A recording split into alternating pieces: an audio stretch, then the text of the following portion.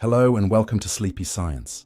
Thank you for bringing your curiosity and your calm. Tonight, set your thoughts down like a warm cup on a bedside coaster, and we'll drift through a gentle atlas of quantum touchpoints in living matter, not to chase miracles, but to notice good craftsmanship. We'll start with light gathered in quiet choreography and follow energy along clever routes. We'll let migratory birds show how tiny spins can nudge vast journeys. We'll weigh the puzzle of scent with a fair judge's eye, balancing shape and subtle vibration. We'll visit enzymes that take impossibly short shortcuts, and the letters of DNA where a small proton's choice can echo. We'll greet bold ideas about cell scaffolds and keep only what survives clean tests. We'll borrow bright dots as beacons inside cells and listen to single molecules choose. We'll see how electron spins tilt outcomes and how a whisper of randomness can help. We'll warm proteins and still find notes that stay in tune just long enough. We'll plant tiny diamonds in cellular living rooms to read temperature, fields, and motion softly. We'll count ions one by one to see how brains write with arrivals. We'll move through night vision and the iron grains that may, or may not, steady a compass. We'll watch excitations share themselves across pigments without magic talk. We'll keep verdicts honest on smell, warm water coherence, and error budgets that keep life legible. We'll let clocks teach dawn by quanta and see small engines pay fair prices for faithful steps. We'll learn how a little noise prevents freezing and why delicate claims need careful witnesses. We'll borrow quantum-style search to help proteins find shape, then ask what quantum truly owes the brain and where grand claims end. We'll dim rumors of inner lasers and brighten experiments that decide cleanly. And in the end, we'll rest with a simple comfort. Life doesn't defy rules. It reads the fine print and writes in the margins. If this wander helps you learn while you loosen the day's grip, please like and subscribe so more sleepy minds can float here. Now breathe slowly, feel supported, let attention settle. We'll go far, softly, and wake with clearer questions than when we lay down. Photosynthetic coherence and energy highways. You open a leaf to the light and, for a heartbeat shorter than a blink of a blink, energy refuses to wander. It scouts many routes at once and then slips into the fastest lane. That's the strange beginning of photosynthesis as modern experiments tell it, where a single captured photon creates an exciton, an energized state that can move between pigments, and, before the warm, wet cell has time to jostle it into ordinary behavior, the energy spreads like a hush over several molecules at once. A brief coherence that makes the journey toward the reaction center more direct. To make that idea concrete without math, imagine a maze whose walls are the protein scaffold and whose lit floor tiles are chlorophyll-like pigments. In a classical maze, the traveler trudges tile by tile, sometimes backtracking, but in the first few trillionths of a second after absorption, the traveler behaves a little like a wave that senses several paths in parallel, with their heights and slopes shaped by the distances, orientations and energies of neighboring pigments. And that parallel sensing, what scientists call coherence, creates an energy highway effect, where the best downhill routes are favored sooner than random hopping would allow. Researchers see signs of this by firing ultra-fast laser pulses and watching how the signal from the complex beats and breathes over femto, seconds to picoseconds. And while there's debate about how much of those oscillations are truly electronic versus vibrational, the cautious story that survives replication is compelling. Coherence is present. It lives only for a very short time, and yet, even that sliver can help steer energy toward the chemistry hub that separates charge and starts the long chain to sugar. The architecture is no accident. Pigments are tucked into proteins at just right distances so their electronic clouds overlap enough to couple, while the surrounding scaffold, far from being a passive frame, reshapes the landscape with its thermal motions. And here is the counterintuitive twist that makes this field interesting rather than mystical. A little environmental noise is not the enemy, it is a helper. Because if the complex were perfectly quiet, the energy could get stuck in interference patterns or dead-end sites, whereas gentle jostling kicks it free and keeps it moving. Engineers call this noise-assisted transport, a principle now studied for artificial solar materials. Even the funnel that textbooks draw is subtler than a simple slope. because the energy levels of pigments form steps and plateaus, and the system must balance three design goals at once. Enough coupling for the exciton to delocalize at the start, enough downhill bias to keep drift toward the reaction center, and enough interaction with the environment to avoid trapping without shredding coherence instantly. The practical tests for these claims are refreshingly specific. Change temperature and see how those ultra-fast beats fade. Swap particular amino acids to nudge pigment positions and watch transport slow or speed. Compare species with different antenna complexes and measure how quickly charge separation begins. Use control experiments that isolate the vibrational signatures of the protein so they aren't mistaken for electronic ones, and develop models that reproduce not just a single oscillation, but the full shape and timing of the signal across conditions. No, this does not mean leaves act like quantum computers or defy thermodynamics. What it means is that evolution has tuned messy, room temperature matter, to borrow a quantum trick, just long enough to gain a few percentage points of efficiency that, scaled across billions of leaves and millions of years, changes everything on Earth. From this, device designers learn to stop chasing perfect isolation and instead curate the environment. Build arrays of absorbers with the right distances and angles. Let states delocalize briefly to survey paths, and then allow controlled noise, phonons, vibrations, solvent wiggles, to prevent stagnation and push energy forward. A philosophy already shaping synthetic light harvesters and pigment protein mimics. And if you want a human takeaway that's still honest to the data, it is not magic in the leaves, it is timing matters. Begin wide, then narrow. Let a project, a model, or a plan explore parallel options for a moment. Then use feedback, even small frictions, to collapse indecision into motion. The ending is quiet but decisive, because after coherence has done its steering, chemistry takes over, electrons are separated, gradients are built, and downstream processes convert that first captured photon into fuel for life. So the wave gives way to flow, and the many paths become one, leaving you with a sober but inspiring picture.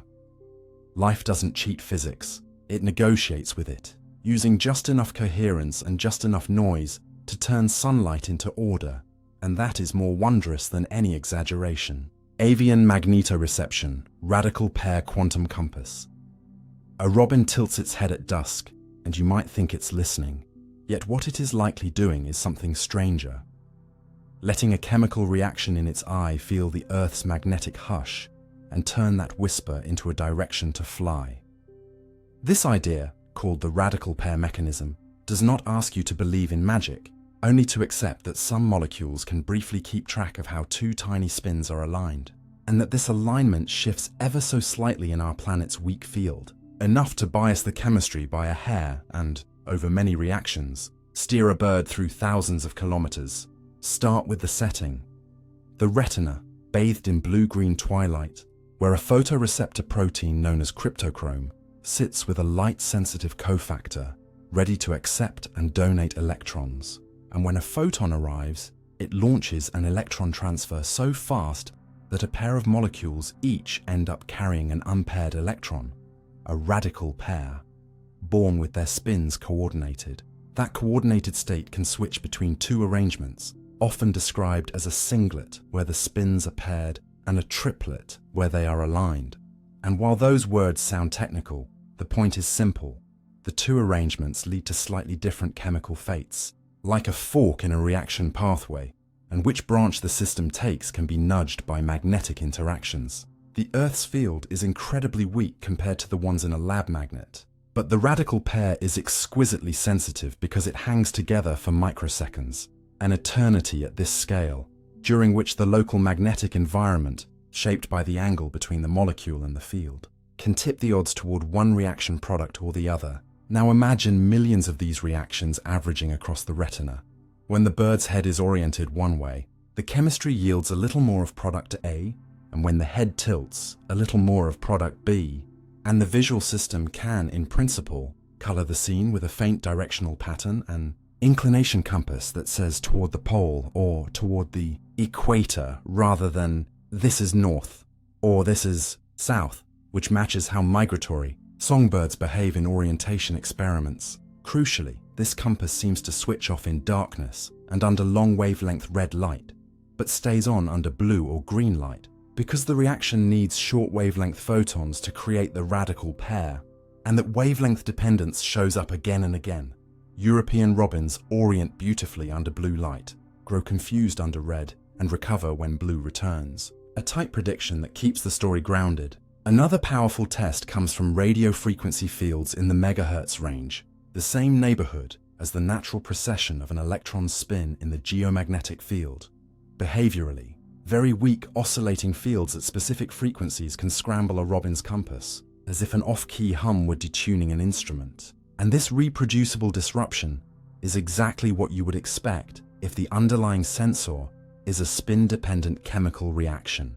The radical pair model also predicts a sort of head scan behavior, because the signal depends on the angle between the molecule and the field, and many species perform small head movements when sampling direction at dusk. A charming behavioral quirk that makes functional sense here. You might ask whether bits of magnetic iron in the beak could explain everything instead. And indeed, magnetite particles have been found in birds and may play roles in other magnetosensory tasks, perhaps detecting intensity changes for local navigation. But the light dependence and radio frequency sensitivity point specifically to a retinal quantum spin route for the migratory inclination compass.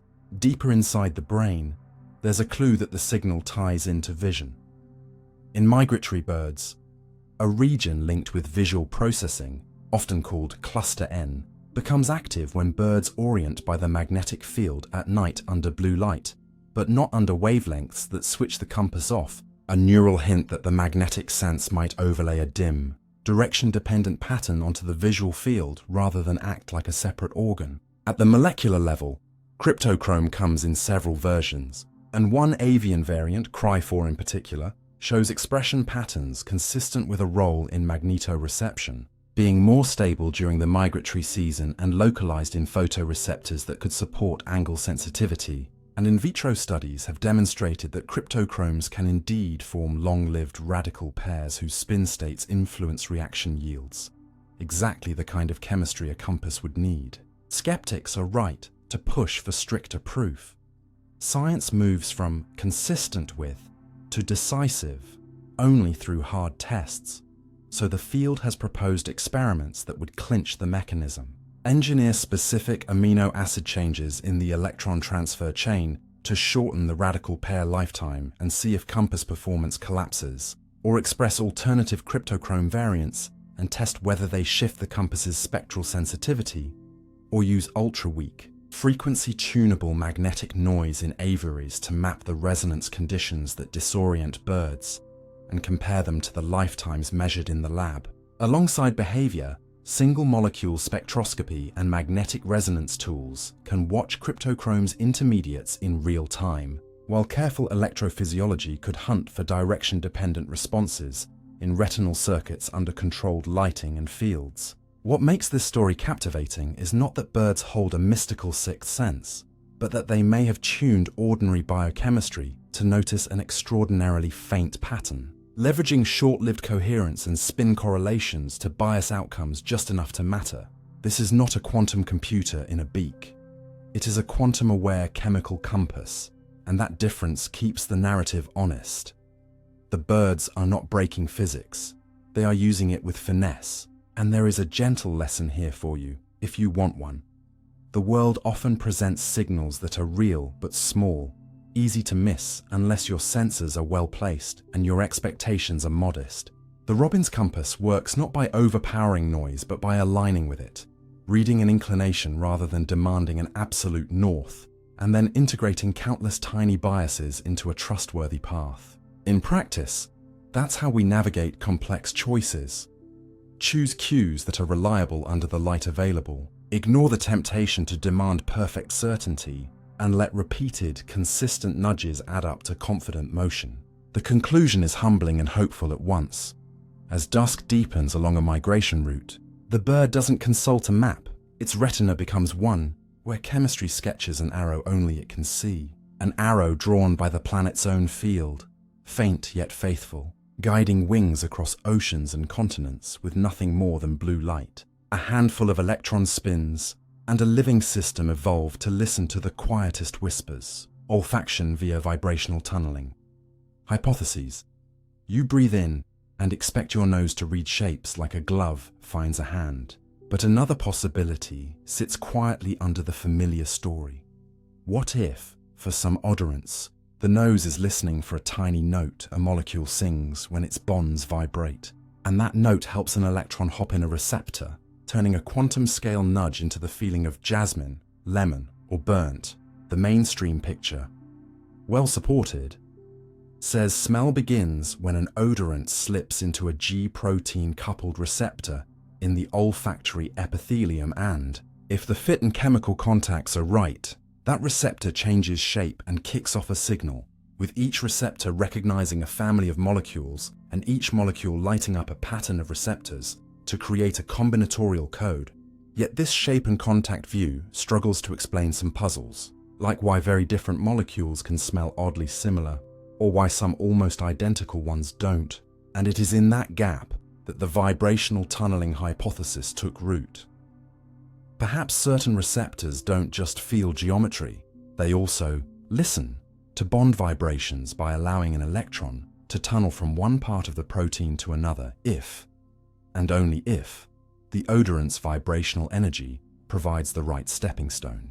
In plainer terms, imagine the receptor as a tiny, electrical circuit whose current flows more easily when the molecule in the binding site can accept a minuscule jolt and give it back at just the right pitch, a process known in physics labs as inelastic electron tunneling, but here proposed to occur at room temperature in water inside a living protein to probe whether smell hears vibrations. Researchers picked a clever test. Swap some hydrogens in a smelly molecule for deuterium, which is just hydrogen made heavier, and therefore shifts the molecule's vibrational song without much changing its shape. Then ask humans or animals whether the deuterated version smells different. Results have been mixed in a way that makes this field exciting rather than settled. Some human studies reported that for certain heavy, musky molecules, deuteration changed odor character, suggesting vibration mattered, whereas others found that for lighter, simpler molecules, people could not tell the difference at all. Studies in fruit flies have also split, with some groups showing trained flies can discriminate isotopologues, and others arguing the effects depend on confounds like trace impurities or on how the experiment is staged. So the broad, honest summary is this. The evidence is suggestive for some compounds and weak for others, which means vibration might be part of the story sometimes, not a master key for every smell. On the mechanism side, the hypothesis needs a way for electrons to move inside a receptor when the odorant binds, and proposals include a small metal ion or cofactor creating an electron-donor-acceptor pair, with the odorant providing the right vibrational bridge to allow the hop, but hard biochemical proof of such a built-in tunneling circuit in a native olfactory receptor remains elusive, and it's here that healthy skepticism has teeth. Several teams have argued that the protein environment is too noisy, that lifetimes are too short, or that the required alignment and energy matching are unlikely to hold across a diverse receptor family. Still, there are persistent clues worth chasing. Correlations between specific bond vibrations and characteristic smells, reports that metals like zinc can modulate responses of some receptors, and computational models where an odorant's vibrational spectrum helps predict receptor activity better than shape alone for specific cases. Yet each clue needs to survive stronger tests like purified receptors reconstituted in membranes, direct readouts of electron motion, and controlled comparisons of normal and deuterated ligands on the same receptor. What keeps the vibration idea alive after decades of debate is not romance with quantum jargon, but the empirical fact that shape-only models still stumble in places. Molecules with very different skeletons can converge on a scent family, while some close structural cousins diverge dramatically in how we perceive them. And although better shape descriptors and receptor docking are improving the picture, a purely geometric key does not unlock every door. To move the field from maybe to maps, scientists are laying out decisive experiments. Express a single human olfactory receptor in a clean cell system. Verify it truly responds to a candidate odorant. then measure tiny currents or redox changes in the receptor complex while presenting normal and deuterated versions at matched purity and intensity. Mutate amino acids that could coordinate a metal and see if the isotope effect disappears. Record from olfactory neurons while applying extremely weak radio frequency noise tuned to the vibrational difference between isotopologues to test whether a vibration-sensitive step is being perturbed. Use ultra-fast spectroscopy to catch any short-lived electron transfer linked to binding. And crucially, repeat across many receptors and many pairs of odorants, because the most likely truth is not all receptors listen to vibrations or none do, but some do under certain chemical conditions. And finding those conditions is the real discovery. Stepping back, none of this requires violating common sense. No one is claiming your nose is a quantum computer. It simply asks whether biology, in a few niches, exploits a known physical process to sharpen discrimination when shape cues alone are ambiguous. There is also a human angle worth holding gently.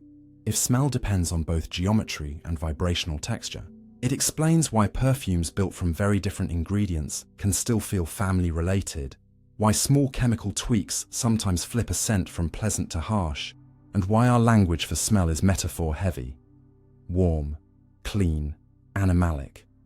Because the brain is learning from a chorus that blends shape, charge, and a faint tremor of motion into one perception. The story's sober ending is not that the vibration hypothesis has won, but that it has earned a fair, targeted trial.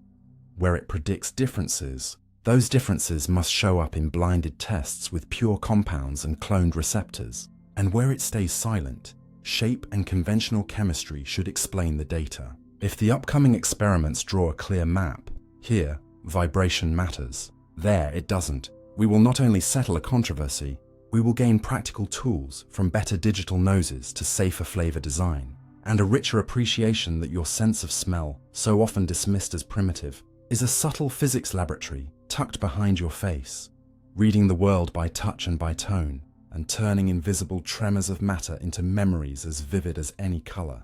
Enzyme tunneling. Faster than classical allowed. You picture a chemical reaction as a tiny ball climbing a hill to reach the other side. Yet inside many enzymes, the ball never climbs at all. It slips through, arriving faster than classical rules would allow. And this is the essence of tunneling in biocatalysis. Certain transfers of light particles, especially hydrogen in its proton or hydride forms, proceed not only by warming the system to hop over the barrier, but by briefly behaving in a way that lets them pass through it. To feel why this matters, start with what an enzyme does in the ordinary story. It brings the right atoms close, shapes an electric landscape that lowers the hill between before and after, and guides the reaction along a narrow path so side reactions fade. That picture is true as far as it goes, but it misses a speed boost seen across families of enzymes where measured rates and isotope effects refuse to match a simple over-the-top climb.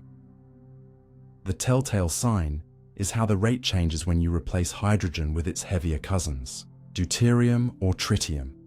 If the reaction were purely classical, the slowdown would follow a predictable, mild pattern, and its temperature dependence would be simple. But in several enzymes, the slowdown is huge, dozens of times slower with deuterium, and, crucially, relatively flat with temperature, as if heating barely helps because the particle isn't relying on temperature to climb. Soybean lipoxygenase is the celebrity example, moving a hydrogen with a kinetic isotope effect so large at room temperature that it practically shouts, tunneling. While other systems like aromatic amine dehydrogenase, methylamine dehydrogenase, and variants of alcohol and formate dehydrogenases show similar fingerprints, each with its own texture. Sometimes the isotope effect itself shifts with temperature in a way that reveals a deeper story about how the enzyme prepares the jump. Preparation is the word that keeps coming back, because tunneling in enzymes isn't a naked quantum trick happening in a vacuum. It's the end of a choreography where the protein uses its motions to briefly squeeze donor and acceptor into better alignment, sharpening the wave-like overlap. So, the particle's chance of appearing on the far side spikes. Researchers talk about gating or rate-promoting vibrations, not as mystical music, but as swift, local shifts of a few atoms that narrow the gap for a heartbeat and tune the electric field. And when that heartbeat aligns with the moment the system would have reached the top classically, the combined effect is a rate far higher than shape alone would predict. Mutate residues that stiffen or loosen the active site, and you can watch the numbers move. A mutation that holds the donor and acceptor slightly farther apart may leave the overall structure intact but lower the rate and increase the isotope effect, which says the particle now relies even more on tunneling. Substitute the entire protein with heavier isotopes, making a heavy enzyme by globally replacing carbon, nitrogen, and hydrogen with their heavier forms. And you sometimes see the rate and isotope signatures shift even though the static structure barely changes, a clue that the collective breathing of the protein matters to how the jump is prepared. Pressure experiments add another angle.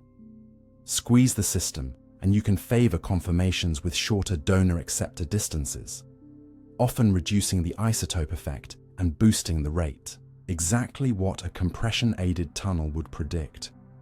On the observational side, we cannot watch a single proton pass through a barrier in a living enzyme the way we watch a basketball arc through the air, but we can build a case from multiple, converging lines, kinetic data that map the rate across temperatures and isotope substitutions, structural snapshots from crystallography or cryo-EM that show how close the relevant atoms sit in resting and mimic states, neutron scattering that can locate hydrogens more cleanly than X-rays, vibrational spectroscopy that detects tiny shifts when the donor-acceptor pair tightens, and hybrid simulations that treat the moving hydrogen with quantum mechanics, but the surrounding protein with classical elasticity. When these threads agree, large, sometimes weakly temperature-dependent isotope effects, donor and acceptor distances that correlate with rates, mutations that alter micromotions and change tunneling signatures. Confidence grows that tunneling is not a rounding error, but a designed feature in many hydrogen transfer enzymes. It is equally important to say what this does not mean.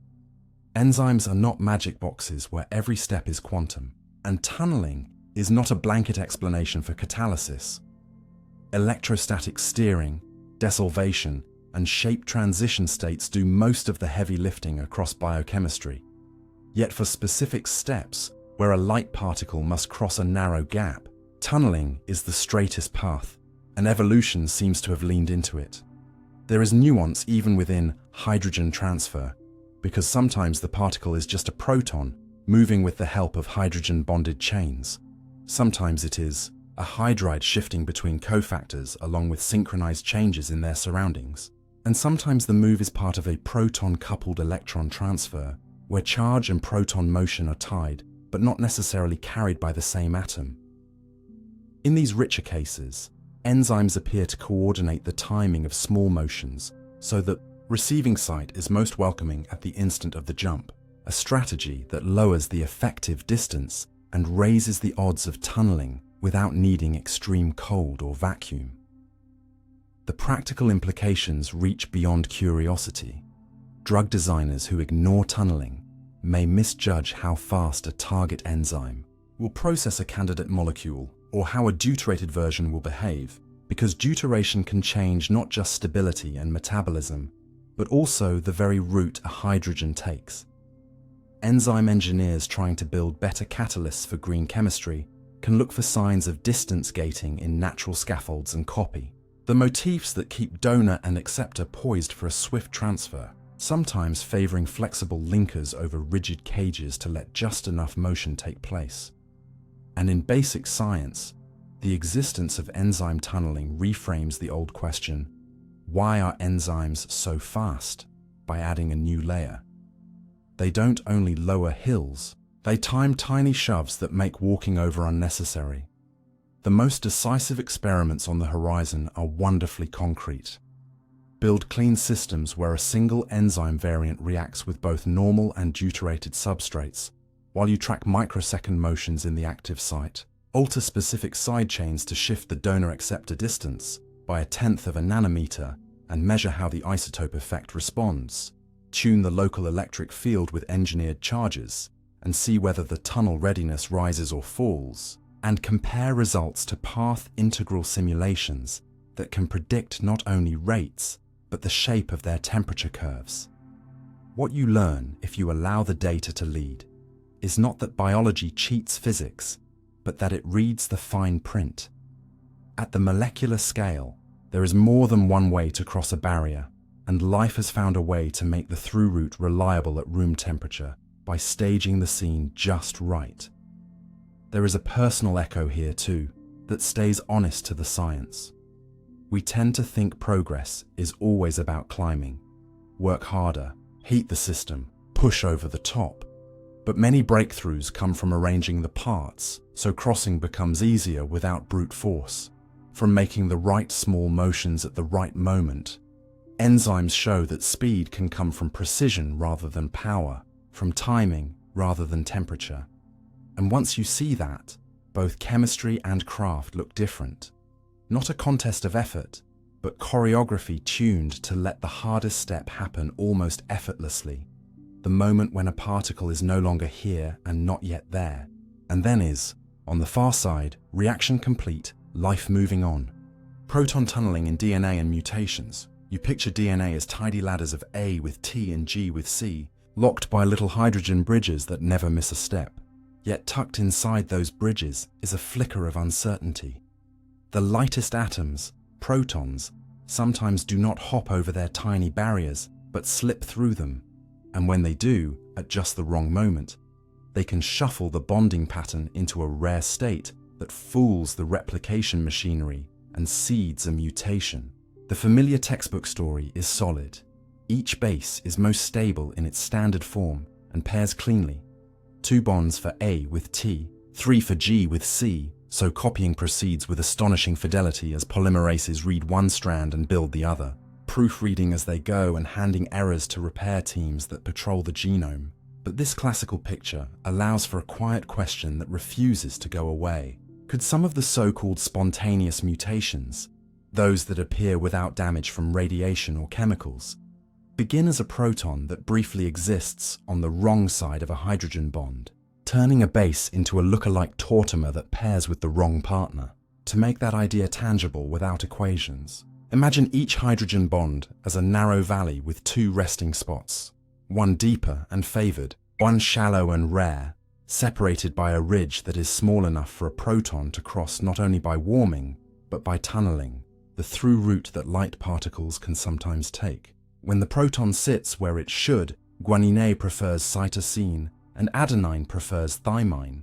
But if a proton in a GC pair shifts to the rare arrangement at the moment the replication fork arrives, guanine can mimic adenine just enough to accept a thymine, and similarly an altered AT can invite cytosine, setting up the classic transition type errors that, if they escape proofreading and later rounds of repair, become permanent changes in the sequence. Decades ago, this was framed as a bold hypothesis, and since then the evidence has crept forward as tools improved. High-level simulations that treat the protons quantum mechanically while letting the rest of the molecule breathe classically have shown that both AT and GC harbor shallow, short-lived tautomeric states reachable by coupled proton transfers along the bonds. Stacking from neighboring bases and the presence of a few water molecules can tilt the landscape, sometimes lowering the barrier and sometimes raising it, and the confinement of a base inside a polymerase active site adds another layer. Enzymes do not merely read letters, they shape the energy landscape those letters feel. So a cavity that squeezes or polarizes a pair can make a rare shift more or less likely. On the experimental side, you cannot film a single proton tunneling inside a live chromosome, but you can build a case from converging tests. In vitro replication with normal water versus heavy water, where replacing hydrogen with deuterium makes tunneling harder and can, in some systems, nudge mutation rates and spectra in ways consistent with proton motion playing a role. Carefully designed oligonucleotides in which specific hydrogen positions are replaced with deuterium can alter mispair frequencies during polymerase assays, temperature dependencies flatter than expected for a purely thermal hot point to barrier crossing that is not just about heat. Time-resolved spectroscopy of base pairs in microhydrated clusters reveals rare bonding patterns compatible with tautomers, and mutational signatures in cells correlate with sequence contexts that stabilize or destabilize those rare states, such as runs of purines or local methylation that subtly shifts electron distribution and, with it, the ease of proton transfer. Balance this with sobriety. Spontaneous mutations arise from many sources: oxidized bases that mispair, depyrination leaving gaps, chemical deamination turning cytosine into uracil, strand slippage in repeats, and simple copying mistakes. So tunneling is no universal culprit, and even when it happens, its effects are filtered through layers of quality control, as polymerases reject bad fits and mismatch repair cuts out many survivors. The most honest summary is that quantum nuclear motion appears to contribute a small but real share of baseline mutagenesis, especially for transition errors that match the rare tautomer logic, and its contribution likely rises or falls with local chemistry. Sequences that favor tighter or looser hydrogen bonds, epigenetic marks like methyl groups near the pair, the hydration of the groove, the speed of the fork, and the identity of the polymerase all tune the terrain the proton feels. This is where the field gets exciting rather than speculative, because the next round of decisive experiments is extremely concrete. Build reporter systems in cells that track millions of replication events at defined hotspots while you gently vary the hydrogen mass environment. Use engineered polymerases with active sites made a touch wider or narrower to see whether predicted changes in donor-acceptor distances shift the ratio of transition to transversion errors. Deploy single-molecule real-time sequencing to capture the kinetic signatures of pausing and misincorporation under conditions that favor or disfavor proton motion, and pair these with neutron-based structural work that can localize hydrogens in DNA fragments at cryogenic and physiological conditions. The broader implication is not that DNA is fragile, but that life's copying machine runs at the edge of what is physically possible. Most of the time, the letters behave, but the lightest parts of those letters explore their landscape too quickly and too subtly for a purely classical script. And evolution has, in response, layered on error checks that reduce the cost of that exploration, while leaving enough variation for selection to act. It is tempting to inflate this into mysticism. Yet the true wonder is practical. A genome needs both fidelity and change, and quantum motion is one of the humble, omnipresent nudges that can push a letter from usually to occasionally otherwise, a pressure that, over eons, writes novelty into populations. There is also a human-sized reflection that stays honest to the data. We tend to imagine decisions as careful climbs over obvious barriers, but often the crucial shifts happen when a system is arranged so that with no extra push, a small piece can be here and then there, too fast to see, yet consequential. Our task in science is to catch those shifts without telling ourselves grander stories than the evidence allows. As researchers tighten the loop between prediction and measurement, we will learn where proton tunneling matters enough to change outcomes and where it is swallowed by thermal noise and cellular repair. And that map will reach into medicine and technology. Understanding sequence contexts that invite rare tautomers could refine cancer risk models, inform the design of polymerases for DNA synthesis with fewer baseline errors, and inspire small molecules that stabilize the standard pairing in fragile regions. For your sense of the living world, the closing thought is gentle but firm. The double helix is not a static icon but a dynamic text, and some of its typos begin as a whisper in a hydrogen bond, a whisper born from how light matter moves in tight spaces, turning the physics of the very small into the biology of inheritance, evolution, and, eventually, us. Microtubule speculations. What's testable? You've heard the bold claim that the brain's microtubules, the hollow protein scaffolds that give cells shape and serve as cargo rails, might also host quantum processes tied to consciousness. And before you dismiss it or embrace it, the useful question is simpler and braver. What exactly could we test tomorrow that would separate poetry from physics? Begin with the unromantic facts. Microtubules are cylinders built from tubulin dimers. They assemble and disassemble to organize cell interiors and mitotic spindles, and in neurons they anchor transport, stabilize axons, and interact with proteins like tau.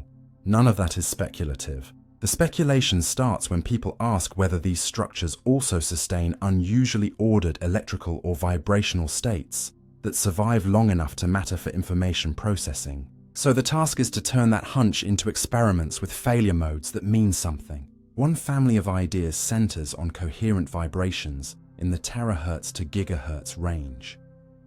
If microtubules support collective modes that are long-lived compared to the thermal jostling around them, then ultrafast spectroscopy should see narrow, persistent features rather than short, smeared ones. Two-dimensional infrared or terahertz spectroscopy in intact neurons could look for mode lifetimes that change systematically with temperature, hydration, or binding of microtubule-associated proteins.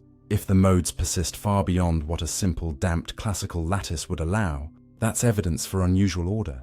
If they die instantly or behave exactly like a generic protein polymer, that's a strike against the coherent story. A second family of tests targets anesthetics, because one influential hypothesis argues that general anesthetics might disrupt putative quantum order in microtubules, contributing to loss of consciousness. That claim becomes testable if you predict a quantitative relationship between anesthetic potency and shifts in microtubule vibrational or electrical signatures in vitro at clinically relevant concentrations, and then check whether structurally diverse agents that put animals to sleep also produce the same. Potency-scaled perturbations on purified microtubules or tubulin networks, while similar lipophilic molecules that do not cause anesthesia fail to do so. If that correlation appears robust across many compounds and persists when you immobilize microtubules in membranes mimicking the neuronal interior, you have a foothold. If not,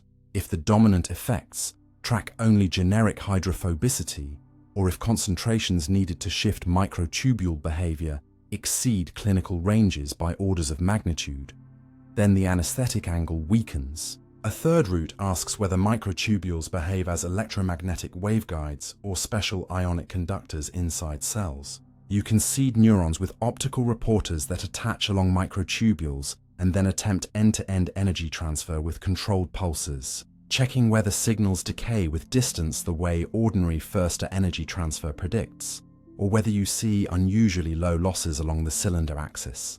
Similarly, patch clamp and high-bandwidth electrical probes could measure whether microtubule-rich segments support distinctive noise spectra or propagation features compared to microtubule-disrupted segments, while careful controls ensure you're not just measuring membranes or actin networks. To move from classical order to truly quantum claims, you need signatures that cannot be mimicked by thermal. Driven oscillators. Entanglement witnesses are ideal in principle, but brutal in practice inside a living cell. So more accessible proxies would be coherence times extracted from phase-sensitive pump probe experiments on labeled tubulin domains, isotope effects, where replacing hydrogen with deuterium in specific residues shifts any putative coherent dynamics in predictable ways without merely destabilizing the polymer, and magnetosensitivity at radio frequencies matched to proposed spin interactions. If weak, frequency-tuned magnetic noise reproducibly degrades a microtubule-linked signal in cells at amplitudes too small to act through heating or ion channels. That would be notable. Modern NV center diamond sensors can sit near living cells and detect tiny magnetic fluctuations. Position them adjacent to axons, perturb microtubules locally with light-activated depolymerizers, and watch whether the magnetic noise floor changes in a way that suggests coordinated spin or current dynamics rather than just cytoskeletal collapse. All of this must be paired with sharp decoherence estimates. Critics rightly point out that warm, wet environments scramble delicate phases, so any positive claim should come with a model that lists specific shielding or dynamical mechanisms and then ties those mechanisms to measurable quantities, dielectric constants, quality factors of vibrational modes, donor acceptor distances, or relaxation rates, so that a single mutation or a small chemical tweak moves both the predicted parameter and the observed signal together. Some advocates propose Froelich-like coherent states, where energy pumped into a system condenses into a single vibrational mode. That's testable by driving cells gently at different frequencies and measuring whether one mode hoards energy disproportionately and resists thermalization across a range of conditions, and whether blocking ATP supply collapses the effect in a reversible, dose-dependent way. Others suggest tubulin qubits or correlated dipoles. Here, the sober test is not a press release, but a Rabi-like response. Apply a weak, resonant field and look for coherent oscillations in a spectroscopic signal that damps on a timescale inconsistent with classical relaxation. Then show that detuning the field erases the effect, and that site-directed mutations in the suspected dipole network shift the resonance exactly as predicted. You can also probe structure-function links.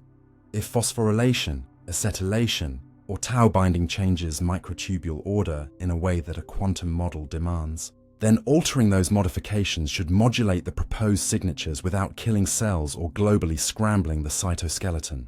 To keep everyone honest, pre-register falsification criteria, for example. If coherence times remain below X femtoseconds under all tested conditions, or if anesthetic potency fails to correlate with any microtubule-specific spectral changes within clinical ranges across N-diverse agents, we will drop hypothesis H and stick to it. Don't neglect the possibility that microtubules exhibit interesting but classical phenomena, piezoelectric-like responses, non-linear mechanics, or wave-like ionic signaling that could still be biologically important without requiring quantum explanations. In the end, the value of this program is not improving a grand theory overnight, but in building a graded map.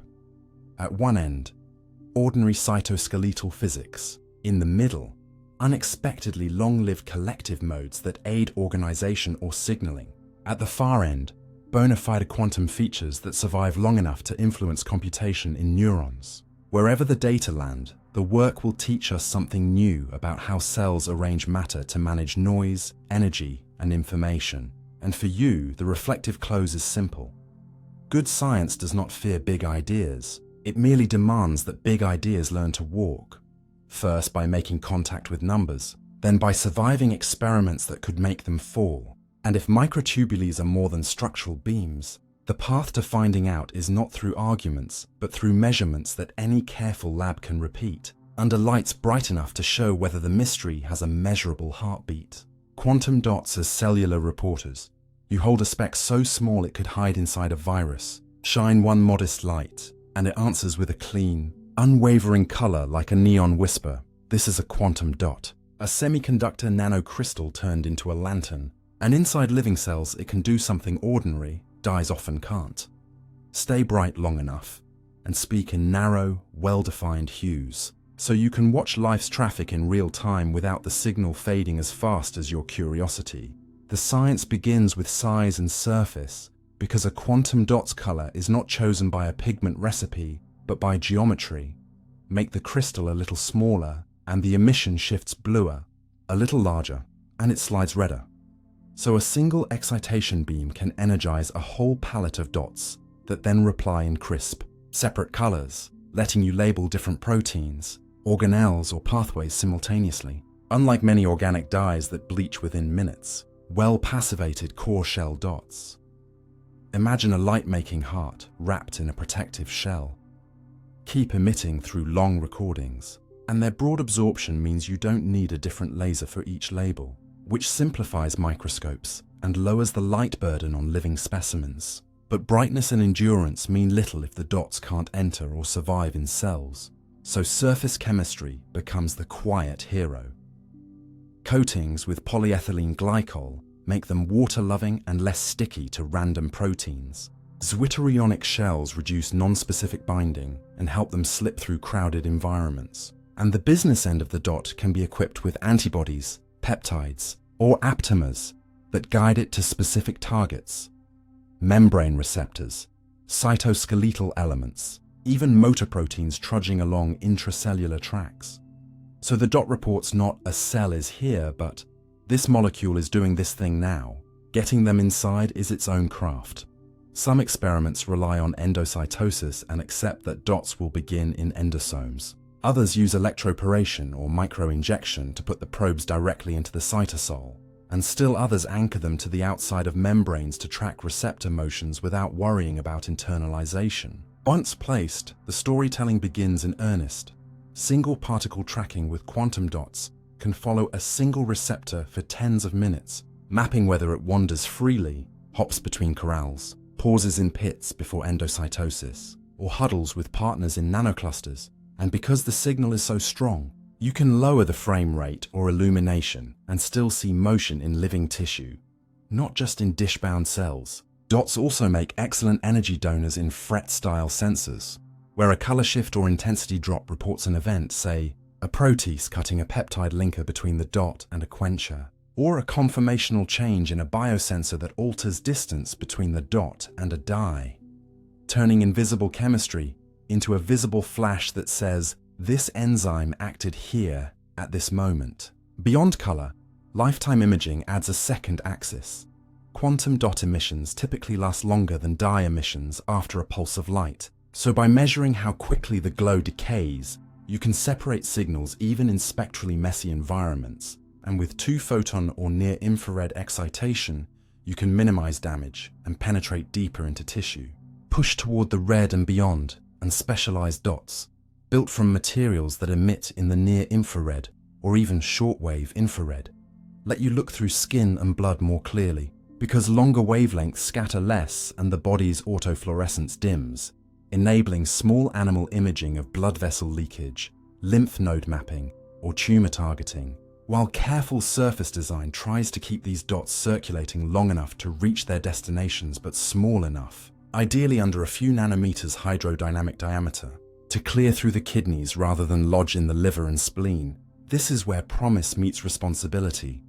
Many of the brightest, most mature dots contain heavy metals like cadmium or lead, which raises toxicity concerns if coatings fail or if particles accumulate.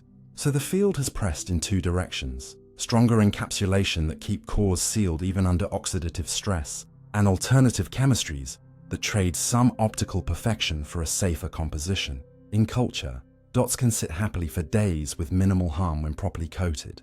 But in animals, the immune system and the mononuclear phagocyte system quickly claim anything too large or too sticky. So stealth surface layers and tight size control become essential if the goal is to watch biology without becoming part of the pathology. In return for solving these practical puzzles, researchers get an unusually versatile set of reporter modes. Label synaptic vesicles and watch release and recycling cycles with single vesicle fidelity, tether dots to motor proteins, and measure how fast and how far they walk, counting steps and pauses like a metronome inside an axon. Tag growth factor receptors and see how their diffusion changes when a cell decides to divide. Design ion-sensitive shells that swell or contract to modulate energy transfer, turning local pH or calcium fluctuations into intensity changes you can record. Even use quantum dot barcodes, carefully mixed ratios of multiple colors in one particle, to tag different cell populations or nanoparticles with a spectral name that you can read later in a single snapshot. There are quirks you learn to respect. Classic dots blink, toggling between on and off states that can complicate quantitative assays, although so-called giant shell designs dramatically suppress blinking by giving the excited charge carriers more room away from surface traps. And some perovskite-based dots shine beautifully but hate water and oxygen, demanding careful encapsulation if they are to venture into living systems. Attaching biological ligands also requires attention to stoichiometry. Too many antibodies, and the dot becomes a glue ball that cross-links targets. Too few, and it misses its mark, and the human eye's delight in exquisite color must never distract from calibration. Intensities don't equal molecule numbers unless you benchmark them, and motion paths don't prove mechanisms unless you test alternative models of diffusion and binding. The payoff for this discipline is a view of the cell that feels less like a static atlas and more like a live subway map.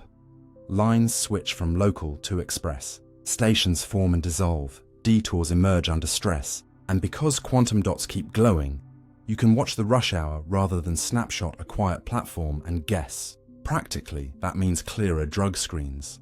Does a therapy genuinely reduce receptor clustering or simply dim the signal? Smarter. Nanomedicine, do carriers reach tumors or get swallowed by the liver? And better basic science, does a signaling cascade spread by freely diffusing intermediates or by itinerant assemblies that carry enzymes like a convoy? Step back at the end and the philosophy is gentle, not grandiose. Quantum dots are not magic cameras or quantum brains in a bead. They are durable storytellers that let you listen longer and more carefully to what cells already do.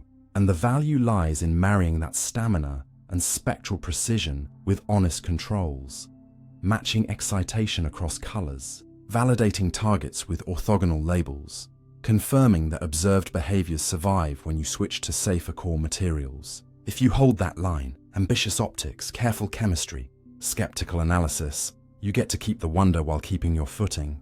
And the closing thought is simply this: the living world is busy at every scale, and sometimes the most respectful way to learn from it is to light just enough of it, for just long enough, with tools that are bright, patient, and willing to tell the truth, frame after frame. Single molecule spectroscopy of life's machines.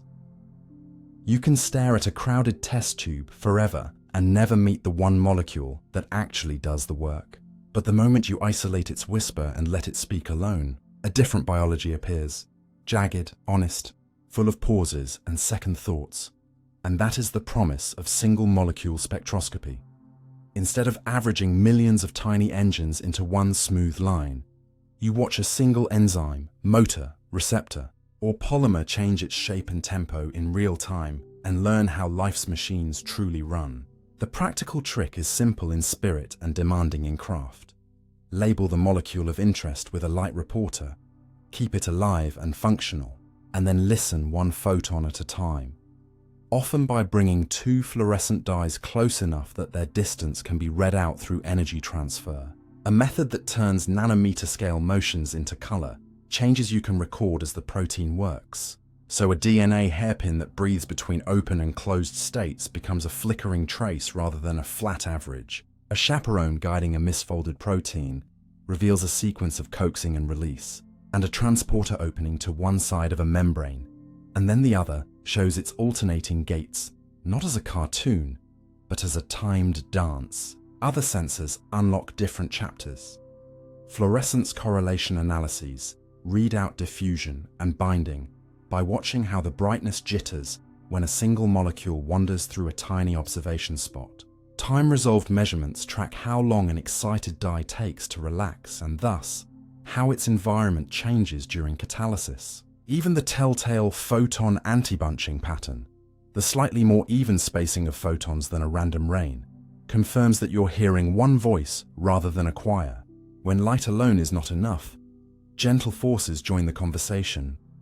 Optical traps and magnetic tweezers pull on single DNA strands or protein domains with the gentleness of a spider's web, letting you watch an enzyme reel in a polymer or feel a folded region pop open. And by combining force with fluorescence, you can see not just that something moved, but which domain moved first and which contacts held on until the last moment, turning speculative mechanisms into testable sequences. The power of this approach is not merely resolution, it is honesty.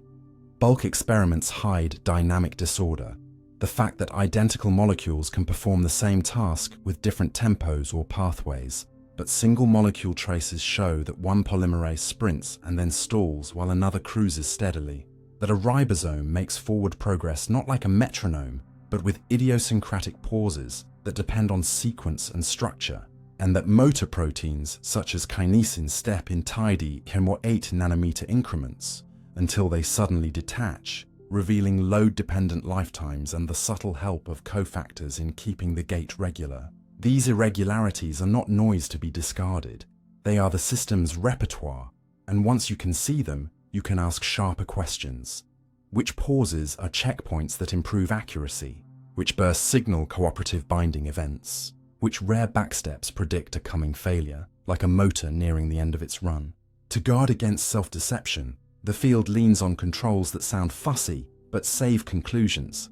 Validate that the dye label doesn't jam the mechanism by swapping labeling sites and checking that the rhythm stays the same.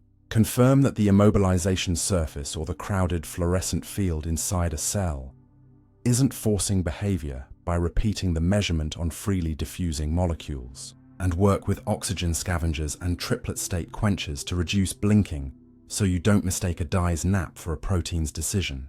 With discipline, the method reaches into living cells where molecules roam and interact against a background of autofluorescence and motion blur. High numerical aperture optics and fast cameras can localize single emitters to tens of nanometers, allowing you to track a transcription factor scanning DNA, watch a receptor diffuse, corral, and internalize in a membrane, or time the arrival of repair enzymes at a damaged site, while spectrally sharp probes and lifetime readouts help separate the signal you care about from the city glow of the cytoplasm. Even vibrations beyond fluorescence have found a seat at the single molecule table. Metallic nanostructures can amplify, Raman scattering so that the bond-by-bond fingerprint of a single molecule becomes visible, turning chemical identity and state changes into label-free spectra recorded in bursts as a reaction proceeds. And near-field techniques that bring an infrared probe to nanometer distances can read out conformational changes by shifts in absorption. Two routes that complement fluorescence by reporting on the native chemistry, rather than on a tag. All of this has rewritten several textbook pages. Enzymes once thought to follow one clean path are now known to travel through multiple micro-routes whose use shifts with temperature, substrate, and crowding. Conformational selection and induced fit, once posed as rivals, often appear as phases of the same story as a protein breathes among pre-existing shapes and then tightens around a partner. Error correction emerges as a kinetic pattern rather than an abstract promise.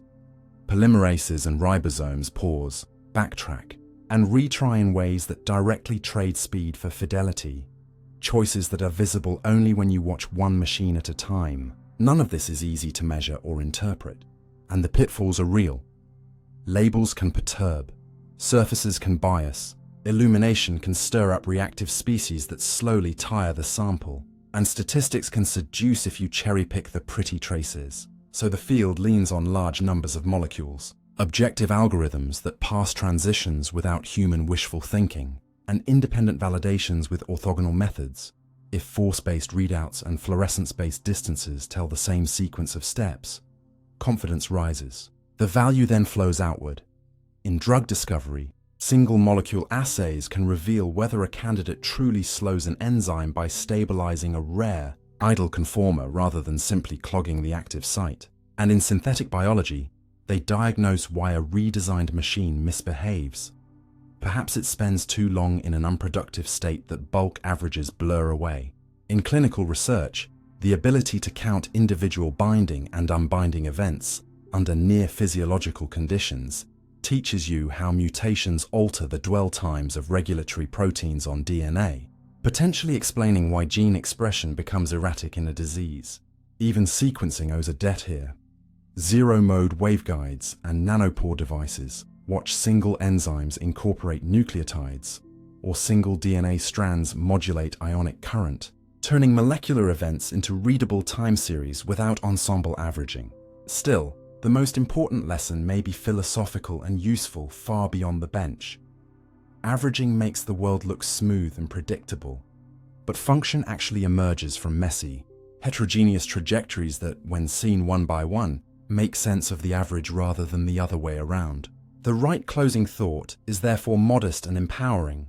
Single-molecule spectroscopy is not a magic microscope that grants omniscience. It is a way of taking living machines seriously at their own scale, letting them keep their quirks while we measure them carefully. And when you end a session with those traces scrolling across the screen, rises and drops, dwell times and sudden shifts, you carry away a picture of biology that feels more human. Progress by fits and starts, accuracy earned by patience, success not as an unbroken line, but as a sequence of recoveries, and the quiet conviction that to understand something important, it sometimes helps to listen to one voice at a time and let it tell its story all the way through. Spin chemistry in biochemical reactions. You don't usually think chemistry cares which way a tiny arrow points, but in a surprising number of biological reactions, that arrow, the orientation of an unpaired electron's spin, quietly tilts the odds of what products form, how fast they appear, and how signals are transmitted. And that is the heart of spin chemistry in living systems. When molecules carry unpaired electrons and become radicals, they can be born in pairs whose spins are correlated. And as those pairs separate and jitter in their molecular cages, magnetic interactions inside the molecules and in their surroundings steer how the pair interconverts between two spin arrangements that favor different fates. So the yields and timings of downstream chemistry encode a magnetic fingerprint. Begin with the simplest picture that still teaches. A flash of light or a redox step creates two radicals in close proximity, say, a flavin cofactor and a nearby amino acid in an enzyme pocket. And the pair starts life with their spins linked. Inside the protein, atomic nuclei act like tiny bar magnets that tug on the electrons. And this internal tug, together with any fields from the environment, quietly toggles the pair between a state that recombines easily and a state that resists recombination. So by the time the pair diffuses or reacts, the balance between these spin states has shifted the mixture of products you see. This is not hand-waving. It is measured. Time-resolved electron paramagnetic resonance can watch the birth and decay of such radical pairs in photosynthetic reaction centers and flavoproteins. Chemically induced nuclear polarization shows up in NMR as oddly overbright signals in amino acids that were close to the action and magnetically affected reaction. Yield methods scan reaction outcomes as you vary a very weak magnetic field, revealing resonant dips and peaks that map directly to the internal spin interactions of the pair. Once you have eyes to see it, examples appear across biochemistry.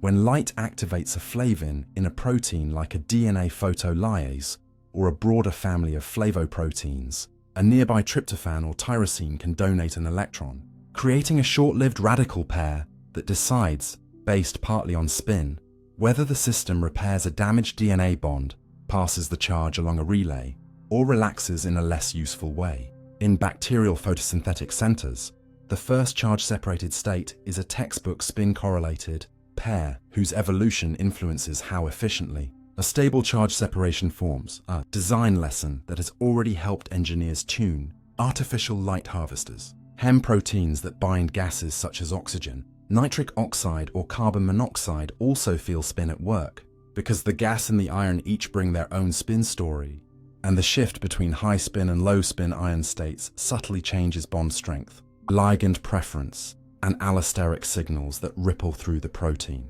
Enzymes that traffic in radical intermediates, like ribonucleotide reductase, rely on controlled radical transport along chains of tyrosines, and the success of each step depends not just on distance and redox potential, but on how the spins align and decohere as the environment jostles them. Even the way light causes harm and is harnessed for therapy has a spin chapter.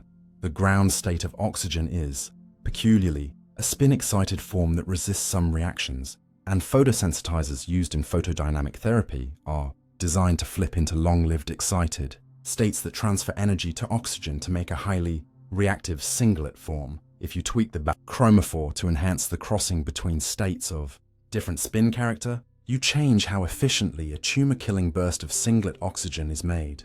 The most persuasive part of this field is that it makes sharp, testable predictions rather than grand claims. If a radical pair step matters, then changing the isotopes of nearby atoms, which alters those tiny internal magnets, should measurably shift reaction yields or timing. Indeed, substituting hydrogen with deuterium or nitrogen.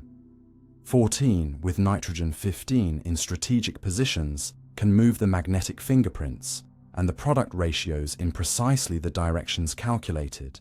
And if a proposed spin-dependent route is real, then very weak radio frequency fields tuned to the natural wobble rates of the spins should sometimes disturb the outcome, a prediction borne out in carefully controlled chemical systems and increasingly explored in biochemistry.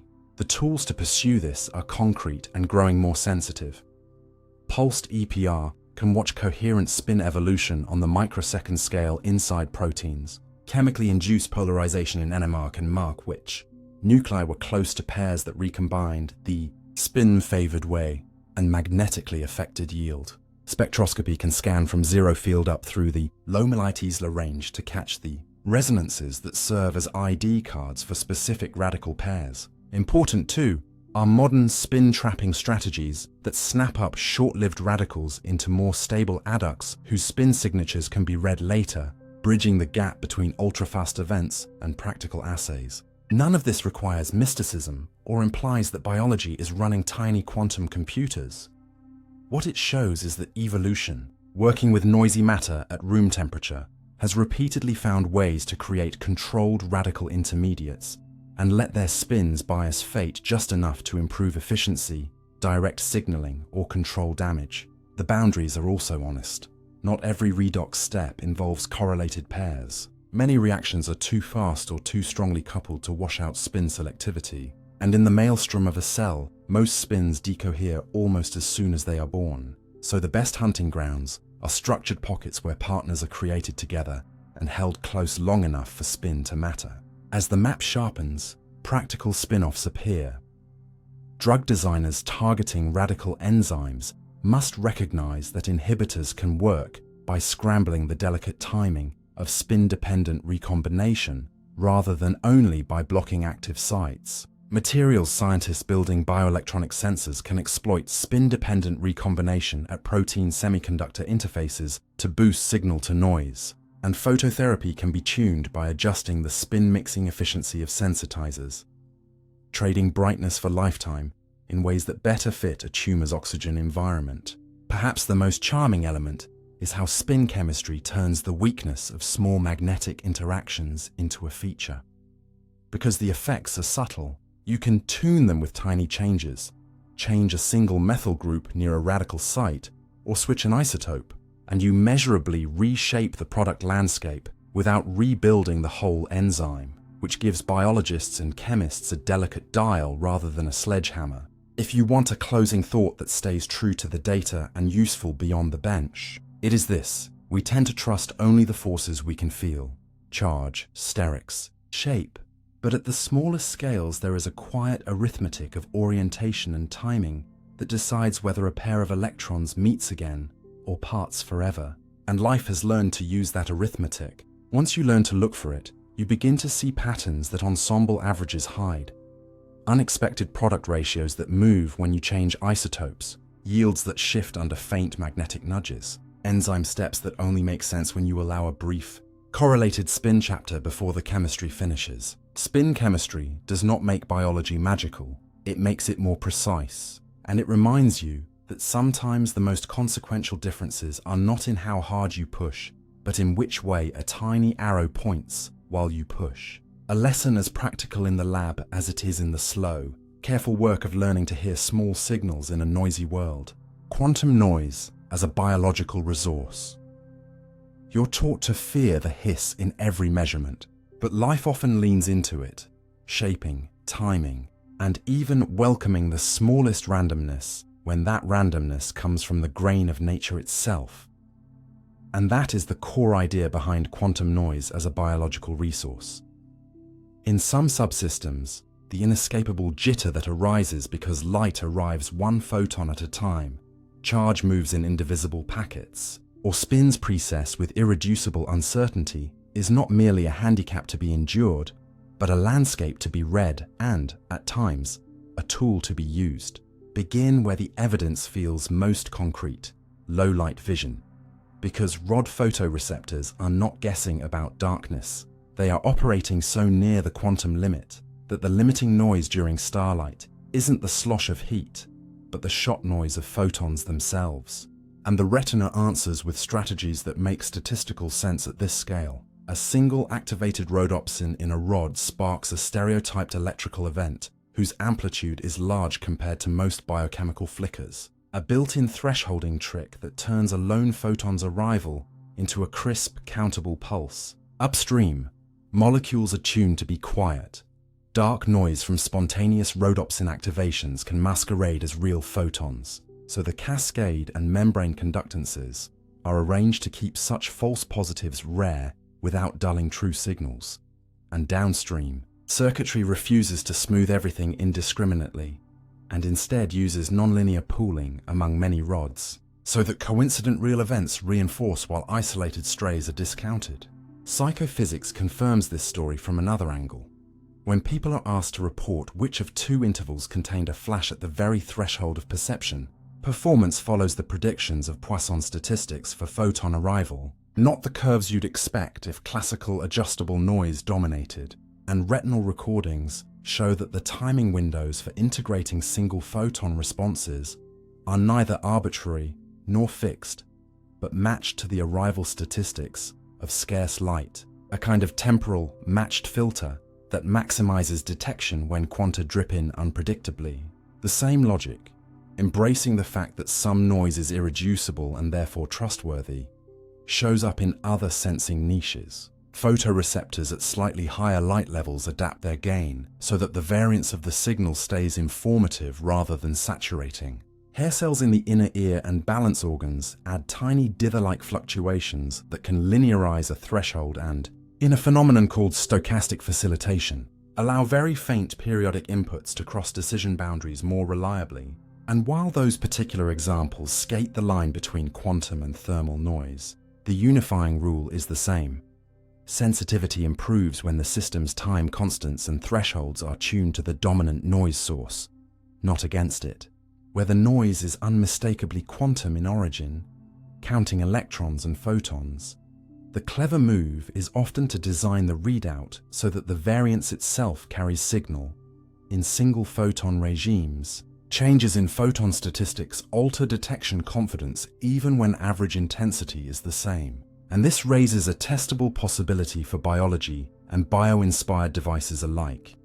If a sensory circuit truly operates at the quantum limit, then feeding it light with sub-Poissonian statistics should measurably lower false negatives at equal mean intensity, while super-Poissonian light should do the opposite. That is not magic, it's accounting.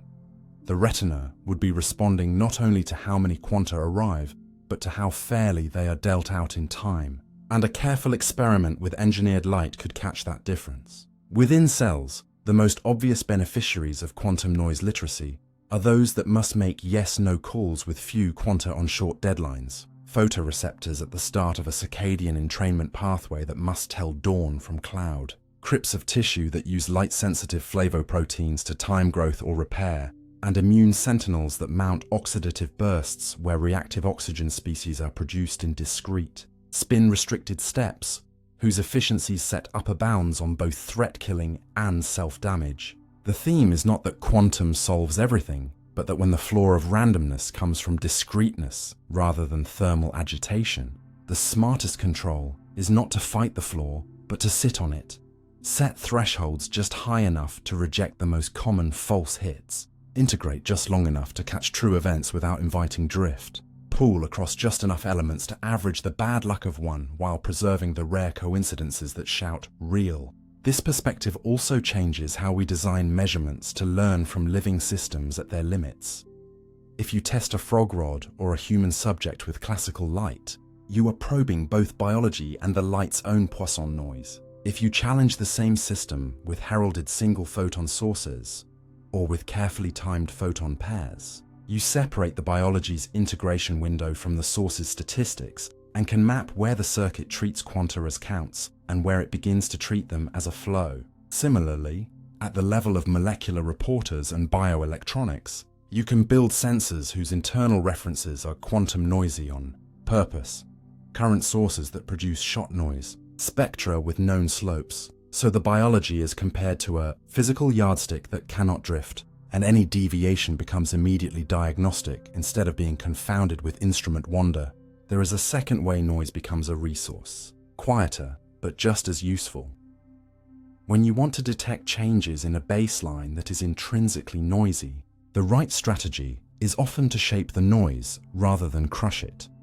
Use feedback loops that flatten low-frequency wander while leaving high-frequency fluctuations intact, and then encode your meaningful signal in that cleaner band.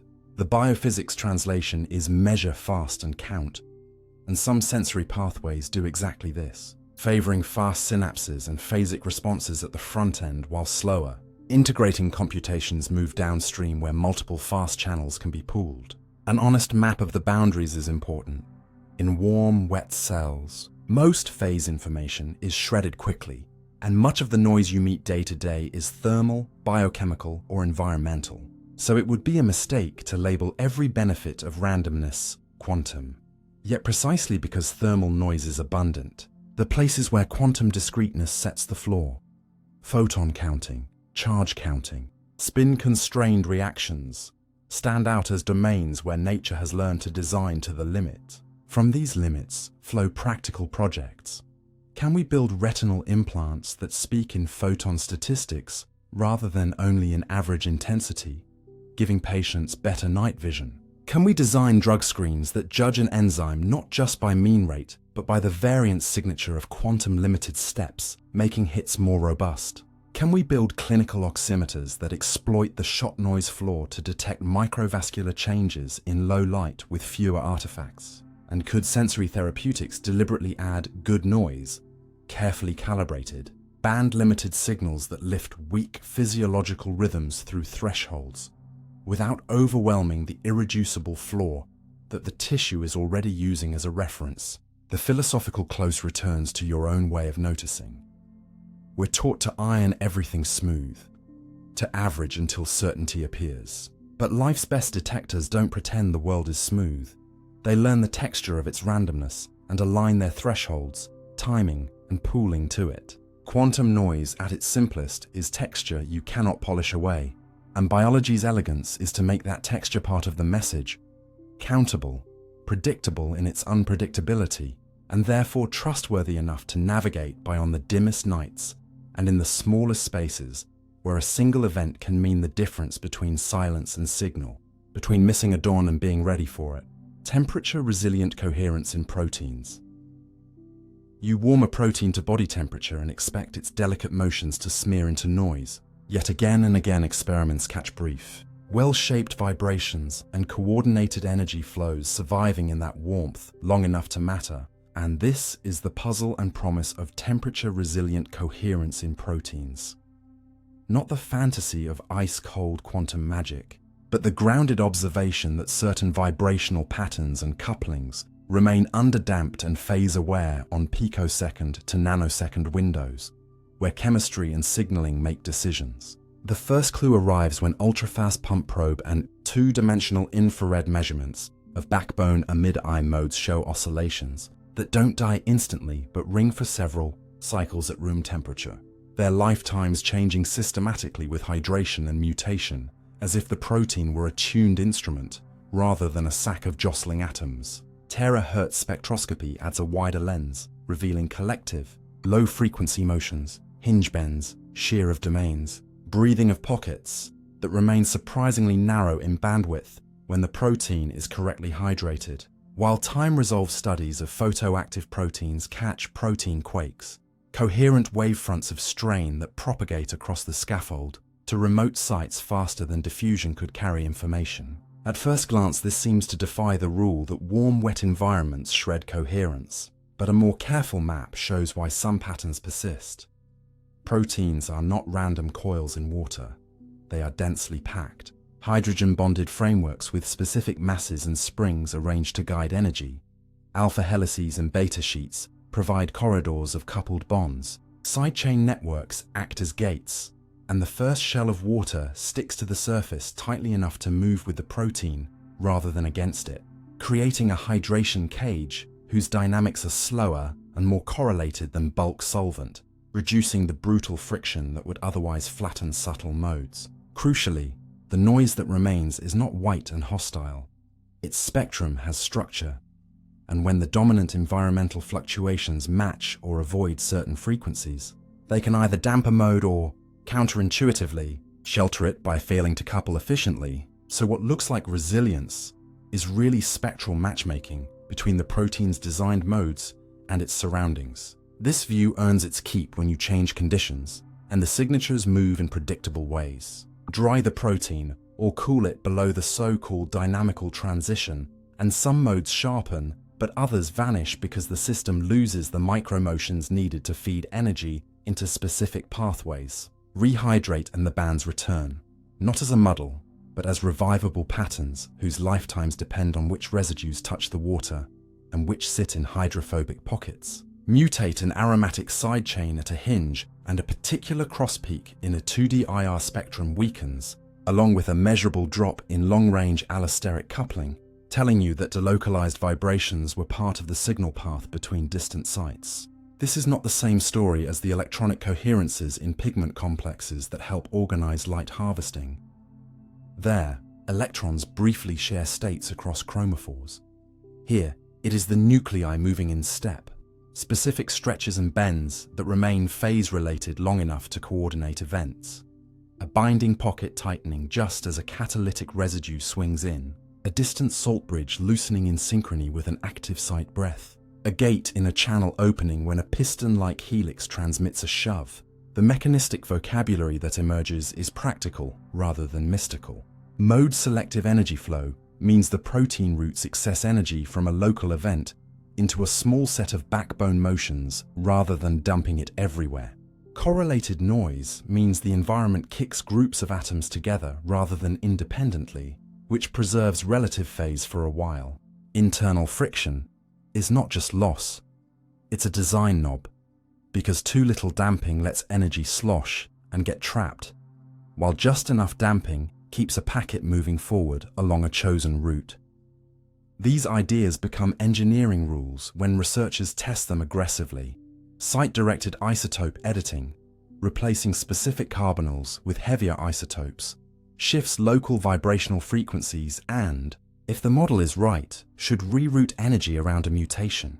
Exactly that is observed in some enzymes and binding proteins, where detuning a single bond changes how quickly strain or heat reaches a functional site. Conversely, adding a few water molecules into a buried pocket or creating a designed cavity can speed or slow a long-range response, because those few molecules add new couplings that either match or clash with the dominant modes. Even the often debated Froelich-like idea, energy pumped by metabolism, condensing into a single collective mode, has been stripped of grand claims and turned into a testable question. If sustained pumping focuses energy into a narrow band, you should see a mode's amplitude survive dilution and mild heating better than neighbors, and that survival should collapse when ATP supply is cut or when a specific hydrogen bond network is disrupted. In a handful of systems, terahertz range signatures behave this way under gentle metabolic modulation, suggesting not a miracle, but a non-equilibrium bias that tilts the vibrational landscape toward useful patterns. Temperature resilience is not uniform across the proteome, and that unevenness is itself informative. Enzymes that must synchronize distant loops, ion channels with gates tens of angstroms apart, and receptor kinases that transmit a surface event deep into a cytosolic domain are recurrent winners in coherence assays, whereas proteins that function as amorphous spacers or mere tethers show little beyond fast, overdamped jitter. That correlation between function requiring coordination and detectable. Temperature-tolerant coherence is a strong hint that evolution has tuned mechanical spectra the way it tunes binding pockets, choosing sequences and packings that land certain modes just where the noisy environment will least disturb them. The payoffs for taking this seriously are concrete. Drug design can target not only static pockets, but vibrational highways, stabilizing or blocking specific modes to modulate allostery at a distance. Protein engineers can move a single glycine to alanine swap along an energy flow corridor to stiffen or soften a hinge and thereby lengthen or shorten a coherent burst, altering how quickly a switch flips without changing the active site at all. Biosensor designers can attach labels at nodal points where small functional events cause outsized phase changes, turning femtosecond vibrations into measurable timing shifts in fluorescence lifetime. And biomaterials researchers can copy the hydration layer trick, designing surfaces that carry their own semi-ordered water film to protect delicate collective modes in room temperature devices. The boundaries matter too. Coherence here does not mean seconds-long entanglement or anything close to macroscopic quantum computing. It means phase-aware vibrations that last long enough to coordinate molecular events that themselves happen on similar timescales. Most modes still damp quickly, most phases wash out, and many proteins do their jobs with purely diffusive motions. But in the places where timing is everything, a little stay of phase, protected by packing, guided by geometry, and shepherded by a sympathetic hydration shell, appears again and again, not as a violation of thermodynamics, but as an exploitation of it. The sharpest tests on the horizon are admirably specific. Measure coherence lifetimes of targeted modes across a temperature series, while swapping only the first hydration layer with water analogues of different dynamics, and watch whether lifetimes track the shell rather than the bulk. Build vibrational mutants, whose only change is a heavy atom substitution at predicted junctions, and see if long-range signaling slows by precisely the amount simulations forecast. Drive a protein gently with a narrowband terahertz field, tuned to a cooperative mode, and ask whether downstream function improves or degrades in a frequency-selective way without raising the overall temperature. And combine ultra-fast spectroscopy with cryo-EM snapshots along a photocycle to link specific coherent bursts to structural intermediates, locking a time domain signature to a shape change instead of treating it as a decorative oscillation. The ending, if you let it be modest, is energizing. Proteins are warm machines that nonetheless keep a few notes in tune long enough to carry a message across their own bodies, using packing, water, and smart spectra to protect the notes they care about. You can think of temperature-resilient coherence not as a rebellion against heat, but as a choreography that budgets phase the way it budgets energy and structure. And once you see it that way, you stop asking whether coherence survives in life and start asking where life has placed it on purpose.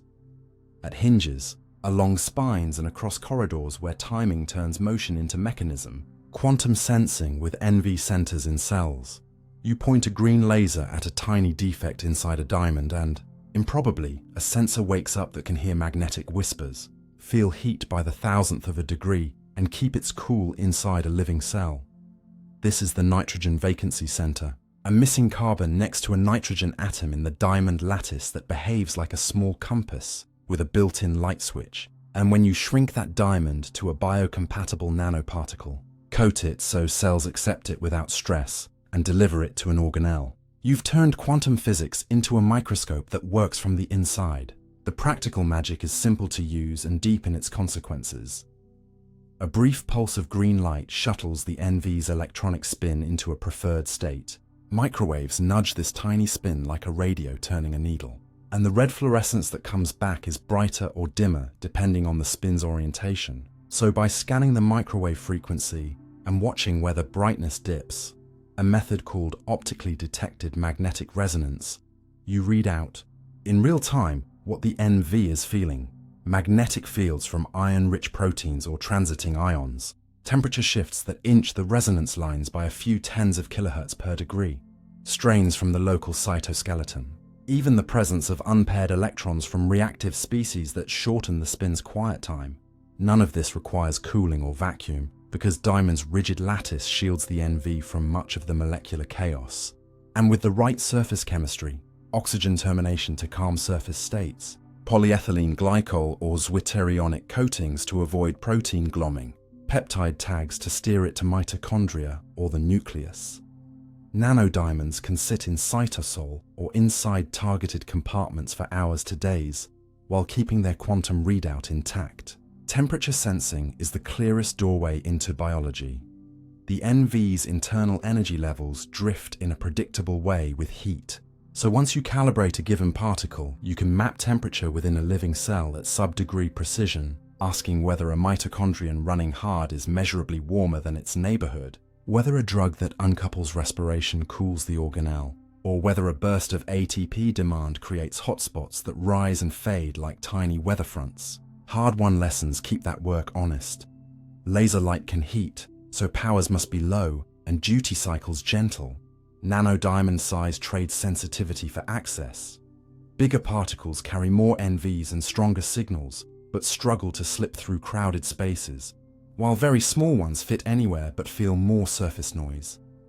So experiments choose deliberately based on the biological question, and controls with non-NV beads or with detuned microwaves separate real thermometry from photophysics. Magnetometry opens a second window. In relaxed cells, the NV's spin loses its orientation faster when paramagnetic actors, ferritin cores, flavin radicals, or deliberately added spin labels move nearby. So, relaxometry turns changes in a simple decay time into a map of redox activity or ion handling. And when cells sit on a flat diamond chip sprinkled with shallow NVs rather than swallowing nanodiamonds, the same principles scale.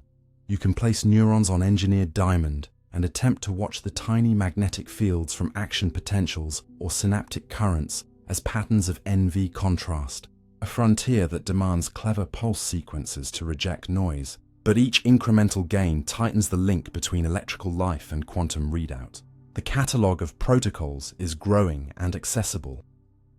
Hahn echo timing and dynamical decoupling pulse trains extend the NV's attention span so it can integrate weak, oscillating fields. Ratiometric schemes compare two resonance dips to cancel drift and read temperature more stably. Wide field imaging uses a camera to watch thousands of NV pixels at once under a thin layer of cells, trading ultimate sensitivity for a view of whole networks. And hybrid assays couple NVs to molecular reporters so that a conformational change pulls a magnetic nanoparticle closer to the NV, turning biochemical events into crisp shifts in the spin's lifetime. Challenges remain and are the reason this story is interesting instead of hype. Surfaces matter. Dangling bonds and adsorbed ions near the NV inject magnetic flicker that shortens coherence, so synthetic strategies push for isotopically pure 12C diamond, thicker protective shells, and cleaner terminations to quiet the surface. Biology is bright. Autofluorescence and motion make single particle readouts tricky, so lifetime-based detection and near-infrared emission from specialized NV ensembles help separate signal from glow. Delivery is not trivial. Endosomes can trap nanodiamonds and smother sensitivity, so escape peptides or direct microinjection are sometimes used when truly cytosolic measurements are needed. And interpretability demands restraint. Claims of large intracellular temperature gradients have been revised downward when calibration and heating artifacts were nailed, a reminder that quantum readouts are only as honest as the controls around them. Done well, the payoffs are immediate. You can watch how an antibiotic perturbs bacterial redox by tracking NV relaxometry in single cells rather than averaging a culture. You can measure whether a cancer cell's mitochondria run hotter under a metabolic inhibitor and whether that warmth clusters at cristae, guiding drug combinations. You can test whether ion storage and release change across the cell cycle by seeing the NV's magnetic decay time tighten and loosen. You can even imagine surgical guidance tools built from diamond chips that see oxygenation and ionic currents at tissue surfaces in real time, leveraging room temperature quantum sensing for medicine without the burden of cryogenics. The road ahead is mercifully specific rather than romantic. Build organelle-targeted nanodiamonds whose coatings survive the endosomal pathway and still leave the NV readable. Use two colors of NV resonances to self-calibrate against field and temperature simultaneously. Push shallow NV diamond membranes that flex with tissue, so magnetocardiography of single cells or microvessels becomes routine. Couple NVs with nanoscale NMR protocols to detect lipid saturation or metabolite fingerprints in living membranes, and standardize illumination to keep phototoxicity negligible while maintaining statistical power. Because biology should walk away unscathed after being measured. The reflection you carry out of this is not that quantum tricks make biology easy. They don't. But that they make some questions answerable in situ that used to require tearing cells apart. When heat comes in quanta, when spin carries environmental gossip, and when light can read that gossip non-destructively, you can set down a sensor inside the story rather than on top of it and learn without silencing the thing you're studying. And maybe that's the deeper habit these tools teach you to cultivate. Calibrate carefully, listen gently, avoid forcing the system to shout, and be content with signals that are small but trustworthy. Because as the diamond's defect keeps proving, truth at the nanoscale is often quiet, and when you honor that quiet, you get measurements that feel less like a performance and more like a conversation the cell is willing to have. Ion channel shot noise and information. You picture an electrical signal in a neuron as a smooth river, but zoom to the scale of a single ion channel, and the river becomes a hailstorm. Individual ions crossing one by one, gates flickering open and shut, currents arriving in tiny quanta that turn voltage into a story written in clicks. And the surprising truth is that this shot noise is not just a nuisance to be averaged away, but a limit to be respected, and, in some circuits, a texture biology learns to use. Begin at the smallest door. A channel is a protein pore that toggles between closed and open states, and when it opens, ions do not flow continuously like syrup. They dart through as discrete visitors. So even if the voltage and concentration stay steady, the current jitters because arrivals are countable events. Patch clamp recordings made this visible decades ago by sealing a glass pipette to a patch of membrane and listening to one channel at a time. The trace doesn't slide, it steps, with brief plateaus when the pore is open and quiet when it's shut. And within the open periods, you can still see micro fluctuations, shot noise from the granularity of charge, that grow with the single channel current and shrink with time spent closed. Layer on top the channel's own indecision, the stochastic kinetics of its gate, and you meet a second noise, source, open-close flicker that adds low-frequency wonder to the high-frequency grain of individual ions, so the spectrum of channel noise carries fingerprints of both the pore's physics and its control logic. Why does this matter for information? Because neurons, muscle fibers, and sensory cells use these channels to compute and communicate. And the reliability of that computation is limited by how well real signals rise above the unavoidable hiss from counting ions. In the axon initial segment, where spikes are born, sodium channels gather in dense clusters to ensure that random openings do not trigger a false action potential, but synchronous openings driven by a real depolarization, turning numbers into a strategy. Many channels in a small space average out independent jitters and create a sharp threshold so timing becomes precise. Shrink the neuron or dilute the cluster and timing gets noisy. That same input produces spikes that wander in. Their launch time by a millisecond or more, because the membrane must now wait for enough channels to happen to open together, a lottery that adds jitter to downstream circuits. In dendrites, the story grows subtler. Synaptic inputs arrive on spines through receptors that are themselves ion channels.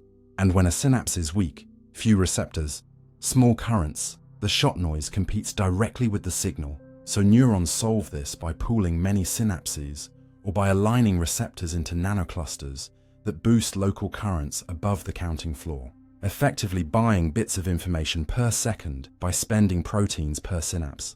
Hair cells in the inner ear offer a lesson in matching biology to physics. Their mechanoelectrical transduction channels convert minute bundle motions into currents that approach the thermal and shot noise limits of the system, and the cells deliberately tune the gating spring and calcium feedback so that the operating point sits where the slope of current versus displacement is steepest. This is not an accident. It is a choice that maximizes information transmission when noise is unavoidable. In cerebellar granule cells and cortical interneurons, where fast, precise spiking is essential, the mix of channel types, fast sodium for upstrokes, delayed rectifier potassium for repolarization, low noise leak channels to set the baseline, reflects a trade-off.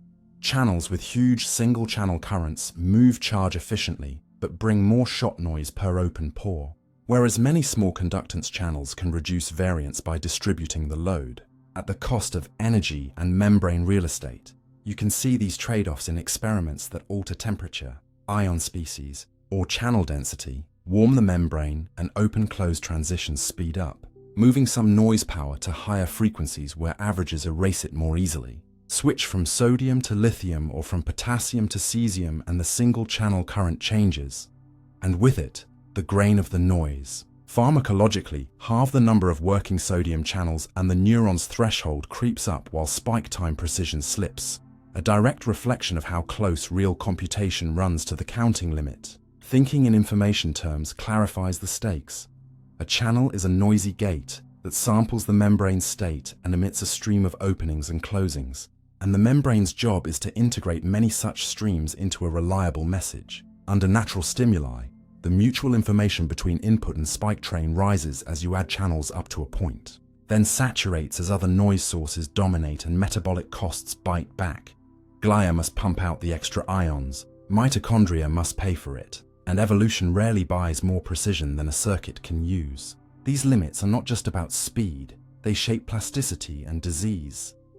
At immature synapses with few ampere receptors, the distinction between a failure and a tiny success blurs under shot noise, which may explain why early development favors bursts and pooling. In demyelinating diseases, nodes of Ranvier lose their tight channel clustering, letting shot noise and flicker noise leak into conduction fidelity, producing the clinical jitter of slowed, unreliable spikes. Channelopathies that subtly change single-channel conductance or open probability can reduce information capacity even when average currents seem near normal, because the distribution, not just the mean, decides how well signals stand out from shot noise. All of this remains grounded in measurement rather than metaphor. Hidden Markov models fit to single-channel traces, separate flicker kinetics from ion-counting grain. Current variance analysis across voltage steps extracts the average single-channel current in native tissue without isolating a single pore. Noise spectra reveal whether a gating scheme has one dominant closed state or several with distinct time constants, each adding its own hump to the plot. And modern imaging lets you map where channels cluster, tie those maps to electrophysiology, and ask whether nanometer rearrangements under learning rules change the noise landscape in ways that could matter for coding. Engineers borrowing from biology have learned the same lessons in silicon and polymer devices that sense ions. You can't beat shot noise with clever filtering, so you design thresholds, bandwidth, and pooling to live with it. Membranes appear to do this too, matching time constants of integration to the dominant noise source. Fast integration when counting noise dominates, slower integration when fluctuations are mostly synaptic, so that the variance you cannot remove is at least the kind you can predict. The frontier experiments are admirably specific and within reach. Express a light-gated channel at controlled densities and measure how spike time precision scales with conductance steps while keeping input identical. Use engineered channels with identical mean conductance, but different single-channel currents to test whether many small pores truly give cleaner timing than a few large ones. Map auditory nerve information rates as you apply subtle modulators that change open probability variance without shifting the mean, to see whether bits per spike fall as predicted by counting statistics. And in Vivo, record from small, high input resistance neurons before and after targeted increases in channel clustering to test whether brain circuits actively move along the noise efficiency curve during learning. The philosophical close is plain and useful. Information in living systems is never written in ink. It's written in arrivals, each one discrete, each one uncertain. And the skill of the cell is not to wish the noise away, but to place thresholds, densities and feedback where the unavoidable hiss helps rather than hurts. Once you see ion channel shot noise as the grain of the canvas rather than a stain, you start asking better questions. How many pores by a millisecond of precision? Which clusters turn randomness into robustness? And where does biology decide that enough certainty is enough to act? And the answers, grounded in currents you can count, tell you as much about the logic of life as about the physics of charge. Quantum limits of vision and photoreceptors. You think seeing is a smooth stream pouring into the eye, but at the limit of dimness vision becomes a counting game in which the world arrives one quantum at a time, and your photoreceptors must decide, in a narrow slice of time, whether those few quanta mean something is there, or it was just darkness breathing, and everything about the visual system, optics, molecules, circuitry has been tuned to that wager. Start at the front where physics sets the table. The pupil controls how many quanta can enter, but also how strongly the eye blurs the scene through diffraction. The cornea and lens try to deliver them with as little loss as possible, and the fovea clears blood vessels from its center so nothing steals the scarce photons aimed at the finest cones. Once inside the retina, each rod or cone acts like a tiny waveguide, an elongated outer segment that funnels light to a stack of membranes studded with pigment molecules. And here, the quantum limit takes a human form. One captured photon can be enough to change a molecule of pigment from its resting shape to its active shape. and that single molecular event is amplified into a cascade that closes ion channels and produces an electrical pulse big enough to be heard downstream. That amplification is not a flourish, it is a strategy.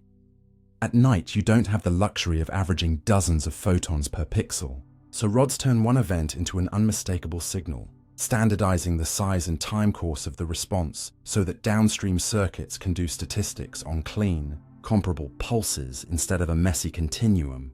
But nature never gives a free lunch, and the price of that gain is a new kind of noise. Occasionally, even in darkness, a pigment molecule flips on its own because thermal motion mimics the first nudge of light, and these rare, false positives create a floor of dark events that the brain must treat carefully. If retinal circuits were to accept every rod pulse as a true photon, you would see a constant drizzle of imaginary stars. The solution is elegant and layered rather than brute force. Rods pool into circuits that demand coincidence within tight time windows, so that a genuine flash, which drives many rods in a region at nearly the same moment, outruns the sporadic, uncorrelated dark activations, and the thresholds for sending a message forward are set just high enough to suppress loners without dulling true signals, a balancing act that shifts with background light and recent history, because the system adapts its gain and integration time to match the statistics of the world. At brighter levels, cones take the lead, not by copying rods, but by choosing the opposite trade-off: lower gain, faster kinetics, and less standardization. Because now, the dominant uncertainty is not thermal mishaps, but the Poisson jitter of arriving photons, and you gain more information by sampling rapidly and averaging many small, quick measurements than by waiting to amplify one. The optics add another ceiling. Even a perfect lens must obey diffraction, setting a finer spacing for cones to sample without aliasing, and the living eye has to contend with tiny tremors and drifts, fixational eye movements, that would smear an image if vision were truly static. Yet those motions actually help at the limit by sweeping contours across receptive fields, turning spatial detail into temporal modulations that are easier to detect when photons are few. Color vision faces its own quantum bottleneck. Because each cone class has a broad spectral sensitivity, any single photon only hints at its own wavelength, so color discrimination requires comparing counts across classes over a short time and small region. And the brain pushes performance close to the counting limit by decorrelating cone signals and by weighting information where the overlap between pigments leaves the most uncertainty. Psychophysics and direct retinal recordings anchor these ideas in numbers without requiring you to memorize them. At the threshold of perception, humans can correctly report the presence of a flash that contains only a handful of photons delivered to the cornea, implying that only a subset even reached the retina and fewer still were absorbed. And yet the system still succeeds more often than not, with performance following the statistics of random arrivals rather than a smoother, classical curve. As light increases from starlight toward moonlight, the just detectable change in intensity scales like the square root of the background rather than linearly, exactly what you would expect if the noise you are fighting is the spread in the counts of arriving quanta, and with further increase the limit shifts again, handed off to optical blur, receptor saturation, and cortical constraints. Those handoffs are not clumsy. They are the reason you can read under sun and navigate under stars with the same biology. The retina shortens its integration time to improve temporal precision when photons are plentiful, lengthens it when they are scarce to collect more evidence, and changes the pooling of space accordingly, all while keeping motion pathways and contrast pathways supplied with the statistics they need. Under the hood, the single photon sensitivity of rods depends on a meticulous design. The pigment's resting state rarely self-activates.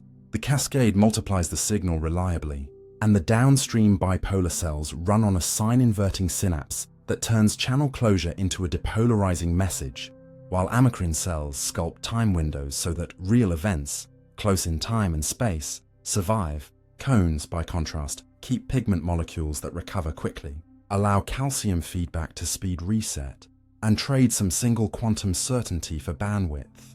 Because in daylight precision about when matters as much as if, the limits are also ecological and developmental. Nocturnal animals enlarge pupils and lengthen rod outer segments to catch more light. Deep-sea fish pack reflective layers behind the retina to give photons a second chance. And newborn mammals gradually tune rod and cone gains as they leave the protected brightness of early life and face night. Modern experiments that deliver heralded single photons to human observers and track rod. Responses in isolated retinal tissue have shifted the conversation from maybe to how much, showing that some rods and some people truly operate at the single quantum edge, while also reminding us that artifacts abound. Stray light, slight heating, and bias in reporting can fake sensitivity if controls are lax. So the field's best results arrive with careful calibration and with independent checks from different laboratories. If you look ahead, the quantum limits of vision are becoming tools rather than obstacles. Cameras that respect photon statistics can test retinal processes under more natural conditions. Ophthalmic diagnostics that work at safe, ultra-low light need to speak in counts rather than in averages. And therapies that alter photoreceptor gain must be judged by how they change false positive rates, as well as by how they change mean responses. There is even room for playful but serious tests. Present. Retina or observers with light, sources that have slightly tamer than random arrival patterns and ask whether detection improves at the same mean intensity. A way to probe whether early visual circuits really behave like optimal counters at the edge. The sober close is that nothing mystical is required to explain human night vision and its boundaries. The quantum nature of light and the thermal nature of molecules set the floor, and biology climbs as close to that floor as it can with optics that waste little, pigments that rarely lie, cascades that amplify without too much variability, and circuits that pool evidence with just enough skepticism. What you carry with you is a different respect for seeing. Every dim star you notice is not a smear, but the sum of a few honest arrivals judged against a principled doubt, a conversation between the cosmos and your retina in which the smallest possible yes still counts, and everything from pupil to cortex has learned to listen. Magnetite crystals and navigation debates. A tiny crystal of rust-black stone may sound like a poor tool for finding your way across oceans, yet magnetite, iron oxide grown by cells into grains of very specific sizes and shapes, sits at the center of one of biology's liveliest navigation debates. Do animals actually read Earth's field with microscopic compasses in their tissues? And if so, where are those compasses? What are they connected to, and when do they matter? The uncontroversial starting point is humble and startling at once. Magnetotactic bacteria build chains of magnetite crystals called magnetosomes, each crystal a few tens of nanometers wide, arranged like beads so their magnetic moments add, turning an entire cell into a needle that passively aligns with the geomagnetic field and helps it swim up or down chemical gradients in lakes and sediments. Here, magnetite is not metaphor but machinery. You can see in an electron microscope, and when you disrupt the chain, the alignment vanishes. A clean proof that crystals can encode direction for living things. The leap to larger animals is where the arguments begin. Iron-rich particles and magnetite-like crystals have been reported in tissues of birds, fish, turtles, insects, and even mammals. But finding iron is not the same as finding a sensor, and the literature zigzags between exciting positive reports and careful takedowns that reassign iron-laden cells as macrophages or contaminants rather than specialized neurons. Consider birds because migratory songbirds, homing pigeons, and marine wanderers are the poster children for magnetic feats. Experiments have shown repeatedly that very brief pulses of strong magnetic fields, the kind that can flip the remanent magnetization of small magnetite grains, can alter the direction choices of pigeons or reset their preferred bearings, and that surgical or anesthetic interventions that affect the trigeminal nerve impair some forms of magnetic map information while leaving the light-dependent inclination compass intact, suggesting two parallel systems, a beak or head-based, likely magnetite-linked pathway for positional cues and a retinal, radical pair-based compass for direction. But the anatomic hunt has been messy. Early reports of neatly arranged iron-filled cells in pigeon beaks were later reinterpreted as immune cells rather than sensory neurons, and follow-up work failed to find consistent, innervated magnetite clusters at the reported sites, forcing the field to look elsewhere. The inner ear's lagina has been proposed. The olfactory system has had its turn as a candidate, and some studies place iron in meninges or skin, while others argue that any true sensor must be directly wired to trigeminal pathways and show stimulus-linked activity. Fish provide a crisper picture in places. Trout and salmon have yielded magnetite particles in tissues of the snout and near the olfactory epithelium, and behavioral disruptions after magnetic pulses or localized anesthetics point to magnetite-based detectors feeding into known nerves. But here too, replication has been uneven, and the diversity of species and life stages complicates a single tidy story. Sea turtles, which cross entire ocean basins, respond to magnetic map cues that mimic different parts of the Atlantic, and while those behavioral results are rock solid, the underlying hardware remains under glass. Magnetite is a leading candidate because the signals look like intensity, an inclination map sense rather than a pure direction compass. Yet definitive sensory cells have not been universally agreed upon. Insects add both clarity and tease.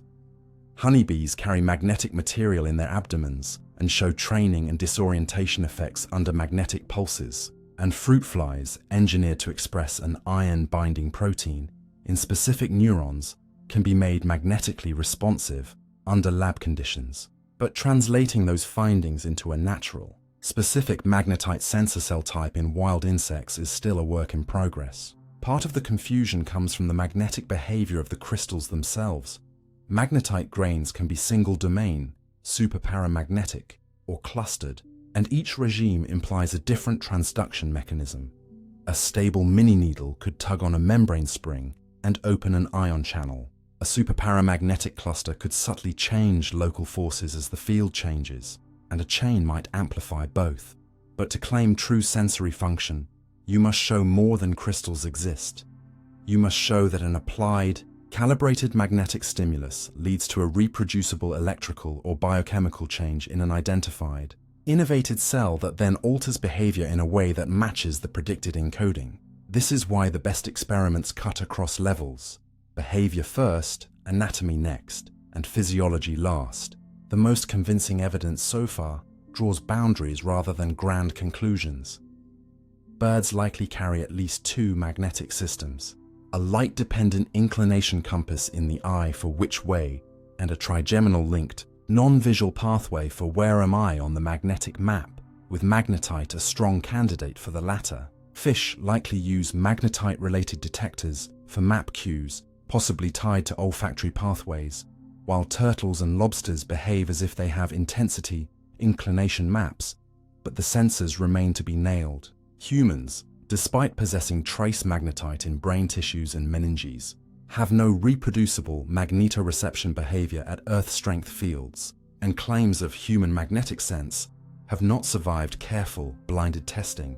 The practical path forward is refreshingly specific. Use highly pure, artifact-free tissue prep and advanced microscopy to locate magnetite grains and demonstrate characteristic crystal habit and chains indicative of biological control rather than environmental debris. Show close apposition to membranes with plausible force transduction elements. Record from these cells while applying field rotations of a few tens of microtesla with synchronized, sham-controlled protocols, and look for direction and intensity-dependent responses that persist in darkness and under long-wavelength light, lesion or temporarily block the candidate nerves, and show that map-based behaviors, but not non-magnetic cues, are selectively lost. Deliver magnetically saturating pulses that should flip single-domain particles and test for predicted polarity-dependent shifts in subsequent orientation. And finally, replicate across labs and species so the field doesn't build on sand. Stepping back, magnetite is not a magical ingredient that explains every navigation feat, nor is it a dead end. A more honest synthesis is that evolution has multiple ways to read a weak field, and different taxa mix and match. Bacteria build needles, birds may use both a chemical compass and a crystal-based map sense, fish tune sensors in the snout, and insects improvise with iron stores and specialized cells, with each solution constrained by the animal's ecology and life cycle. The argument continues not because the idea is flimsy, but because the biology is subtle. Tiny crystals are easy to contaminate and hard to image. Relevant signals are extremely small, and behavior is shaped by many sensors at once, so experiments must box all of that in. The closing thought is practical and freeing. A debate like this is healthy when it forces better measurements. Not, do animals use magnetite, yes or no, but when, where, and how do crystals couple to nerves to add reliable bits of positional information to the animal's map? And the more the field designs falsifiable tests, rather than press-ready claims, the sooner we'll have a map of our own, a chart of species, tissues, and mechanisms that shows where magnetite is a compass needle, where it is merely iron clutter, and where biology chose a different way to hear the planet's quiet field. Coherent excitons in biological light harvesters. You step into the green and think of pigments as tiny buckets catching drops of sunlight.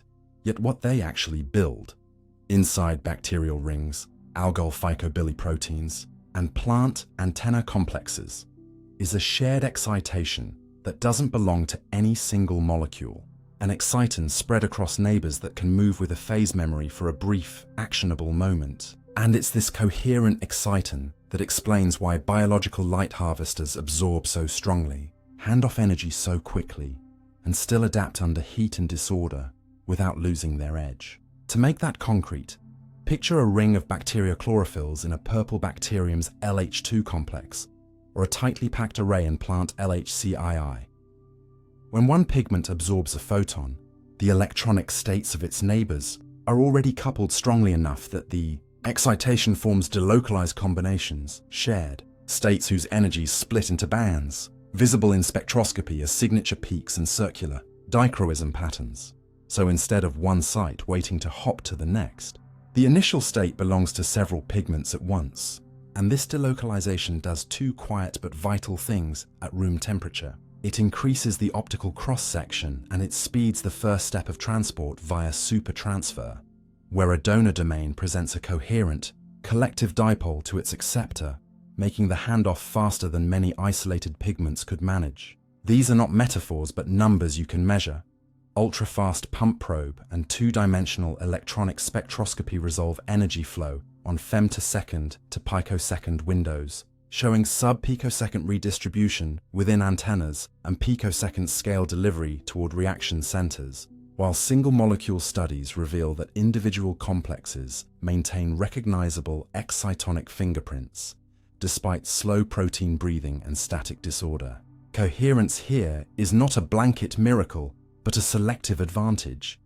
The coherence length, how many pigments share the excitation at once, shrinks as temperature and disorder rise. Yet even a handful of pigments acting in phase is enough to boost absorption and create rapid, directed flow, and proteins tune that length by design, using electrostatics from side chains and bound lipids to set each pigment's site energy, spacing and orientation to set coupling, and local rigidity to modulate how vibrations jostle the exciton. That last piece, vibrations, adds a subtle twist called vibronic mixing. When a protein supports a vibrational mode whose frequency nearly matches the energy gap between two excitonic states, the two can hybridize and beat together longer than either would alone, leaving oscillations in 2D spectra at physiological temperatures that are not simply pigment rattling, but a coordination between electronic and nuclear motion, a feature that helps maintain directionality without demanding fragile, long-lived quantum phases. You can stress test this picture in several clean ways.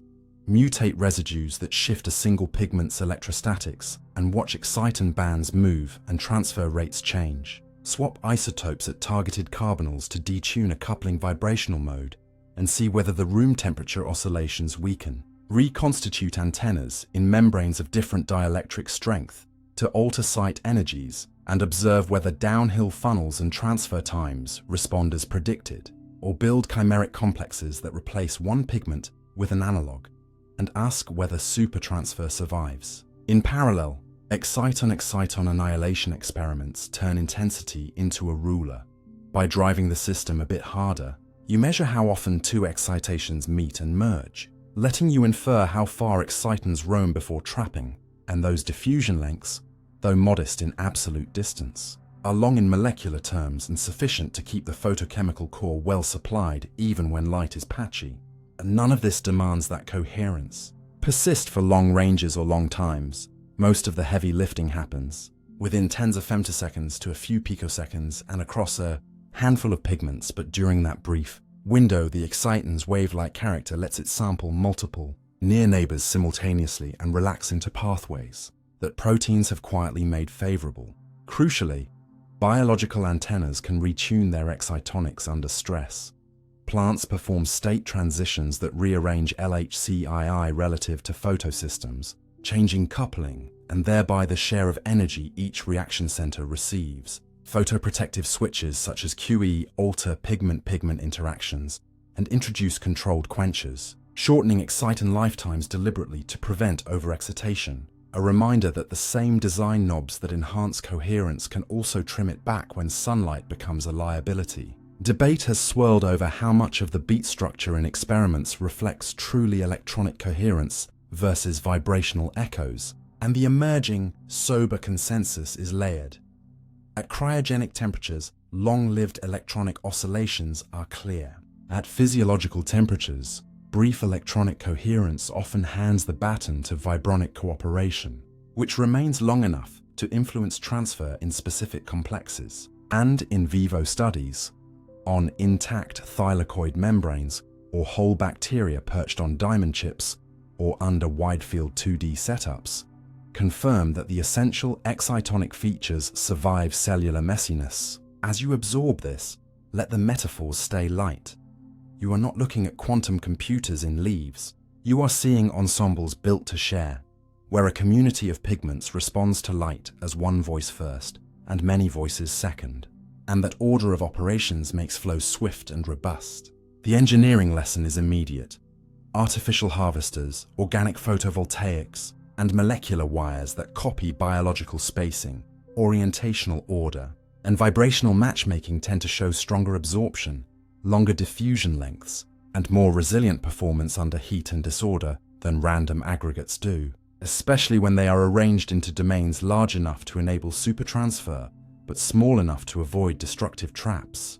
For the lab and the classroom, the most decisive demonstrations remain admirably specific. Correlate high-resolution structures with quantum mechanical exciton models, and then predict, not retrodict, spectra and transfer rates under temperature and mutation changes. Map exciton diffusion by watching annihilation and anisotropy decay in membranes at physiological ionic strength, and use time-resolved circular dichroism to catch the chiral excitonic signatures that only true delocalization can produce. The closing thought returns to you gently.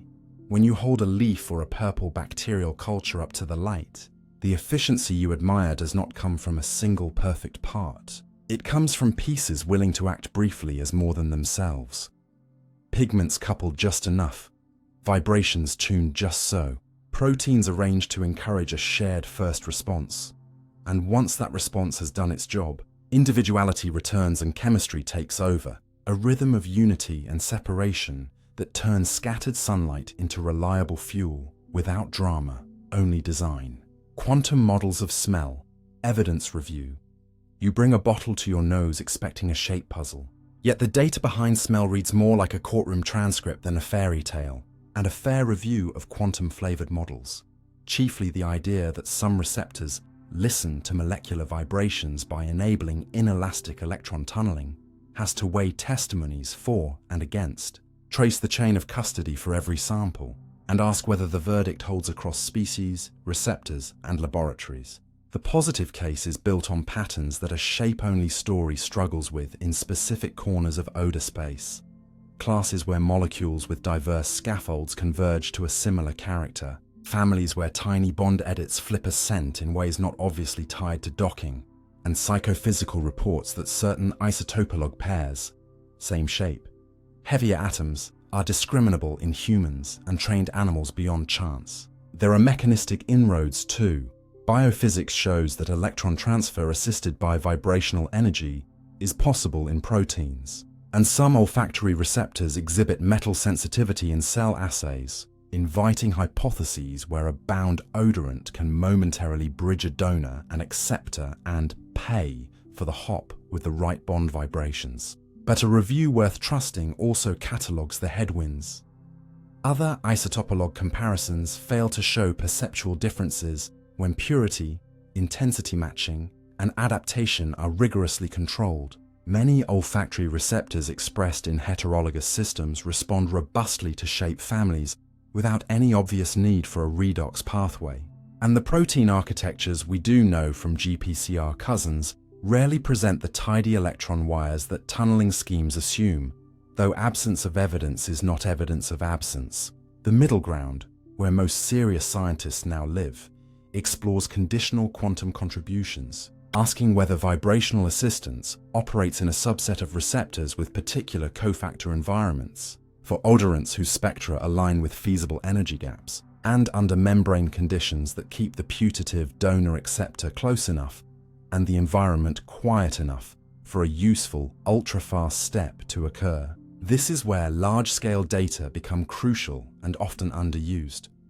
Panel tests across hundreds of odorants reveal that human naming errors, similarity judgments, and intensity scaling correlate strongly with physicochemical descriptors dominated by shape and polarity, yet stubborn outliers persist. And when machine learning models add carefully derived vibrational features for selected chemical families, predictive performance sometimes bumps modestly above shape-only baselines, encouraging but not decisive. Because feature sets can leak shape information, and datasets can harbor confounds from impurities or variable vapor delivery, electrophysiology adds another layer of nuance. Invertebrate antenna recordings and mammalian electro-olfactograms usually behave as if ligand receptor affinity and kinetics rule the day, but ultra-weak radio frequency perturbations near predicted spin or vibrational rates have, in a few labs, nudged responses for select odorants, a result that begs for standardized replication with blinded conditions and calibrated fields to rule out heating and electrode artifacts. A strength of the vibration hypothesis is that it stakes falsifiable claims, and the most telling are also the most practical. Isotope tests at equal intensity, with trace impurities quantified below psychophysical thresholds, receptor-level assays where single human or mouse receptors are stably expressed, calibrated against multiple ligands, and challenged with isotopologs, while reporters capture both G-protein signaling and any coincident, fast redox current, site-directed mutagenesis to disrupt candidate metal-binding residues or aromatic relays with pre-registered predictions that isotope effects should collapse if the vibrational bridge is truly involved, and spectroscopic forensics that read the binding pocket in action. Surface-enhanced Raman to see if a receptor-ligand complex amplifies specific bond vibrations upon activation, ultra-fast transient absorption to catch sub-nanosecond charge movement, and, where possible, cryo-EM snapshots of receptors with bound ligands chosen to maximize or minimize vibrational alignment. Psychophysics, done well, should lean on forced choice paradigms that separate quality from intensity and detectability, use vapor generators that equalize delivery, and balance adaptation and context effects that can mask small differences. A neglected but telling angle is population genetics. Common human variants that abolish perception of specific odor notes, classic anosmias, map to receptors with altered pockets, and surveying whether carriers of those variants show amplified, reduced, or absent isotope discrimination for the corresponding odorant class could reveal whether any vibrational sensitivity lives in a few specialized receptors or is spread thinly across the code. There is also room to learn from the timescale of perception. If a vibrationally assisted electron hop truly gates activation, then early receptor events should show altered latencies or jitter distributions for isotopologs, even when mean intensity is matched. A prediction testable with fast calcium or voltage reporters in single olfactory neurons. Importantly, the evidence review should deflate overreach on both sides. Shape-first models explain most of the map and have earned that status. but they are not threatened by a limited, receptor-specific vibrational subplot. Vibration-first rhetoric that paints the nose as a quantum spectrometer for all smells has not survived contact with large datasets and careful replication. The likely endgame is a hybrid account, in which the olfactory code is overwhelmingly geometric and electrostatic, augmented in specific niches by receptors that gain robustness from a vibrational gate when shape cues blur, an arrangement that evolution would find attractive because it adds discrimination, without redesigning the entire toolkit. Industry practice quietly mirrors this pragmatism. Perfumers work in families defined by scaffold and substituent rules, yet they trade insider notes about heavy variants that feel darker or softer. And the honest interpretation is that both physics and language matter. Tiny spectral shifts can modulate receptor ensembles just enough to tilt the percept, but the effect size depends ruthlessly on purity, delivery, and which noses and genotypes you test. For the field to move from stalemate to synthesis, shared resources will help.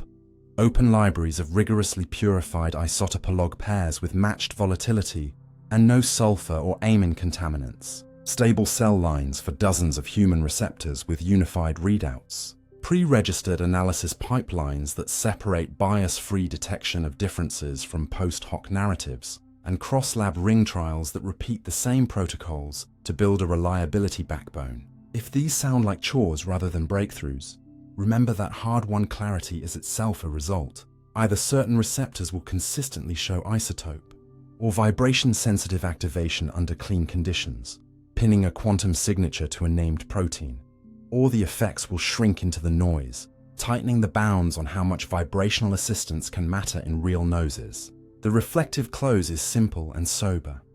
Smell is not a single trick, but a conversation between shape, charge, motion, and the brain's talent for pattern, and quantum mechanics may speak in that conversation with a quiet voice.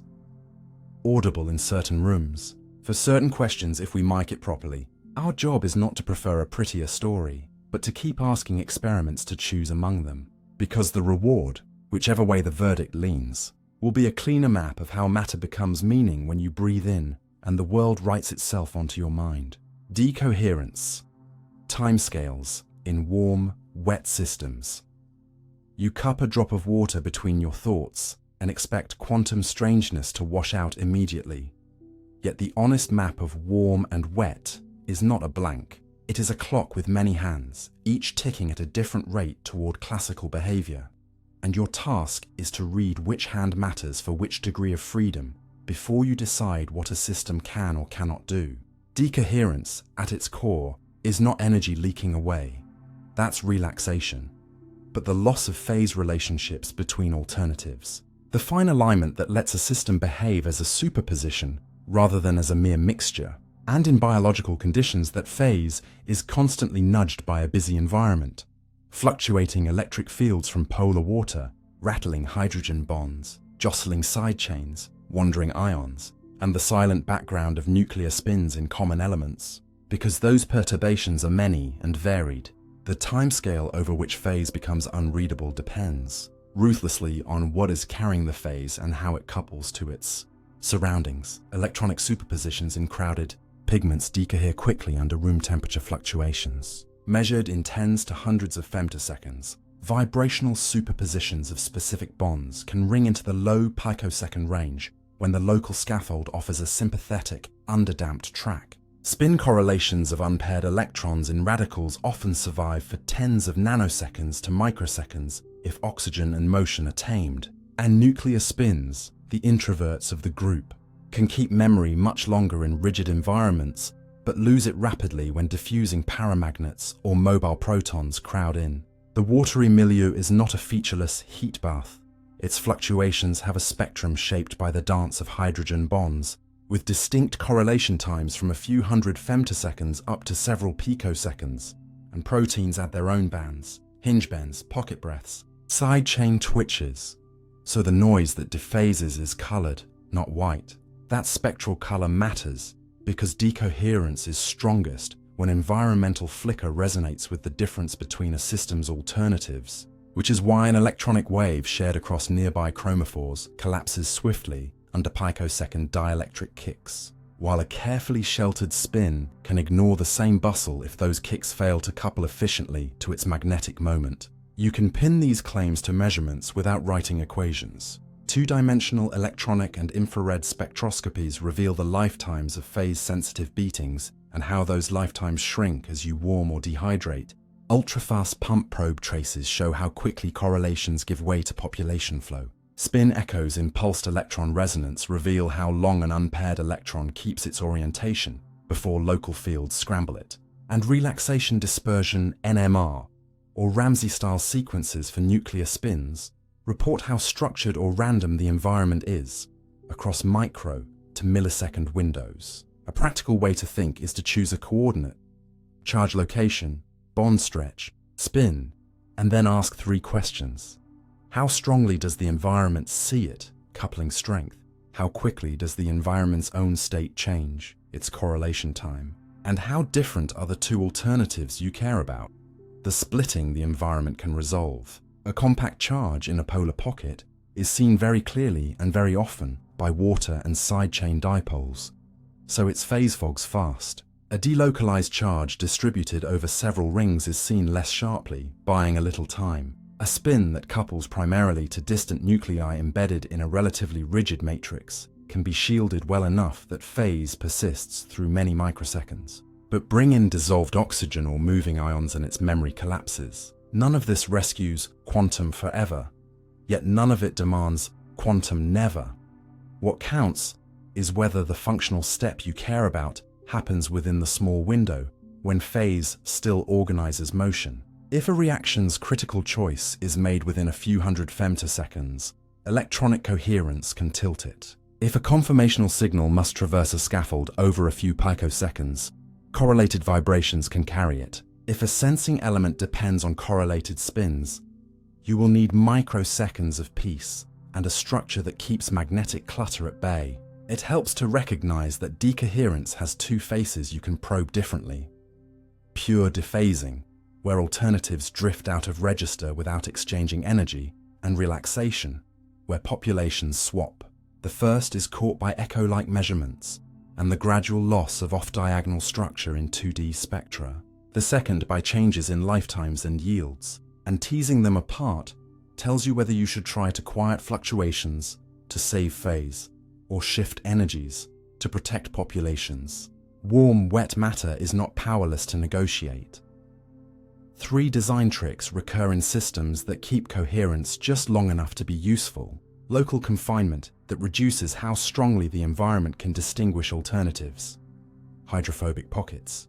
Tight packing. Spectral matchmaking, where the system's key splittings are placed in gaps or troughs of the environmental noise spectrum, so kicks don't couple well. And timescale alignment, where the relevant chemistry is arranged to complete during the brief window before phases wash out. You can test and tune these tricks with concrete knobs.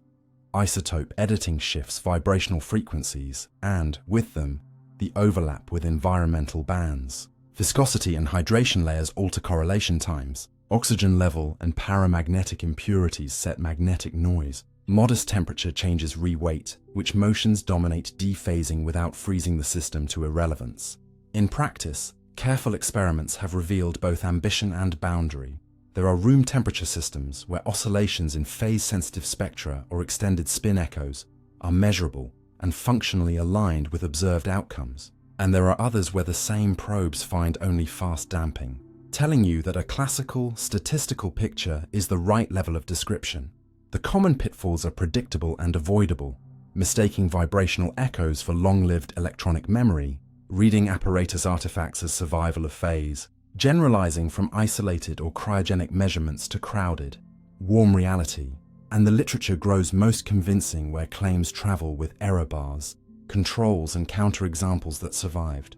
The interesting frontier is not to prove that warm water loves coherence, but to map where coherence is budgeted on purpose and how long the budget lasts under realistic loads. Build side-by-side variants of the same scaffold that differ only in pocket polarity or nearby nuclear spin density, and measure the shift in phase lifetimes. Design pulse sequences that selectively refocus certain classes of environmental flicker and see whether function improves in step with revival of phase. Slow a single environmental mode by crowding or cross-linking, and watch whether a previously fragile correlation becomes robust enough to matter.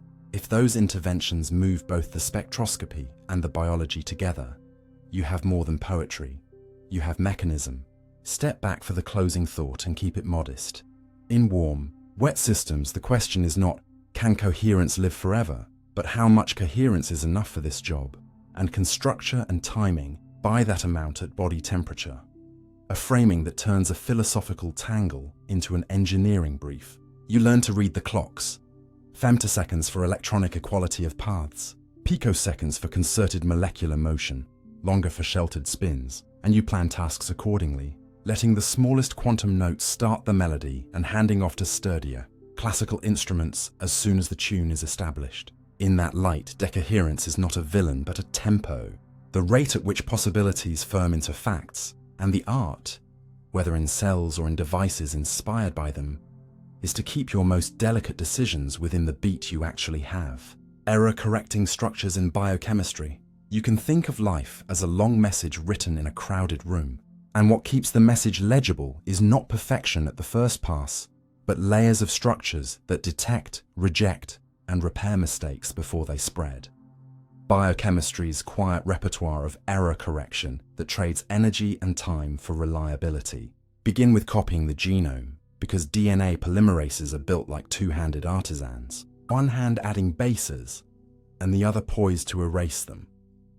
When the enzyme senses a misfit, subtle distortions in shape, slower chemistry, a wobble in the nascent helix, the growing strand is briefly shuttled to an exonuclease site, where the last base is clipped and the attempt retried, a physical segregation of write and erase that drops raw error rates by orders of magnitude before any downstream repair arrives. But the guardrail does not end at the polymerase. Mismatch repair proteins patrol the newly made duplex and exploit a temporal asymmetry, chemical tags or strand nicks that mark which strand was just synthesized, to distinguish the likely wrong base from the original. Then excise and resynthesize a stretch around the lesion, an elegant version of compare against a trusted copy that would make any engineer smile. Protein synthesis runs a different kind of courtroom and does not have the luxury of a template for every step, so it leans on kinetic proofreading, a strategy that deliberately spends fuel to exaggerate small differences into yes or no decisions.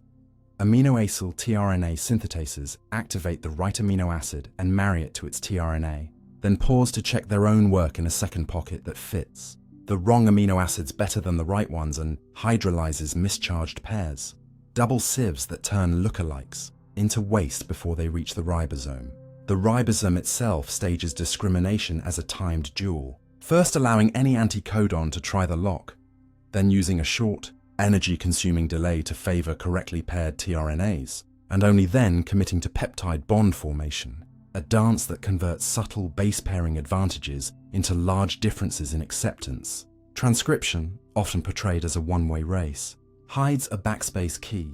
RNA polymerase can stall at a mismatch, backtrack a few bases, and cleave off the error before moving on. A built-in undo that reshapes error distributions without halting the whole assembly line. Even the spliceosome, a sprawling machine that edits RNA, runs cycles of trial and rejection powered by ATP-hungry helicases that pry apart near-miss pairings so only well-matched splice sites survive. An energy for accuracy swap seen across information processing in cells. Quality control continues in the factory and the warehouse. In the endoplasmic reticulum, glycoproteins wear a sugar tag that is trimmed and reattached in a loop with chaperones calnexin and calreticulin, so that folding attempts repeat until the protein passes basic tests or, if it fails too often, is sent to the proteasome for disassembly, an inspect, rework or scrap policy enacted by enzymes. The ribosome has its own salvage team for emergencies. When translation stalls, a rescue complex frees the jammed parts. A tailing enzyme marks the incomplete product, and the nascent chain is routed to degradation so junk does not accumulate.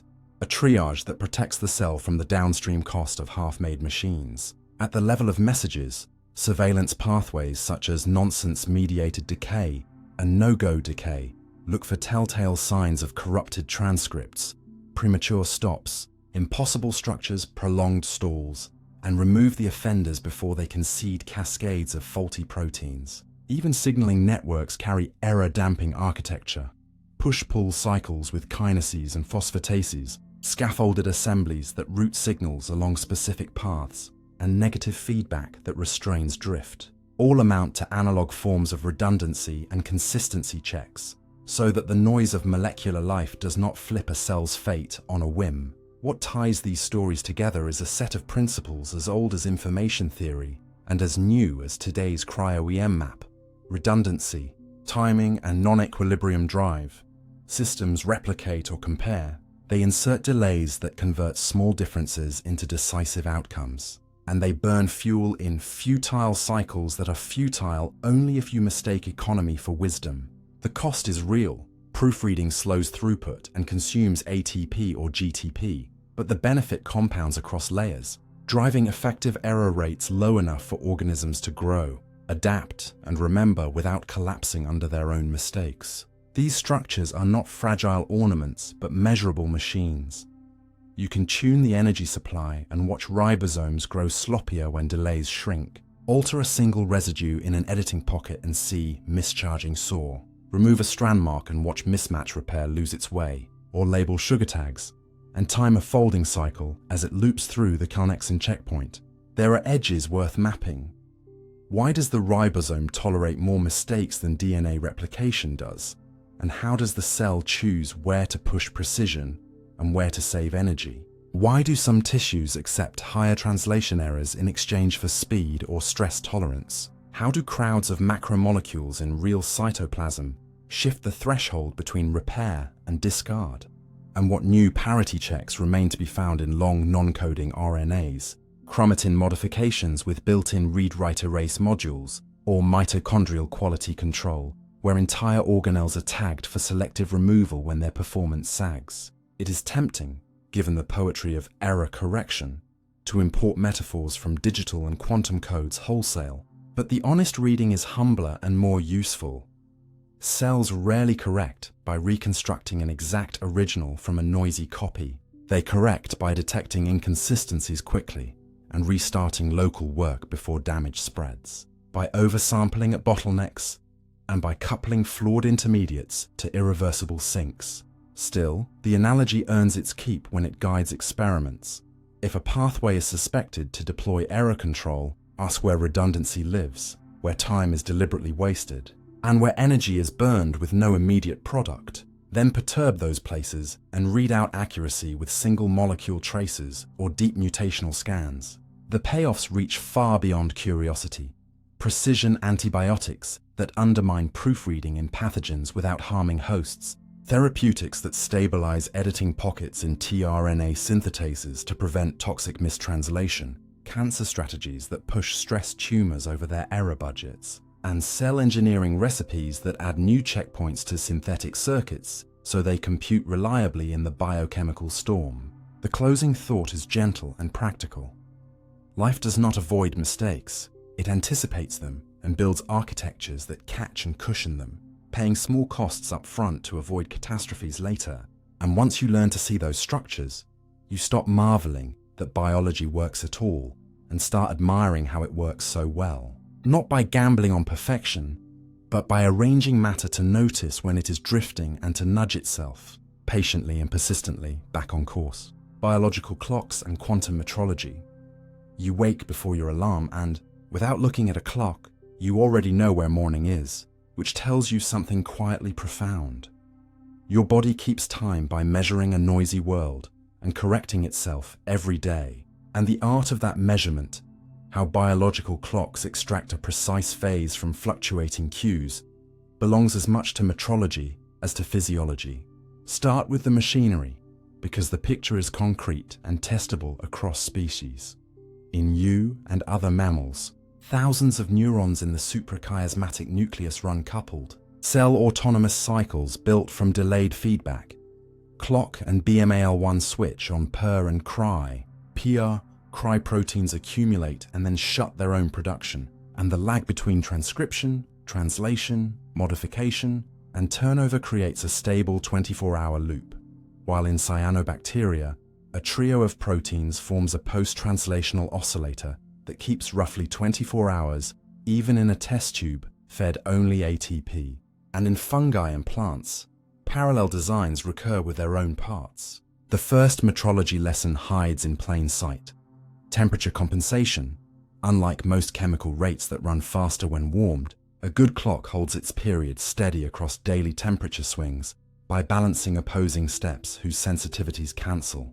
The biological analog of a precision watch's bimetallic strip, or a physicist's reference cavity that resists drift. Yet even the best internal oscillator drifts if left to itself. So organisms practice phase locking to external time cues, called Zeitgebers, most powerfully light but also food, temperature cycles, and social rhythms, using specialized sensors that nudge the clock forward or back depending on when light is seen, producing a phase response curve that functions like a calibration chart.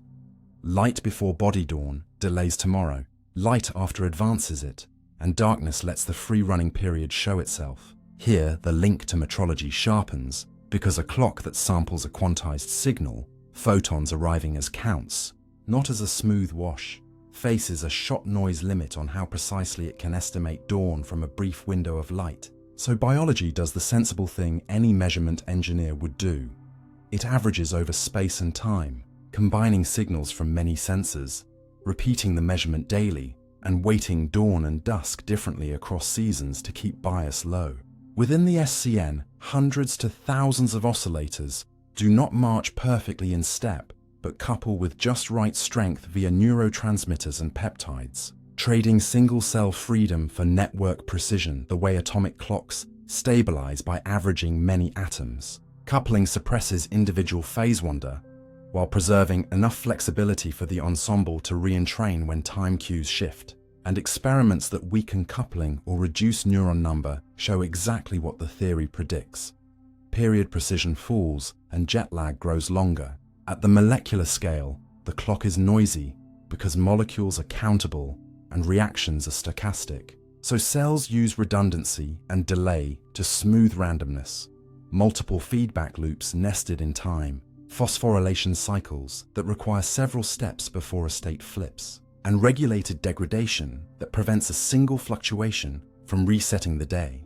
In cyanobacteria, the Chi-C hexamer ticks by adding and removing phosphate groups in a precise order, with Chi-A stimulating and Chi-B temporarily shielding sites, so the cycle cannot wander arbitrarily. And because each hexamer is slightly noisy, colonies synchronize by exchanging small metabolites and by sharing the same environmental cycles. An ecological version of network time protocol. None of this requires exotic quantum effects in the clockwork. Entanglement and long-lived coherence have no reliable role here. But quantum metrology still matters as a standard of what's possible because it defines baseline limits. When your sensor reads the world one quantum at a time, the retina's IPRGC pathway that sets circadian phase operates at low light in the evening and dawn, where photon counting noise dominates. So the best you can do in a given minute is bounded by a statistics problem: how many true arrivals you can gather minus the uncertainty in their timing, while downstream circuits implement a biological version of a phase-locked loop, integrating the error slowly when cues are weak and more quickly when they are strong, which is exactly why dim, brief blue light nudges your clock gently, and sustained bright light can reset it decisively. There is a deeper precision trick worth noticing. Clocks distribute timekeeping across scales. Genes and proteins set a slow backbone. Ions and membrane potentials give fast readout in SCN neurons, and tissues across the body run peripheral clocks that are synced daily by hormonal and metabolic pulses. So even if one layer is noisy on a given day, the others pull it back. A hierarchy reminiscent of how national time is kept. Optical clocks discipline. Microwave clocks which discipline quartz oscillators, which discipline your phone. Seasonality shows the metrologist's eye for trade-offs. When days lengthen, mammals lengthen the nightly melatonin signal rather than shift its amplitude drastically, encoding day length in a duration-coded message robust to noise in peak height. And plants measure not just light quantity but photo period, gating flowering genes so that a short flash at the right circadian phase has power that the same flash at the wrong time lacks. Proof that when a sensor knows where it is in its own cycle, it can extract more information from the same quanta. The limits of precision are visible in pathology and in extreme environments. Shift work and jet lag expose the cost of violating phase-locked operation as metabolic and cognitive performance sag while the ensemble slowly resynchronizes. Polar animals living through months of dim twilight show altered coupling and sometimes loosened rhythms, as if the network temporarily switches from high precision to the sun mode to internal consensus mode. Even at the bench, period jitter can be measured directly cell by cell, and interventions that strengthen coupling or add robust feedback shrink. That jitter the same way adding atoms improves an atomic clock's stability curve. The connection to quantum metrology becomes most concrete in experimental design.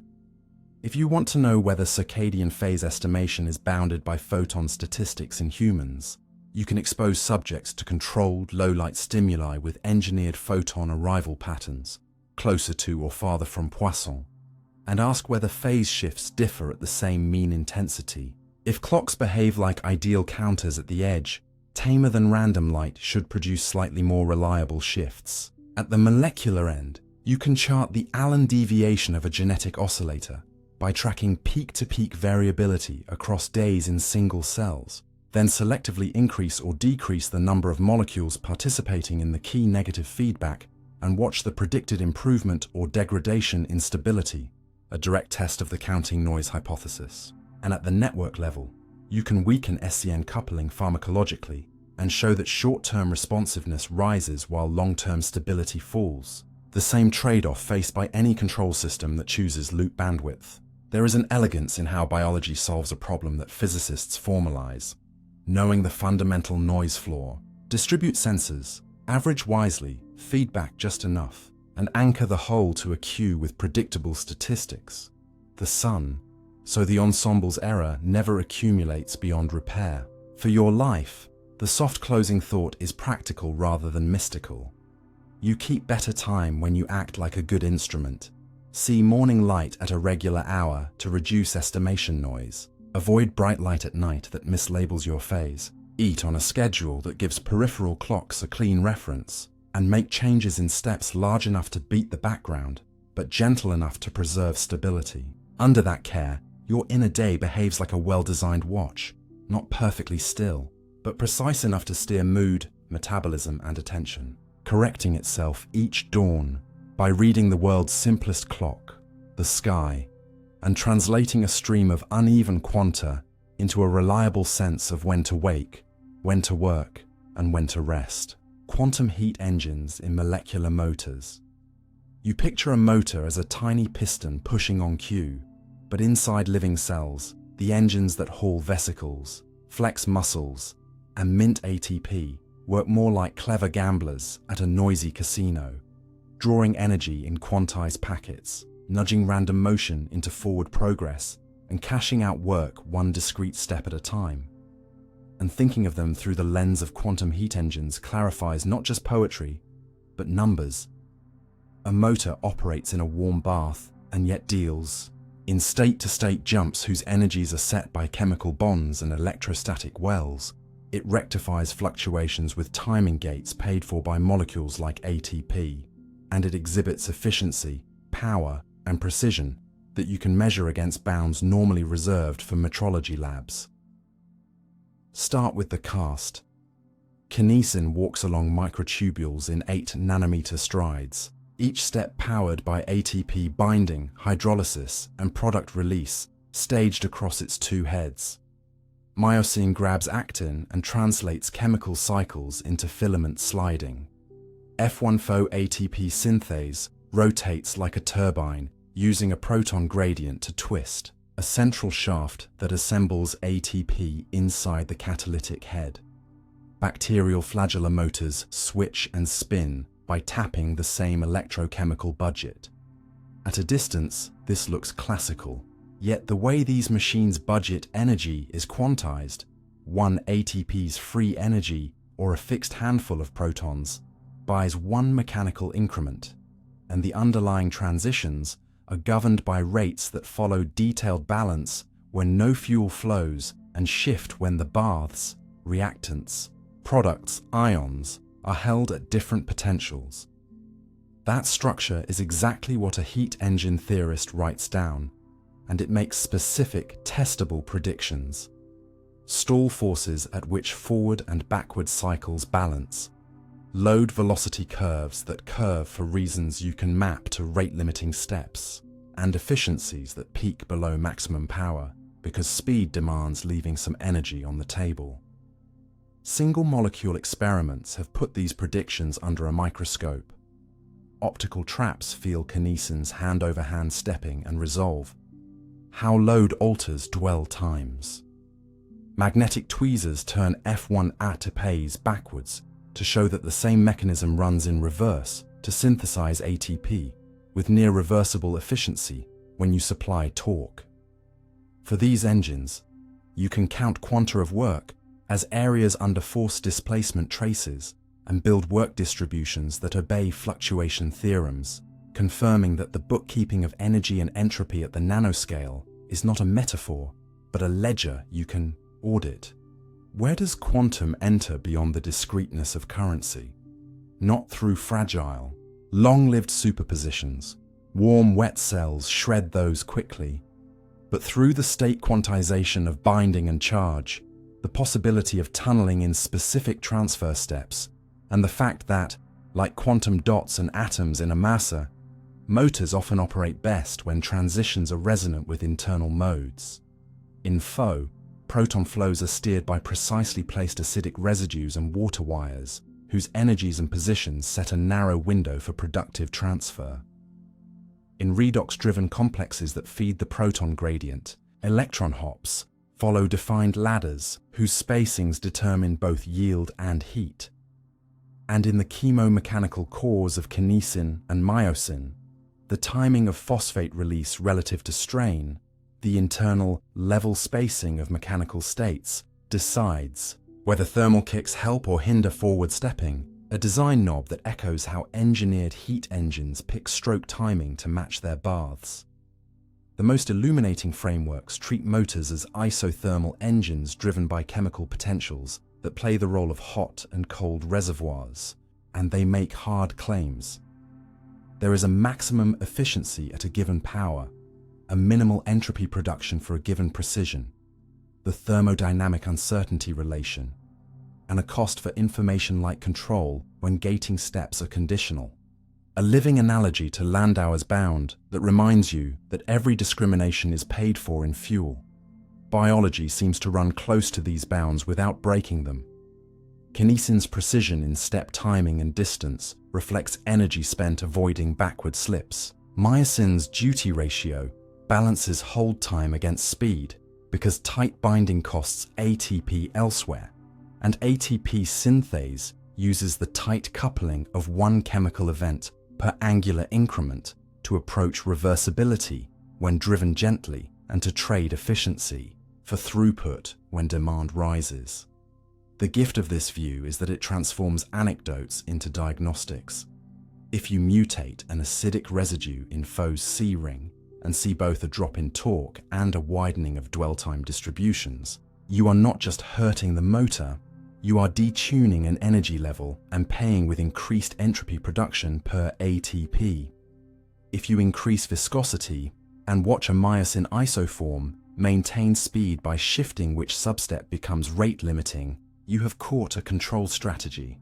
Reallocate where in the cycle the engine dissipates heat to keep output stable, like a power plant choosing which turbine carries load. If you replace water with a heavier isotopic mix and observe subtle changes, in ATP synthase's proton-coupled steps, or in kinesin's phosphate release gated transition, you are probing whether quantum-assisted transfers participate at specific gates, not as magic, but as narrow channels that, when narrowed further, force the engine to burn more free energy as heat to maintain pace. Modern stochastic thermodynamics turns these impressions into numbers you can harvest from trajectories. From step-to-step fluctuations, you can infer entropy production rates in vivo, test the uncertainty relation, and compare isoforms or drug conditions on equal footing. The story grows richer when you consider feedback and load sharing. Motors rarely act alone, and ensembles show emergent engine behavior. Teams of kinesins avoid stalls by redistributing load stochastically. Myosin mini-filaments enter phases where one head's event gates another's, and ATP syntheses clustered in Christie-shaped local proton landscapes, so each turbine sees a stiffer or softer bath, a spatial engineering trick cells use to keep power lines stable. The payoff of calling these machines quantum heat engines is not a grant-friendly buzzword, but a sharper design brief. Identify the discrete states that matter, measure the transition rates and their coupling to chemical and mechanical baths, and then tune three quantities: level spacings, via mutations near binding pockets or ion paths, coupling strengths, via local dielectric and hydration changes, and gating timing via strain sensing linkers, to move the motor along the efficiency power precision frontier that your application demands. Concrete experiments follow naturally. Map complete work distributions for motors under drugs that alter phosphate release to see whether precision falls exactly as predicted by uncertainty bounds. Engineer tether stiffnesses to shift internal strain and test whether efficiency at a given power rises, as a good engine model would forecast. Build proton pathway variants in Pho with single-site isotopic substitutions to separate classical barrier effects from any tunneling-assisted step and read the consequences in torque and heat. And in multi-motor cargoes, vary team size while holding load fixed to watch how entropy production per meter changes, an in vivo measure of cooperative engine economics. The closing lesson is both sober and inspiring. Cells do not need long-range coherence to achieve exquisite performance. They need discrete currencies and disciplined timing.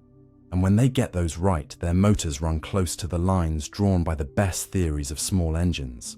Fast when they must be, frugal when they can be, and always honest to the costs of turning molecular fuel and ion gradients into work, one counted step at a time. Once you see them this way, tinkering with motors stops being trial and error and becomes what it has always been at heart. Thermodynamic engineering in the noisy limit, where the rules are strict, the parts are living, and the art is to pay just enough heat to keep motion faithful. Adaptive noise, keeping coherence. Just enough. You're told that noise ruins delicate behavior. Yet in living matter, the trick is subtler and more hopeful. Systems learn to shape their own fluctuations, so a little randomness preserves the very coordination that too much randomness would destroy. And this is the art of adaptive noise. Keeping coherence just enough. Begin with a picture that isn't mystical at all. Every cellular process swims in jitter from thermal motion, molecule counts that come in integers, and environments that drift. So if a pathway demanded perfect stillness, it would fail at body temperature. But if it surrendered wholly to disorder, it would be aimless. The middle ground is engineered on purpose, and you can see it whenever a network inserts delays, couplings, or buffers that convert wild variance into useful dither. A faint shake that frees a system from dead ends without smearing signal. In gene regulation, for instance, promoters often flicker between on and off rather than dribble continuously, and cells exploit that burstiness. Transcription factors with short lifetimes create pulses of expression that trial multiple phenotypic bets across a clone. So a few cells are pre-adapted for a stress that may or may not arrive, and feedback loops then trim the spread once a particular state proves advantageous. Bacteria chemotax with a similar philosophy. Their receptors do not smooth gradients to nothing. They set methylation levels so that the signaling complex sits near a critical slope, where small changes are detectable but not drowned. An intrinsic noise in the adaptation enzymes prevents saturation, letting the cells resensitize as the environment changes. Even at the level of cell fate, developing tissues appear to schedule noisy windows early when progenitors must diversify and progressively tighten control through chromatin compaction and repressive marks as identities lock in. A temporal choreography where coherence in gene expression grows just as exploration should end. If you want a mechanical analog, Consider cytoskeletal assembly. Microtubules and actin fibers don't chase absolute stability. They embrace dynamic instability and treadmilling, flickering between growth and shrinkage in a way that seems wasteful, until you realize it lets the network search space while staying globally oriented by a handful of stabilizing cues, an adaptive noise regime in which stochastic tips probe and only the paths that meet guidance molecules or mechanical anchors persist. In the immune system, antigen receptors guard against false triggers, not by demanding silence, but by inserting kinetic proofreading delays that turn tiny binding differences into decisive outcomes. The cell spends energy to add time and steps, which increases noise locally, but reduces the chance that a random, weak interaction causes a full response. Stochasticity is allowed at the doorstep, so that only signals coherent in time survive the hallway. Neurons, too, manage fluctuations instead of denying them. Synapses rely on probabilistic release that at first looks sloppy, but that very variability linearizes population responses and enables rapid gain control, while homeostatic mechanisms slowly adjust receptor numbers and ion channel densities to keep networks near regimes where synchronous patterns can form without locking into pathological rhythm. The same design logic appears in metabolism, where glycolytic oscillations come and go, depending on coupling strength between enzymes and on shared resource pools.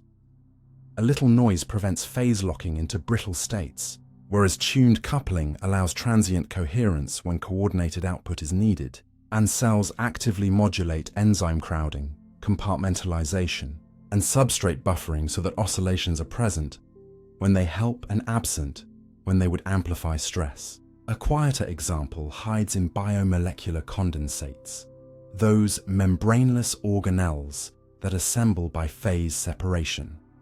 They filter noise by concentrating selected molecules and excluding others, increasing local reaction rates and sharpening timing while staying liquid enough that turnover remains. Under stress, chaperones and RNA-binding proteins tweak sticker and spacer motifs to adjust condensate viscosity, which is, in effect, changing the spectrum of fluctuations the resident reactions feel. At tissue scale, quorum sensing in microbes and collective migration in epithelia rely on noisy agents that average each other's decisions. When signals are weak, random walkers ensure someone samples the right direction, and once a majority emerges, feedback boosts alignment so the group moves as if it shared a single intention. Coherence blooms from noise and then caps itself to avoid stampedes. Adaptive noise even shapes circadian entrainment, where peripheral clocks keep an internal rhythm with modest jitter, but accept small, repeated timing nudges from feeding or hormones, so that the ensemble never drifts far. A lesson in waiting weak, frequent cues over rare, strong ones to reduce variance. If these stories sound hand-wavy, the decisive tests are refreshingly concrete.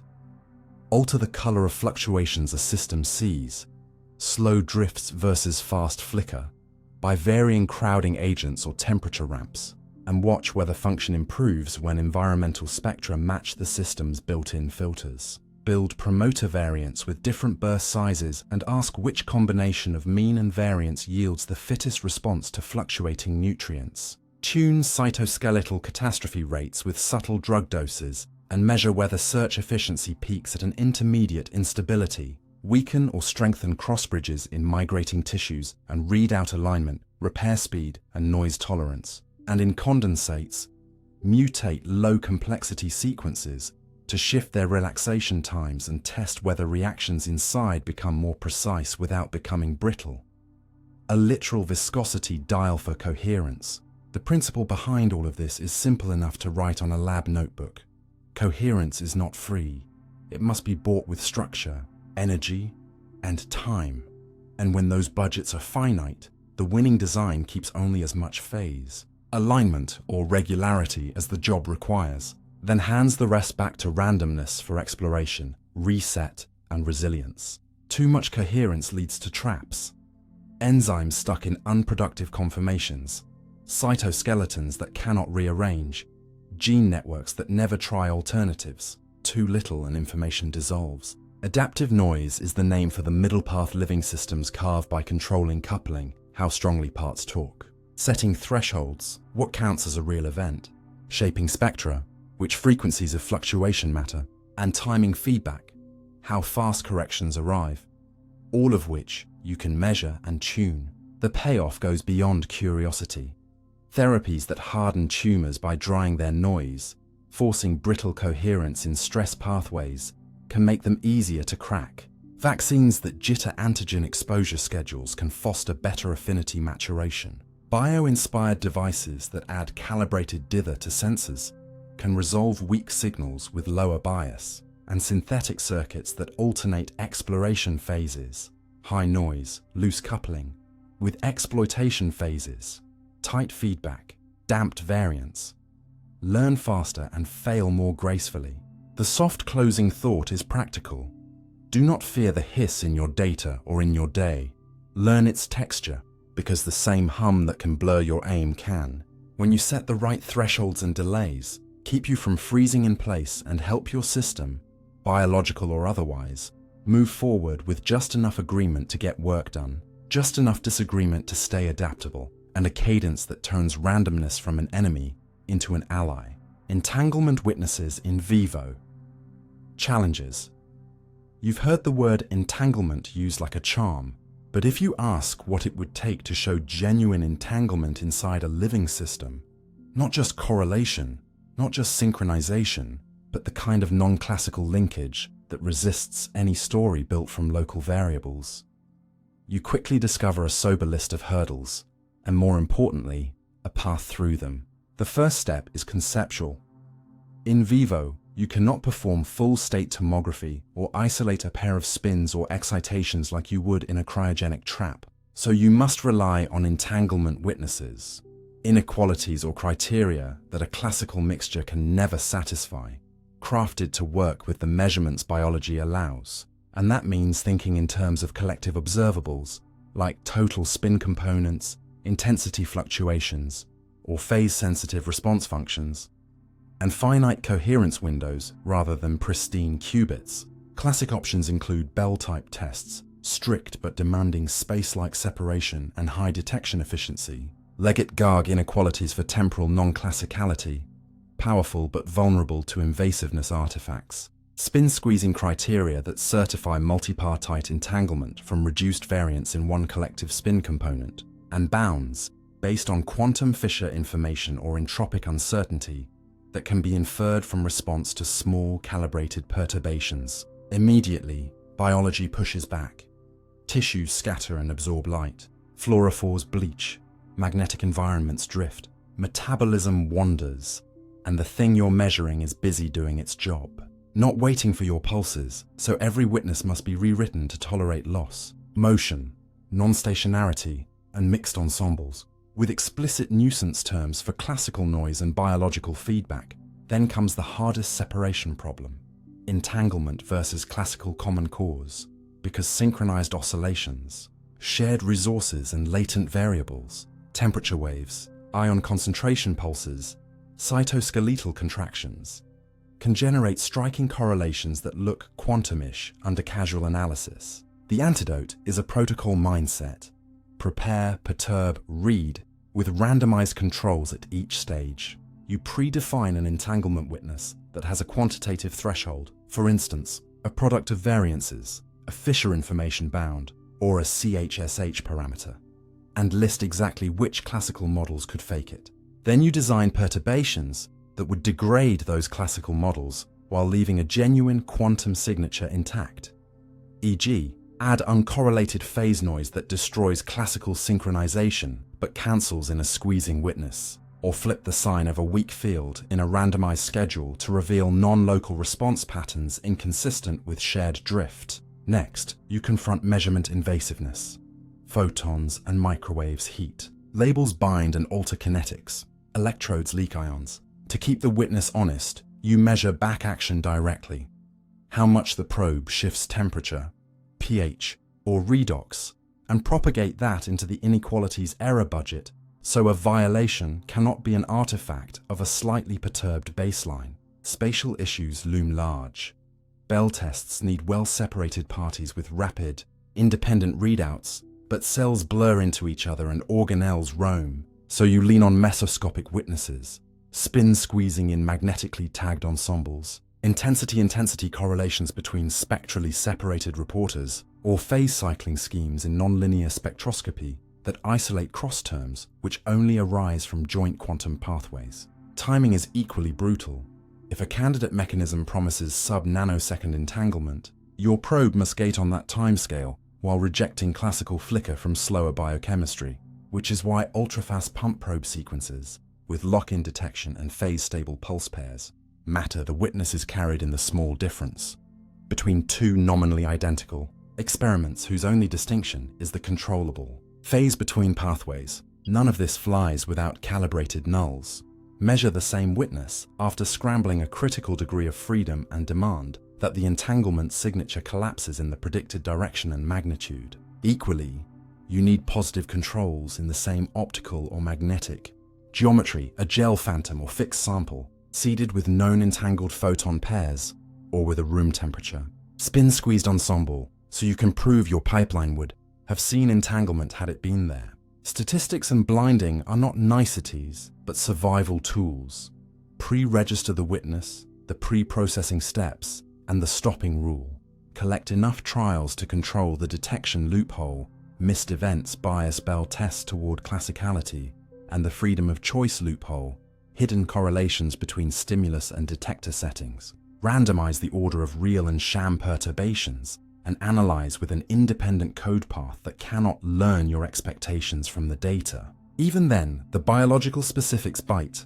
Paramagnetic oxygen shortens spin lifetimes. Mobile protons bring unlabeled nuclear noise. Motion blur smears spatial witnesses. Phototoxicity drifts the very networks under test. So you mitigate in layers. Work at the lowest excitation intensities that maintain signal to noise. Use lifetime-based detection rather than raw intensity where possible. Confine regions with gentle microfluidic flows to reduce motion without pinning the system, and incorporate ratiometric references that track illumination and detector gain.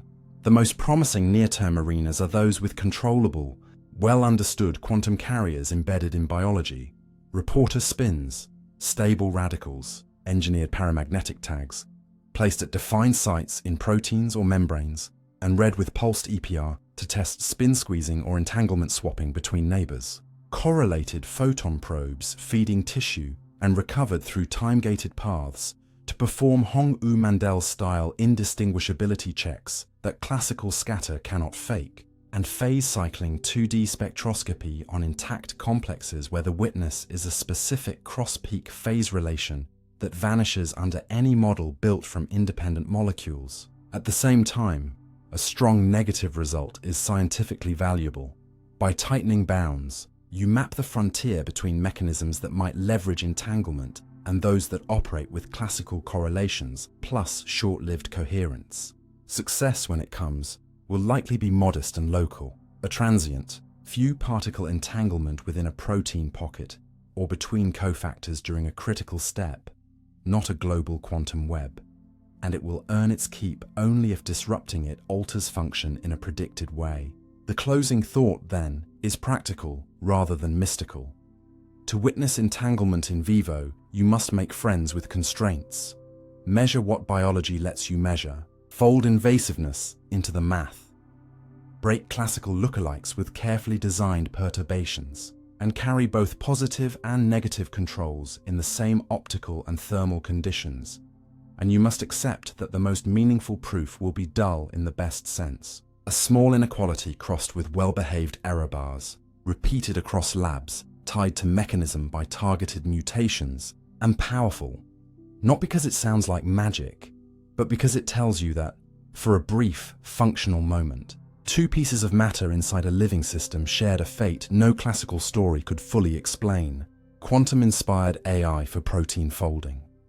You open a protein sequence, and it feels like staring at a maze whose walls are invisible, yet quantum-inspired AI offers a new way to walk that maze, not by trudging every corridor, but by carrying many plausible routes at once, leaping past dead ends with informed tunnel moves, and letting the right structure emerge as the consistent survivor of 1,000 gentle tests. To make this idea practical, begin with the folding problem's honest shape. A chain of amino acids explores an astronomical set of conformations under the laws of physics. But natural proteins don't wander forever. They fall into native basins that balance packing, hydrogen bonding, electrostatics, and solvent effects. And the art of computation is to find those basins quickly and judge their stability. Classical deep models cracked open this space by learning patterns from structures, attention mechanisms that respect geometry, equivariant networks that enforce 3D symmetries, and diffusion-style generative models that nudge noisy coordinates toward tidy folds. But they still face two hard tasks: sampling across a rugged landscape and assigning confident uncertainty to alternatives. Here, the quantum-inspired part is not hype. It's a set of strategies borrowed from how quantum systems are analyzed, then translated into efficient classical code. First, parallel hypothesis. Maintenance looks like superposition in spirit. Transformers hold many long-range constraints simultaneously, scoring residue-residue contacts, torsion proposals, and interface guesses in a single pass so that mutually inconsistent stories destructively interfere and consistent ones reinforce. A bookkeeping trick that reduces backtracking. Second, barrier-skipping proposals echo tunneling, rather than inching through every steric obstacle. The sampler inserts non-local moves drawn from a learned library of motifs, or from diffusion trajectories, so it hops between distant basins that ordinary Monte Carlo would rarely visit. Third, imaginary time thinking, a staple when solving quantum problems, pays off in diffusion models for folding and design. By training a network to reverse a noisy process, you mimic the way imaginary time propagation filters to low-energy states, turning random coils into plausible folds step by step, while keeping an explicit uncertainty map that flags flexible loops and ambiguous interfaces. Fourth, tensor network ideas help tame long chains. Contact patterns in large proteins are often low rank, so factorizations reminiscent of matrix product states let models capture distant couplings without exploding memory, preserving signal across hundreds of residues. Fifth, variational principles guide learning. Just as a quantum ground state minimizes an energy subject to constraints, a folding model can be trained to minimize a learned free energy functional that balances data-driven priors with physics-based penalties for clashes, unrealistic torsions, and broken hydrogen bonds, giving the network a clear target that aligns with thermodynamics rather than with pattern matching alone. None of this replaces physics. Molecular mechanics and solvent models remain the referee, but it makes physics tractable by proposing smarter contestants. On the practical side, quantum-inspired AI has changed how we do structure prediction, design, and assembly. In prediction, ensembles of candidate folds are generated in parallel and then refined under lightweight energy checks, with uncertainty calibrated by how many independent paths converge. In design, diffusion models and equivariant transformers propose backbones and sequences together. Then a variational rescoring keeps only designs that minimize a foldability surrogate and pass sidechain packing checks. In assembly, graph neural networks treat multimers as constraint satisfaction problems, allowing the model to explore many docking hypotheses at once. Again, a superposition in spirit trick, before fine-grained relaxation. The quantum analogy earns its keep when it leads to testable gains.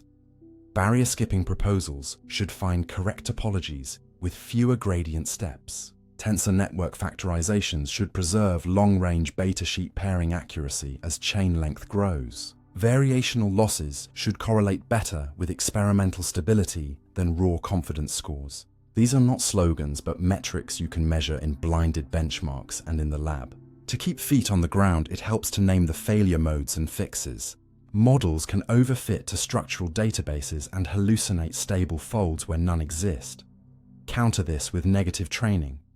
Teach the network that some sequences are genuinely non-foldable, with explicit backbone strain penalties, and with physics-informed data augmentation that injects realistic noise rather than perfect coordinates. Predicted interfaces can be overconfident. Temper them by ensembling across random seeds, dropout masks, and motif libraries, and by demanding that independent sampling routes agree on contact maps. Flexible regions remain tricky. Embrace that by returning ensembles and linking them to experiment. NMR order parameters, hydrogen deuterium exchange, or small angle scattering can validate whether the AI's uncertainty matches reality. The bench connection is where quantum-inspired ideas turn into workflows.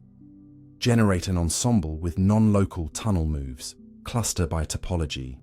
Pick representatives that minimize a variational score, then send a small set to the lab. Parallelly, design sequences for 2 or 3 alternative folds the model rates close in energy and let experiment choose. If both are realized, you've discovered a switchable fold, a payoff that simple one-shot predictions rarely reach. The approach scales to membrane proteins and complexes by letting the sampler propose jumps in orientation relative to a learned lipid profile or symmetry priors, where classical docking often stalls. It also helps in antibody modeling, where the CDRH3 loop benefits from barrier skipping and ensemble scoring, because the landscape is pitted and shallow. There is room, too, for modest use of real quantum hardware at the fringe. Tiny QUBO sub-problems for sidechain packing or rotamer selection have been mapped to annulars.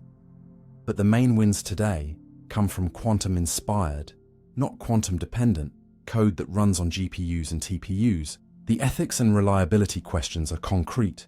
A confident model can still recommend designs that oligomerize unexpectedly or expose cryptic epitopes. Best practice is to box the AI with filters, screen for aggregation-prone patches, off-target motifs, and protease sites, and to stage experiments from in vitro biophysics to cell assays before in vivo work. Success should be defined not as AI matched a crystal structure, but as AI reduced the number of constructs and rounds to reach a validated, functional fold or binder, a throughput metric aligned with real discovery. For learners, the conceptual takeaway is accessible without math. Quantum-inspired folding treats structure search like listening for a melody in noise. Hold many possible notes softly at once, superposition in spirit, damp the ones that clash, destructive interference. Occasionally jump to a new key when you're stuck, tunneling like proposals, and settle on the tune that remains harmonious under fresh perturbations, variational testing. You can try this mentality at the bench. When a design fails, don't commit to one fix. Resample non-locally, keep ensembles, and let simple physics and a few assays prune possibilities. For the future, 3 directions look especially promising and falsifiable. Hybrid training on trajectories, where short molecular dynamics bursts teach the network the likely escape routes from local traps, sequence to ensemble models that output calibrated distributions rather than single coordinates and are validated by matching experimental heterogeneity, and energy-aligned losses trained against mutational scans. So the network's free energy predictions track real stability changes, a test any lab can run. The soft close is this: folding is not a riddle solved by brute force. It is a negotiation between pattern and physics, exploration and commitment, and quantum-inspired AI succeeds when it respects that rhythm, moving lightly across possibilities, leaping when needed, and choosing only when the choice survives new evidence, so that from a string of letters you can coax not just one answer, but a trustworthy map of how a living shape might be found, held, and used. Quantum neuroscience, what would count? You hear grand claims that the brain is quantum, but if you're serious, the question narrows quickly to a quiet standard. What would actually count as quantum neuroscience? What measurements? What manipulations? What links from a non-classical microscopic event to a macroscopic neural decision would survive skepticism? Begin by replacing slogans with criteria, because without a checklist, you'll mistake ordinary complexity for mystery. First, you need a specific carrier of quantumness in neural hardware, an identified degree of freedom with a quantized state space, electron or nuclear spin, a well-defined tunneling coordinate, a short-lived electronic superposition in a cofactor, living in a defined molecular site, a channel filter, a synaptic protein, a receptor pocket, not an abstract brainwave. Second, you must show timescale alignment, that the coherence or spin correlation lasts long enough and couples strongly enough to influence events that matter for computation, such as vesicle fusion probability, ion channel gating, or spike timing within the millisecond windows circuits actually use. Third, you must provide a readout path, a lawful, modelable chain from the quantum variable to membrane voltage or synaptic strength that clears thermal noise floors and stochastic opening statistics, so that the microscopic effect is not washed out before it reaches a decision point. Fourth, you need selective perturbations, isotope substitutions that alter tunneling but not gross structure, frequency-specific magnetic fields that address spins at predicted Lama rates without heating, phase-controlled optical pulses that change interference terms but not average energy. And these must shift neural signals exactly as a quantum model forecasts, while appropriate shams do nothing. Fifth, you require falsifiable witnesses, inequalities or variance bounds. A classical mixture cannot beat, adapted to messy biology, spin-squeezing criteria for ensembles of tagged sites, temporal, non-classicality tests that incorporate probe backaction, response functions whose phase dependence cancels plausible classical common causes, together with positive controls proving the pipeline would have detected a true quantum signature if present. And finally, you must link the microscopic and the behavioral. Perturb the postulated quantum step and watch a predicted change in computation or behavior that vanishes when you break the presumed coupling, with statistics and blinding robust enough to calm your own hope. With the bar set, you can sketch what to test rather than what to argue. One avenue targets tunneling limited steps in proteins that sit at decision bottlenecks. Engineer an ion channel whose selectivity filter or gate includes a hydrogen bond jump suspected of proton tunneling. Then build paired lines in which key hydrogens are replaced with deuterium. Predict the shift in opening kinetics from a path integral model. Pre-register the analysis and ask whether spike initiation jitter, short-term plasticity, or resonance properties change by the calculated amount while structural and expression controls hold steady. A second avenue probes spin-sensitive chemistry at synapses where radicals transiently form. Design synaptic proteins with stable radical intermediates or redox relays positioned to modulate Ca2+ microdomains near release machinery. Then apply ultra-weak, frequency-tuned magnetic fields that target the radical's internal interactions. If vesicle release variance but not mean rate, shifts in the narrow frequency bands predicted by spin dynamics. And if the shift disappears when radical lifetimes are shortened by point mutations, you have moved from story to mechanism. A third track uses quantum statistical light to stress test neural transduction steps that genuinely count quanta. Drive optogenetic actuators or intrinsic photoreceptors with sub-Poisson or super-Poisson photon streams at equal mean intensity and ask whether spike time precision or threshold follows the source statistics in a way a purely classical, intensity-based model cannot mimic. A direct test of counting limited computation that honors the brain's operating timescales. A fourth attacks entanglement claims head-on but locally. Embed pairs of reporter spins at known separations across a membrane protein thought to coordinate long-range conformational changes, and use pulsed magnetic sequences to attempt entanglement swapping between them while the protein works. Predefine a squeezing or Fisher information witness that tolerates loss and motion, then see whether the witness crosses its threshold transiently and whether the crossing correlates with an allosteric event and collapses under isotope. Edits that raise local magnetic noise, because only then have you separated correlation from non-classical linkage. Around these experiments lie the guardrails of what would not count. Macroscopic EEG synchrony, long-range phase locking, or bold fluctuations cannot on their own certify quantum effects. Nonlinear classical oscillators generate the same motifs daily. Anecdotal sensitivity to magnets without dose-frequency response and without temperature controls is not evidence. And any claim that arrives without a mechanistic timescale, without a noise budget, and without a pre-registered plan to reject classical lookalikes is a press release, not science. Equally important is a map of expected scales so you don't hunt unicorns. Electronic coherences in warm protein pockets live on tens to hundreds of femtoseconds and must influence sub-nanosecond gating steps to matter. Proton tunneling can bias rates on micro to millisecond horizons if donor-acceptor distances and electric fields cooperate. Radical pair spin correlations can, under good conditions, survive microseconds and modulate yields in that window. Nuclear spins can last far longer, but couple weakly and demand exquisite engineering to be anything but spectators.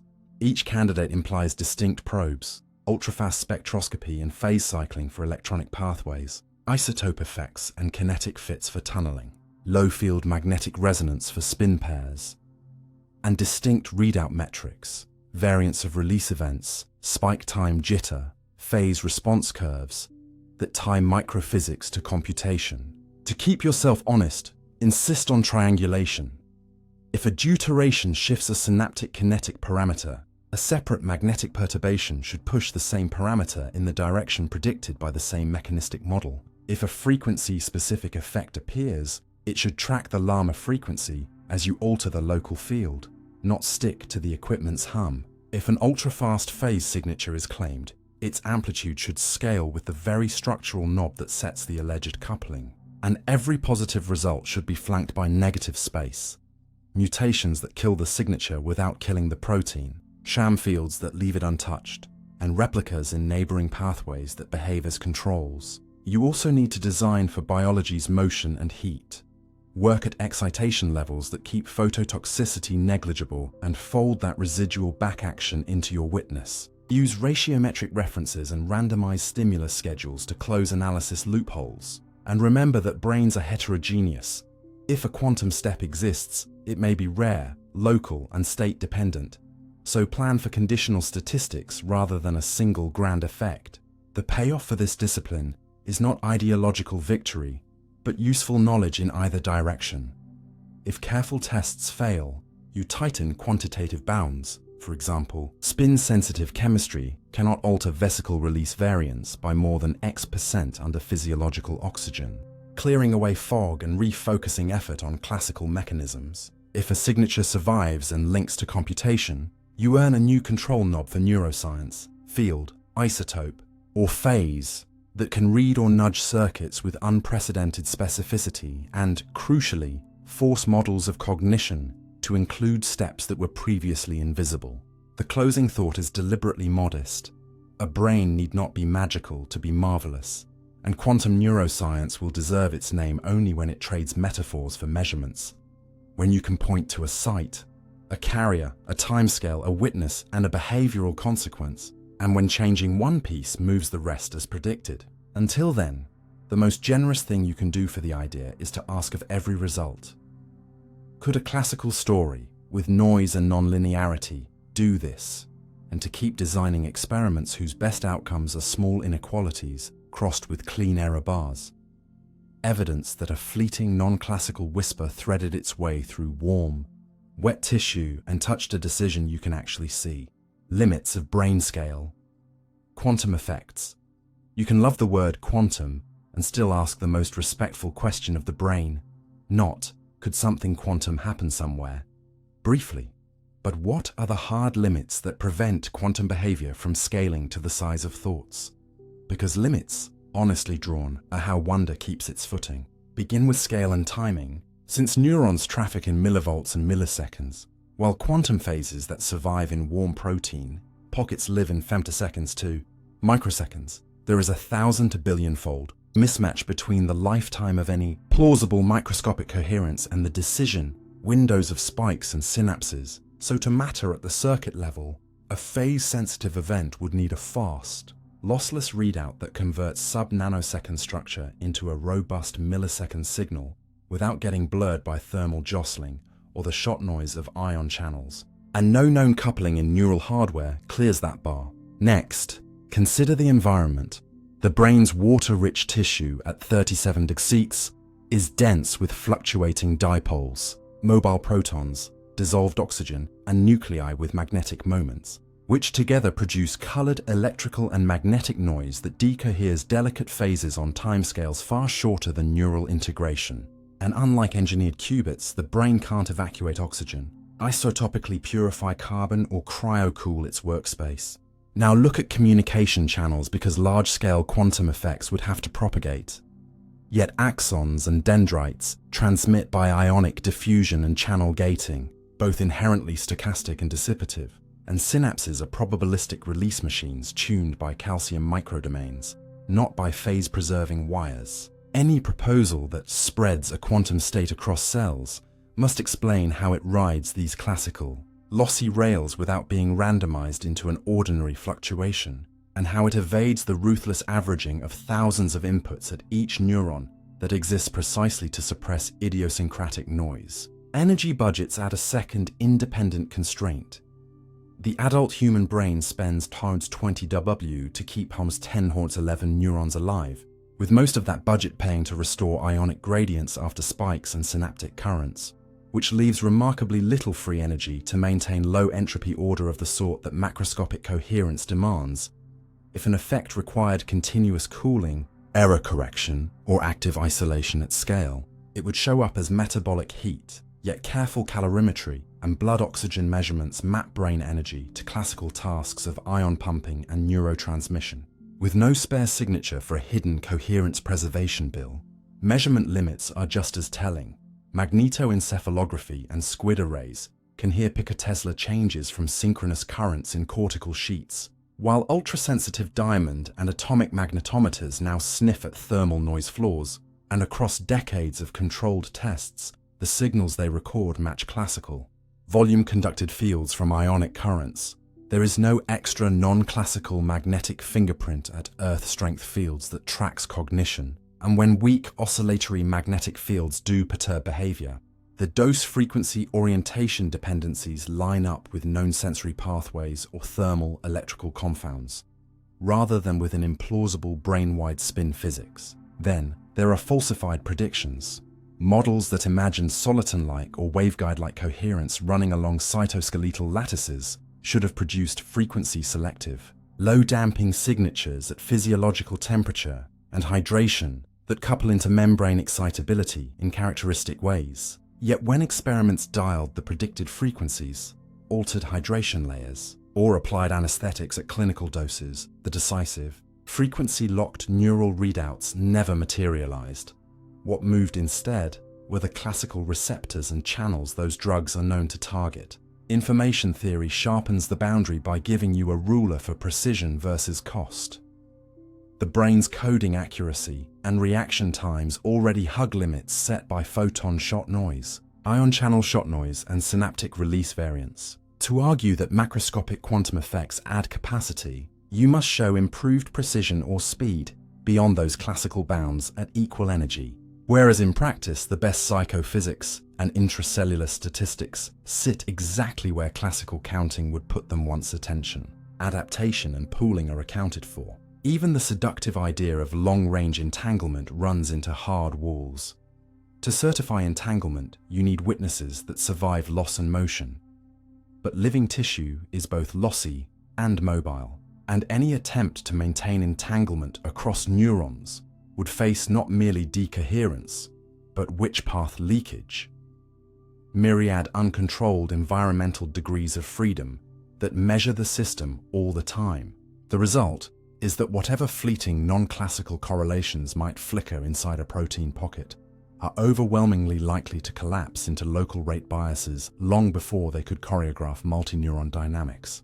It's useful to invert the argument and ask what a positive case would have to look like to be persuasive at brain scale. You would need an identified microscopic carrier with measured coherence or spin correlation lifetimes in situ, a lawful transduction path that amplifies that variable into a membrane or synaptic change within its lifetime, a selective perturbation that moves a neural computation by the predicted amount while shams do nothing, a witness that rules out classical common cause models, and a behavioral consequence that vanishes when you break the assumed coupling. But despite energetic searching, the field has accumulated constraints instead of crossings of that bar. Isotope effects large enough to rewrite circuit timing are not seen when structure is controlled. Frequency-specific magnetic responses at neural decision points obey classical receptor or heating physics. Ultrafast signatures measured in intact tissue don't scale into millisecond computation, and the strongest. Most replicable links from physics to cognition remain the ones you'd expect. Photon counting at the retina's edge, ion counting at synapses, metabolic throttling of classical plasticity. None of these limits say that quantum mechanics is absent. Every chemical bond, every electron transfer, every proton hop obeys quantum law. But they do say that emergent brain function rides on robust, redundant, thermally buffered mechanisms that deliberately average away microscopic quirks to gain reliability. And there is a constructive moral in that. If you want new levers on mind and behavior, hunt where the brain keeps its dials. Ion channel densities, receptor trafficking, inhibition-excitation balance, neuromodulator gain, synchronized, but classical oscillations that gate communication. Not in fantasies of kilometer-wide coherence in a kilogram of warm salt water. Let the closing thought be kind, not cynical. Calling the brain not quantum at scale does not shrink its marvel, it clarifies it. The system earns meaning by designing around noise, by budgeting energy to keep signals trustworthy, and by letting countless small uncertainties vanish in the average so a decision can stand. The beauty is not that thoughts are delicate quantum ghosts, but that they are sturdy patterns built atop physics that is noisy, local, and honest. And the right respect you can pay that achievement is to measure it where it lives, with tools that match its timescales, and with theories that do not ask it to be colder, cleaner, or quieter than life allows. Consciousness claims, separating signal from hype. You've been told that a flicker of gamma here, or a whisper of quantum there, proves a mind is online. But if you want to separate signal from hype, you start by asking what, exactly, is being claimed and how you would catch it changing in the world. Consciousness is not a glow that meters can see. It is a set of capacities, report, access, flexible use of information, a stable sense of I over moments that can wax and wane. And the sober program is to build operational tests that track those capacities across sleep, anesthesia, seizures, and injury, while ruling out easy confounds like movement. Arousal or task performance. You begin by tightening words into instruments, distinguishing the contents of experience, what you see or feel, from its state, whether you are conscious at all. And then you design paradigms that can change one without the other, such as masking, binocular rivalry, inattentional blindness, or bistable images where the stimulus stays the same and only awareness flips. Because any neural signature that truly belongs to consciousness should follow the flip, not the pixels. You learn quickly that correlations aren't crowns. Bursts of gamma power, widespread synchrony, and specific event-related potentials often track attention, working memory, or decision-making rather than experience itself. And when experimenters remove report demands, so-called no-report designs that infer awareness from physiological markers or task-free readouts, some once vaunted signatures fade, revealing how easily the machinery of reporting masquerades as the mark of consciousness. So you shift to perturbation and causation. Anesthetics that keep reflexes while erasing awareness. Deep sleep transitions where the cortex idles differently than in quiet wakefulness. Or rare electrical stimulations that make patients suddenly feel present without changing the external world. All cases where the system changes and reportability follows. From these settings emerge stronger candidates for signal, measures of effective connectivity and causal broadcast that rise when a brain can integrate and differentiate information and fall when it can't, and tools like the Perturbational Complexity Index that send a brief pulse and read the diversity of the brain's echo as a proxy for capacity to host experience, a number that drops in deep NREM sleep, under surgical anesthesia, and in unresponsive wakefulness, yet rebounds in locked-in patients who are fully conscious but cannot move. Even here you keep your guard up because complexity without context can be noise dressed up, and a high index proves a rich dynamic but not a particular content. So you pair state-sensitive measures with content-tracking decoders that read, for instance, dream imagery from sensory cortex patterns or hidden thoughts from semantic networks, while ensuring that decoding accuracy follows subjective reports across confidence levels. Next, you interrogate theories not by rhetoric but by predicted double dissociations. A global broadcasting account should fail if you block long-range communication while sparing local processing? Do contents still vanish? A recurrent processing account should fail if you preserve early feed-forward sweeps, but remove local recurrence. Do contents still persist? An integrated information account should fail if you artificially boost integration in non-conscious states. Does experience return? To make these tests real, labs use split-brain patients, callosal agenesis, targeted anesthetic actions that dampen thalamocortical loops more than sensory cortex, or non-invasive stimulation that alters feedback strength. Then check whether subjective access moves exactly as the theory predicts, and not in a way any rival could have guessed. You also beware of grand unifiers that turn out to be posture, gamma oscillations, traveling waves, or even high-frequency activity can be passengers rather than drivers, and the proof is intervention. If you can crank them up without a commensurate rise in reportable contents, or silence them while awareness remains, they are not sufficient. By the same logic, flashy single-case reports rarely move the needle without controls. A person answering yes, no with a scanner while behaviorally unresponsive may be conscious, but it might also be artifact, so you demand replication, blinding of question order, and cross-validation against simpler bedside tools. Clinical claims demand the most care. Families and courts need answers about awareness after brain injury.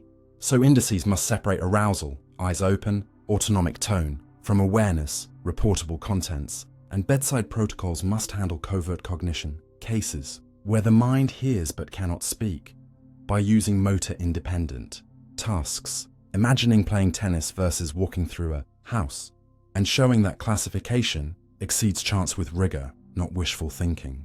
You bring the same discipline to machine consciousness marketing. Systems that generate fluent text or images are not automatically aware. Language coherence and reinforcement learning create competence, not experience, and the honest tests look for capacities we can't fake with autocomplete, such as consistent private access reporting under sensory substitutions, graceful degradation under targeted lesions in the network, or reliable failures that follow human-like limits, e.g., specific illusions, partial awareness during masking, only when the architecture supports recurrent, broadcast-like dynamics. Ethics threads through all of this, not as stage dressing, but as design constraint, because overcalling consciousness can misdirect care and grant personhood where there is none, while undercalling it can trap an aware patient behind a broken motor system. So studies must pre-register hypotheses, adversarially collaborate across theory camps, and welcome negative results that prune bad ideas as a sign of progress rather than a loss of mystique. The labcraft that keeps you honest is small bore but powerful. Randomize reporting demands to isolate pure awareness signals. Use graded confidence scales to map neural signatures onto subjective strength rather than binary labels. Control arousal with pupillometry and autonomic measures. Include patient control pairs across diagnoses and replicate across modalities. EEG, MEG, fMRI, intracranial, so that a claimed marker does not vanish when the instrument changes. The public craft is clarity. Avoid rebranding old correlates as breakthroughs. Resist equating any one frequency band with consciousness and report effect sizes with uncertainty, because the audience deserves to know when a finding is a 5% nudge in accuracy versus a robust 30% separation between states. In the end, the signal you keep is humbler and more useful than the hype. Consciousness, as we can measure it, rides on networks that can globally share and locally refine information, collapses when those channels decouple or are muted by drugs or sleep, and resurges when perturbations again elicit diverse, integrated echoes. Its contents appear when recurrent loops stabilize representations long enough to be used, named, or recalled, and fade when forward sweeps lack that stabilization. The real progress is not in slogans about quantum minds or single magic rhythms, but in maps that let a clinician gauge residual awareness, an engineer avoid overclaiming about machines, and a theorist put skin in the game with predictions that can lose. The closing thought is gentle and firm. Treat consciousness like weather you can forecast better with the right instruments. Don't mistake every breeze for a storm. Don't ignore a gathering front because it lacks lightning. and above all insist that any claim, no matter how stirring, earns trust by moving a needle you can measure in the direction you said it would, for reasons strong enough that even a skeptic could have predicted them if they'd read your plan. Bio-Photon emissions and coherence myths. You hear that living bodies glow with a secret light and, if you believe the more romantic versions, that glow is not just a byproduct, but a laser-like language of cells whispering across tissue, the truth is quieter and, to my taste, more interesting. Yes, organisms emit ultra-weak photons even in complete darkness, but the overwhelming evidence points to mundane chemistry as the source and to very modest, fragile signals rather than to long-range coherent beams. Start with what is solid. If you place plants, cultured cells, or animal tissue in a light-tight box and listen with a truly sensitive detector, you count tens to a few thousand photons per second per square centimeter, spread broadly from the near UV into the red, and the rates rise with oxidative stress, inflammation, and metabolic workload. This biophoton emission tracks the familiar biochemistry of reactive oxygen. Lipid peroxidation and other chain reactions create triplet carbonyls and singlet oxygen, both of which relax by releasing light, and those routes leave fingerprints you can test.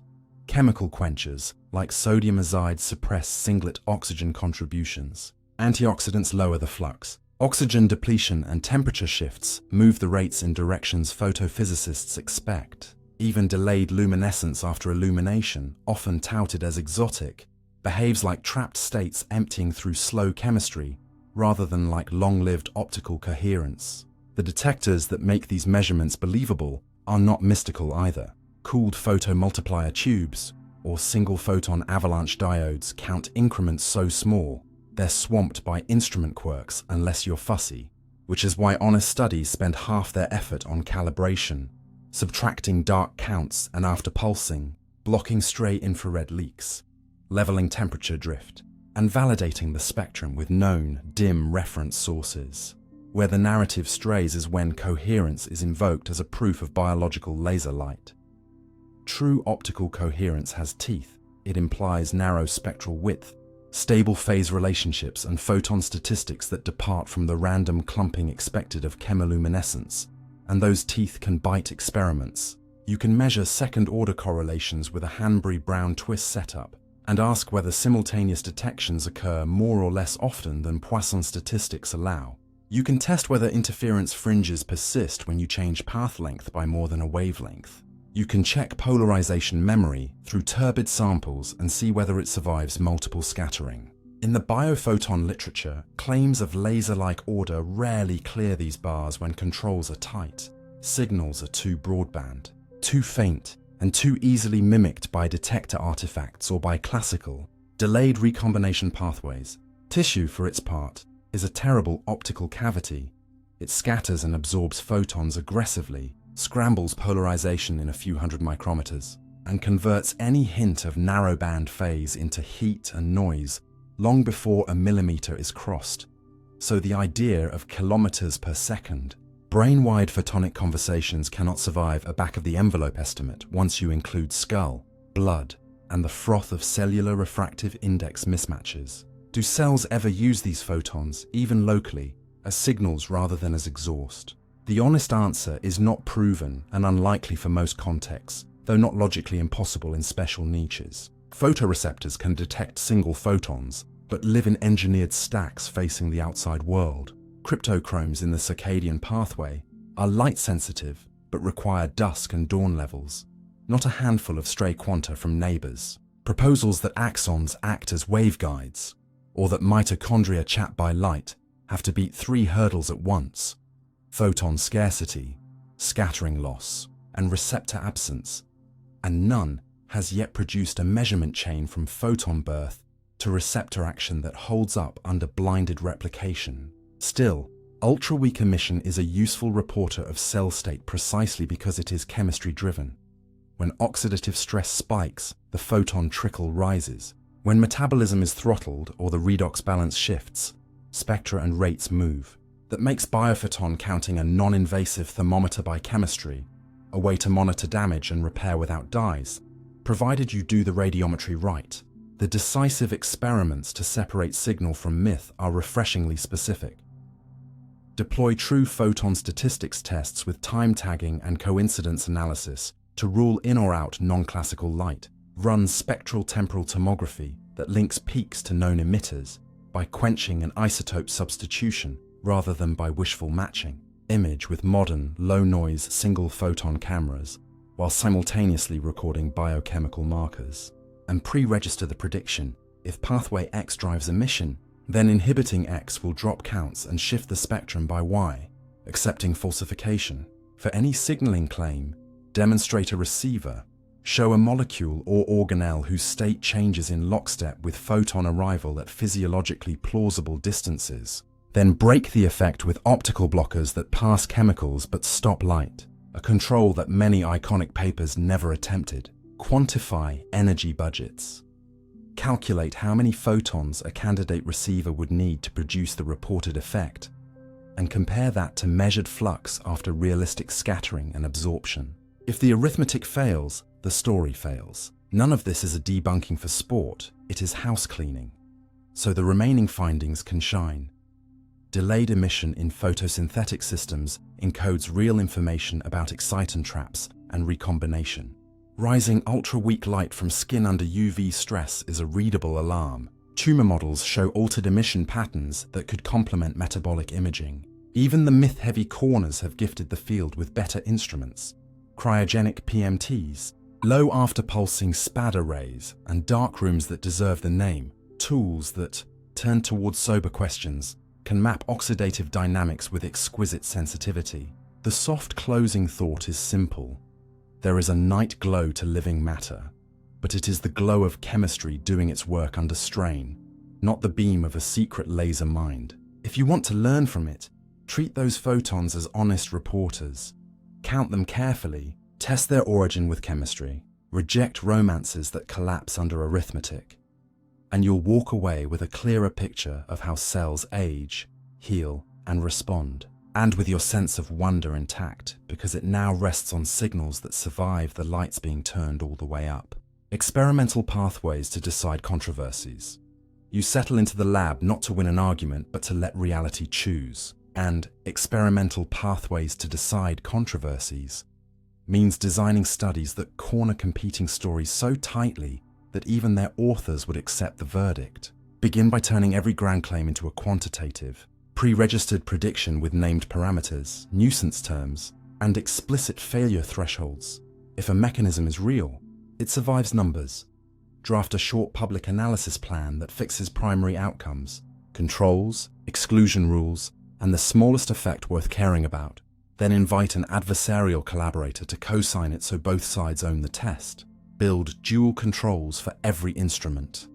A positive control that proves you could have seen the effect, and a negative control that matches every nuisance without the hypothesized signal, and run them interleaved with blinded labels so you can't subconsciously cherry-pick. Add calibration ladders that translate raw counts into physical units.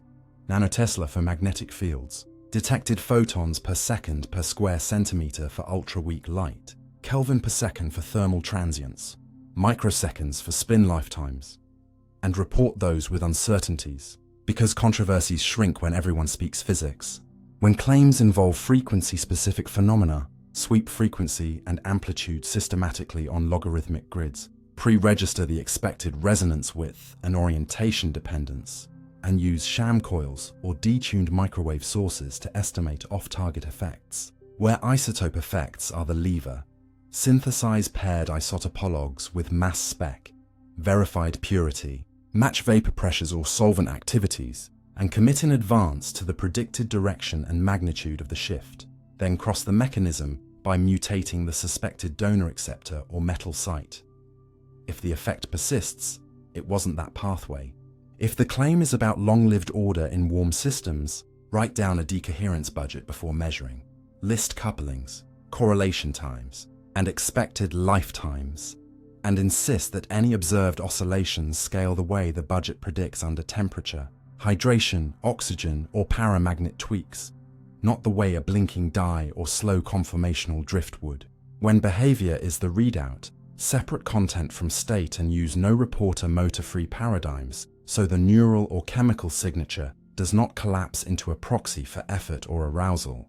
Then apply causal perturbations, laser pulses, tuned fields, isotopic substitutions, whose timing and sign were set in advance by a mechanistic model. Controversial molecular mechanisms deserve reconstitution in stripped-down systems next to in-cell tests. Rebuild the minimal parts in vitro and show that the signature appears and scales correctly with only those parts present. Then transplant the same reporter into living cells and ask whether the magnitude shrinks as predicted by added noise, rather than vanishing or mysteriously growing. For magnetic or spin claims, move beyond correlational readouts to phase-cycled pulse sequences and variance-based witnesses that classical mixtures cannot beat. And fold probe back action into the inequality so a violation cannot be an artifact, where photons are the currency. Use coincidence counting and Hambry-Brown twist setups to test photon statistics against Poisson. Tag arrival times with nanosecond resolution and confirm that any non-classical signature collapses when you scramble phase or add loss. At levels your model says will decohere it. To avoid lab-specific illusions, run multi-site, split sample replications with centralized randomization and encrypted condition keys that only unlock after data upload, and analyze with hierarchical models that estimate both common effects and lab heterogeneity, because real biology is allowed to vary, but artifacts should not reproduce across instruments and teams. Insist on symmetry tests that predictions often forget. Reverse fields, rotate samples, invert gradients, change chirality, or flip isotope labeling across mirrored sites. True mechanisms honor or break symmetries in specific ways, while noise doesn't care. For cellular and tissue claims include orthogonal modalities measured simultaneously, fluorescence lifetime with electrical recording, nanodiamond relaxometry with oxygen sensors, 2D spectroscopy with calorimetry, so that a signal that's real moves multiple dials together in the predicted direction and proportions. Keep energy budgets on the bench. If a proposed signaling photon flux or magnetic interaction cannot, after scattering and absorption, produce a receptor activation at the reported distance, stop and either strengthen the receptor case or lower the claim. Arithmetic is a compassionately ruthless referee. Replace something changed with work distributions and fluctuation relations where possible. If you propose a nanoscale engine or rectifier, measure the full distribution of steps and compute entropy production and uncertainty bounds, because theorists and skeptics agree on thermodynamics. When statistics are fragile, plan sequential tests with pre-specified stopping rules and keep raw time-stamped data and analysis code open at acceptance so others can rerun your pipeline. Then invite a red team to try alternative, pre-registered analyses that would reverse the conclusion if choices were biased. Harness synthetic biology to move mechanisms. Knock in or out the one residue, cofactor or scaffold you say is essential. Transplant the module to a new cellular context and show the signature follows the part like a tag.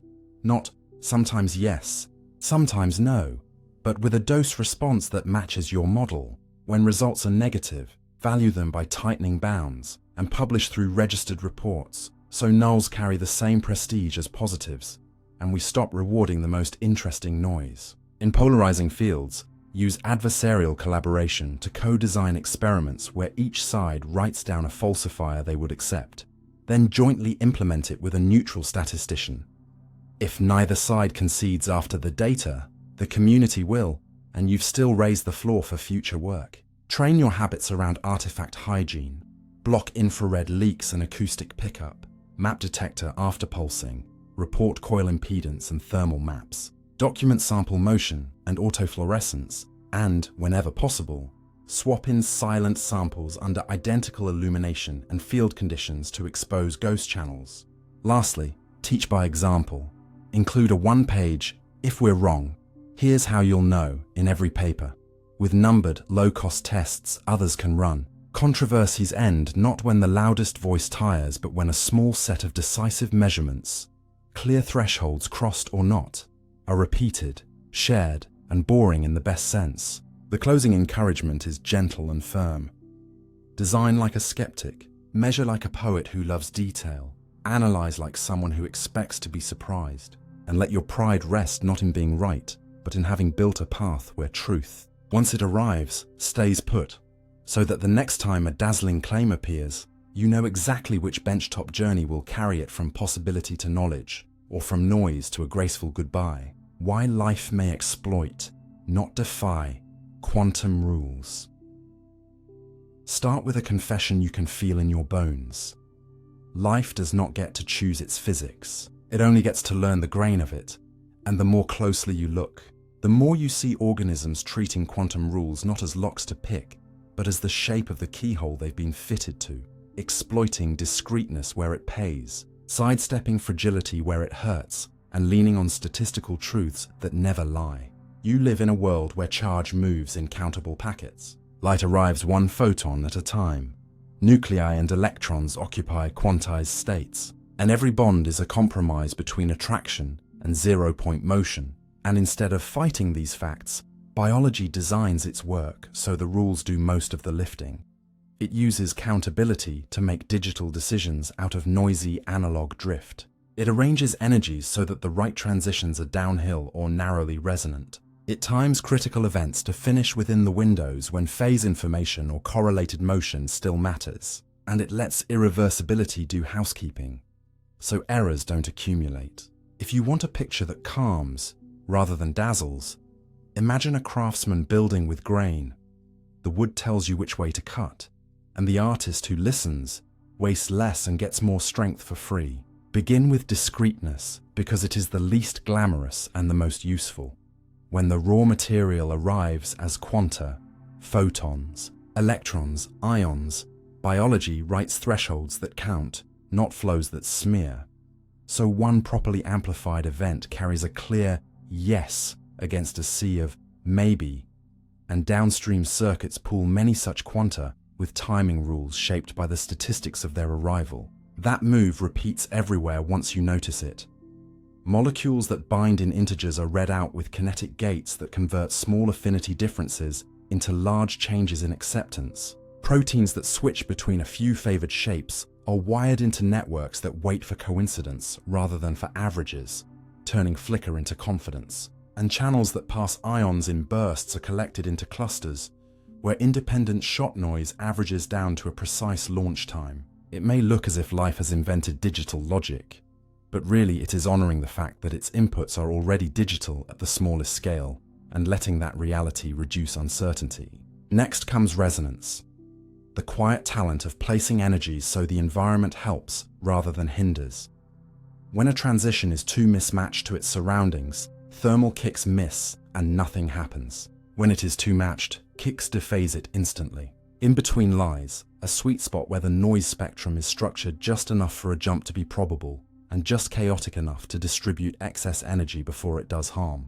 Evolution finds those sweet spots by tuning local fields, separation distances, and packing, often a few tenths of an angstrom or a strategically oriented dipole, are enough to bias fate. And while the design language sounds grand on paper, the practice is humble. Change a sidechain here, dehydrate a pocket there, borrow a metal ion that sets a reference potential, and you've shifted a level into the band where the surrounding soup becomes a collaborator rather than a vandal. Timing is the third underappreciated lever. Nature rarely needs long-lived quantum memory. It needs short memory in the right place, so it pairs fast, phase-aware steps with slow, classical handoffs, letting brief coordinations sculpt a pathway and then passing the baton to robust mechanisms that survive jostling.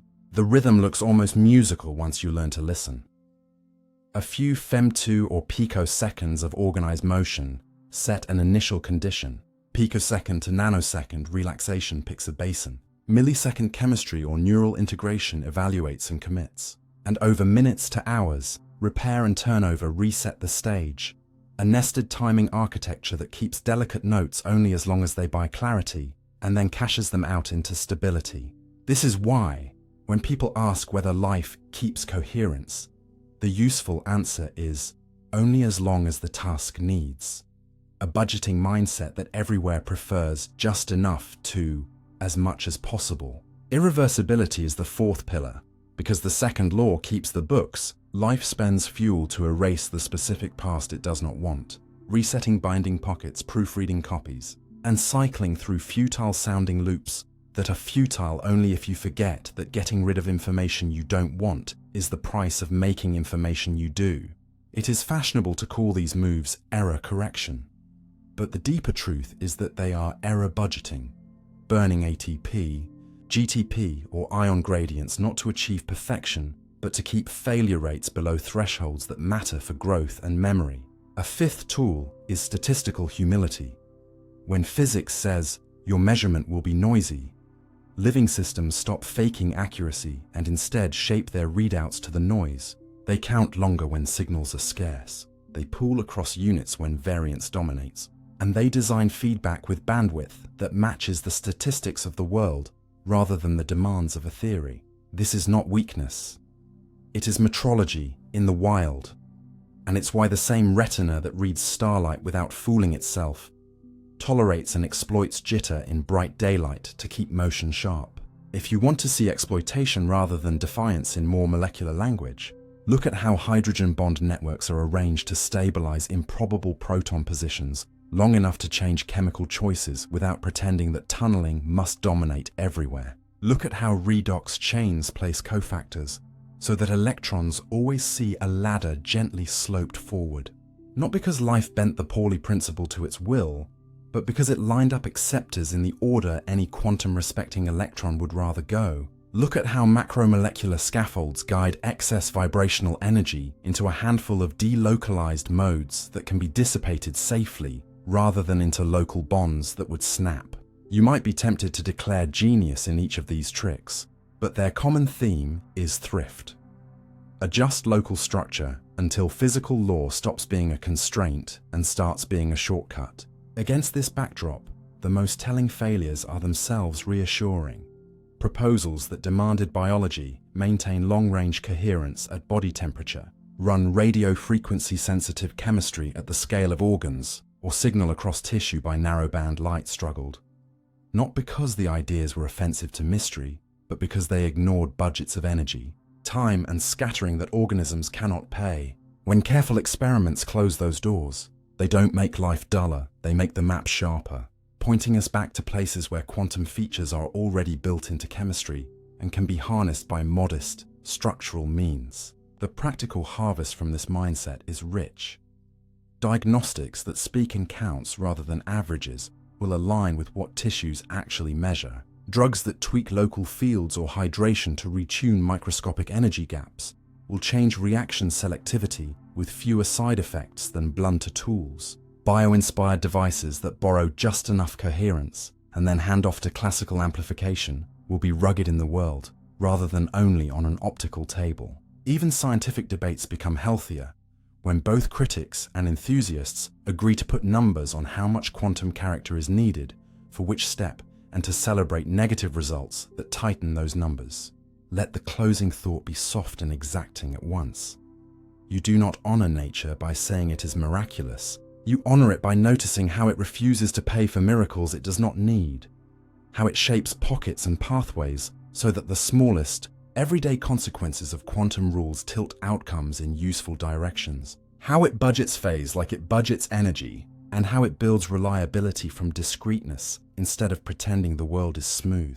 Life does not defy physics. It reads the fine print and writes solutions in the margins. And if you learn to read those margins with the same patient eye, you carry away not a romance about magic, but a respect for craft, an instruction to build your own sensors, therapies, and theories with the same discipline. Count honestly, tune gently, finish fast when delicacy helps, and then let sturdier parts keep the promise.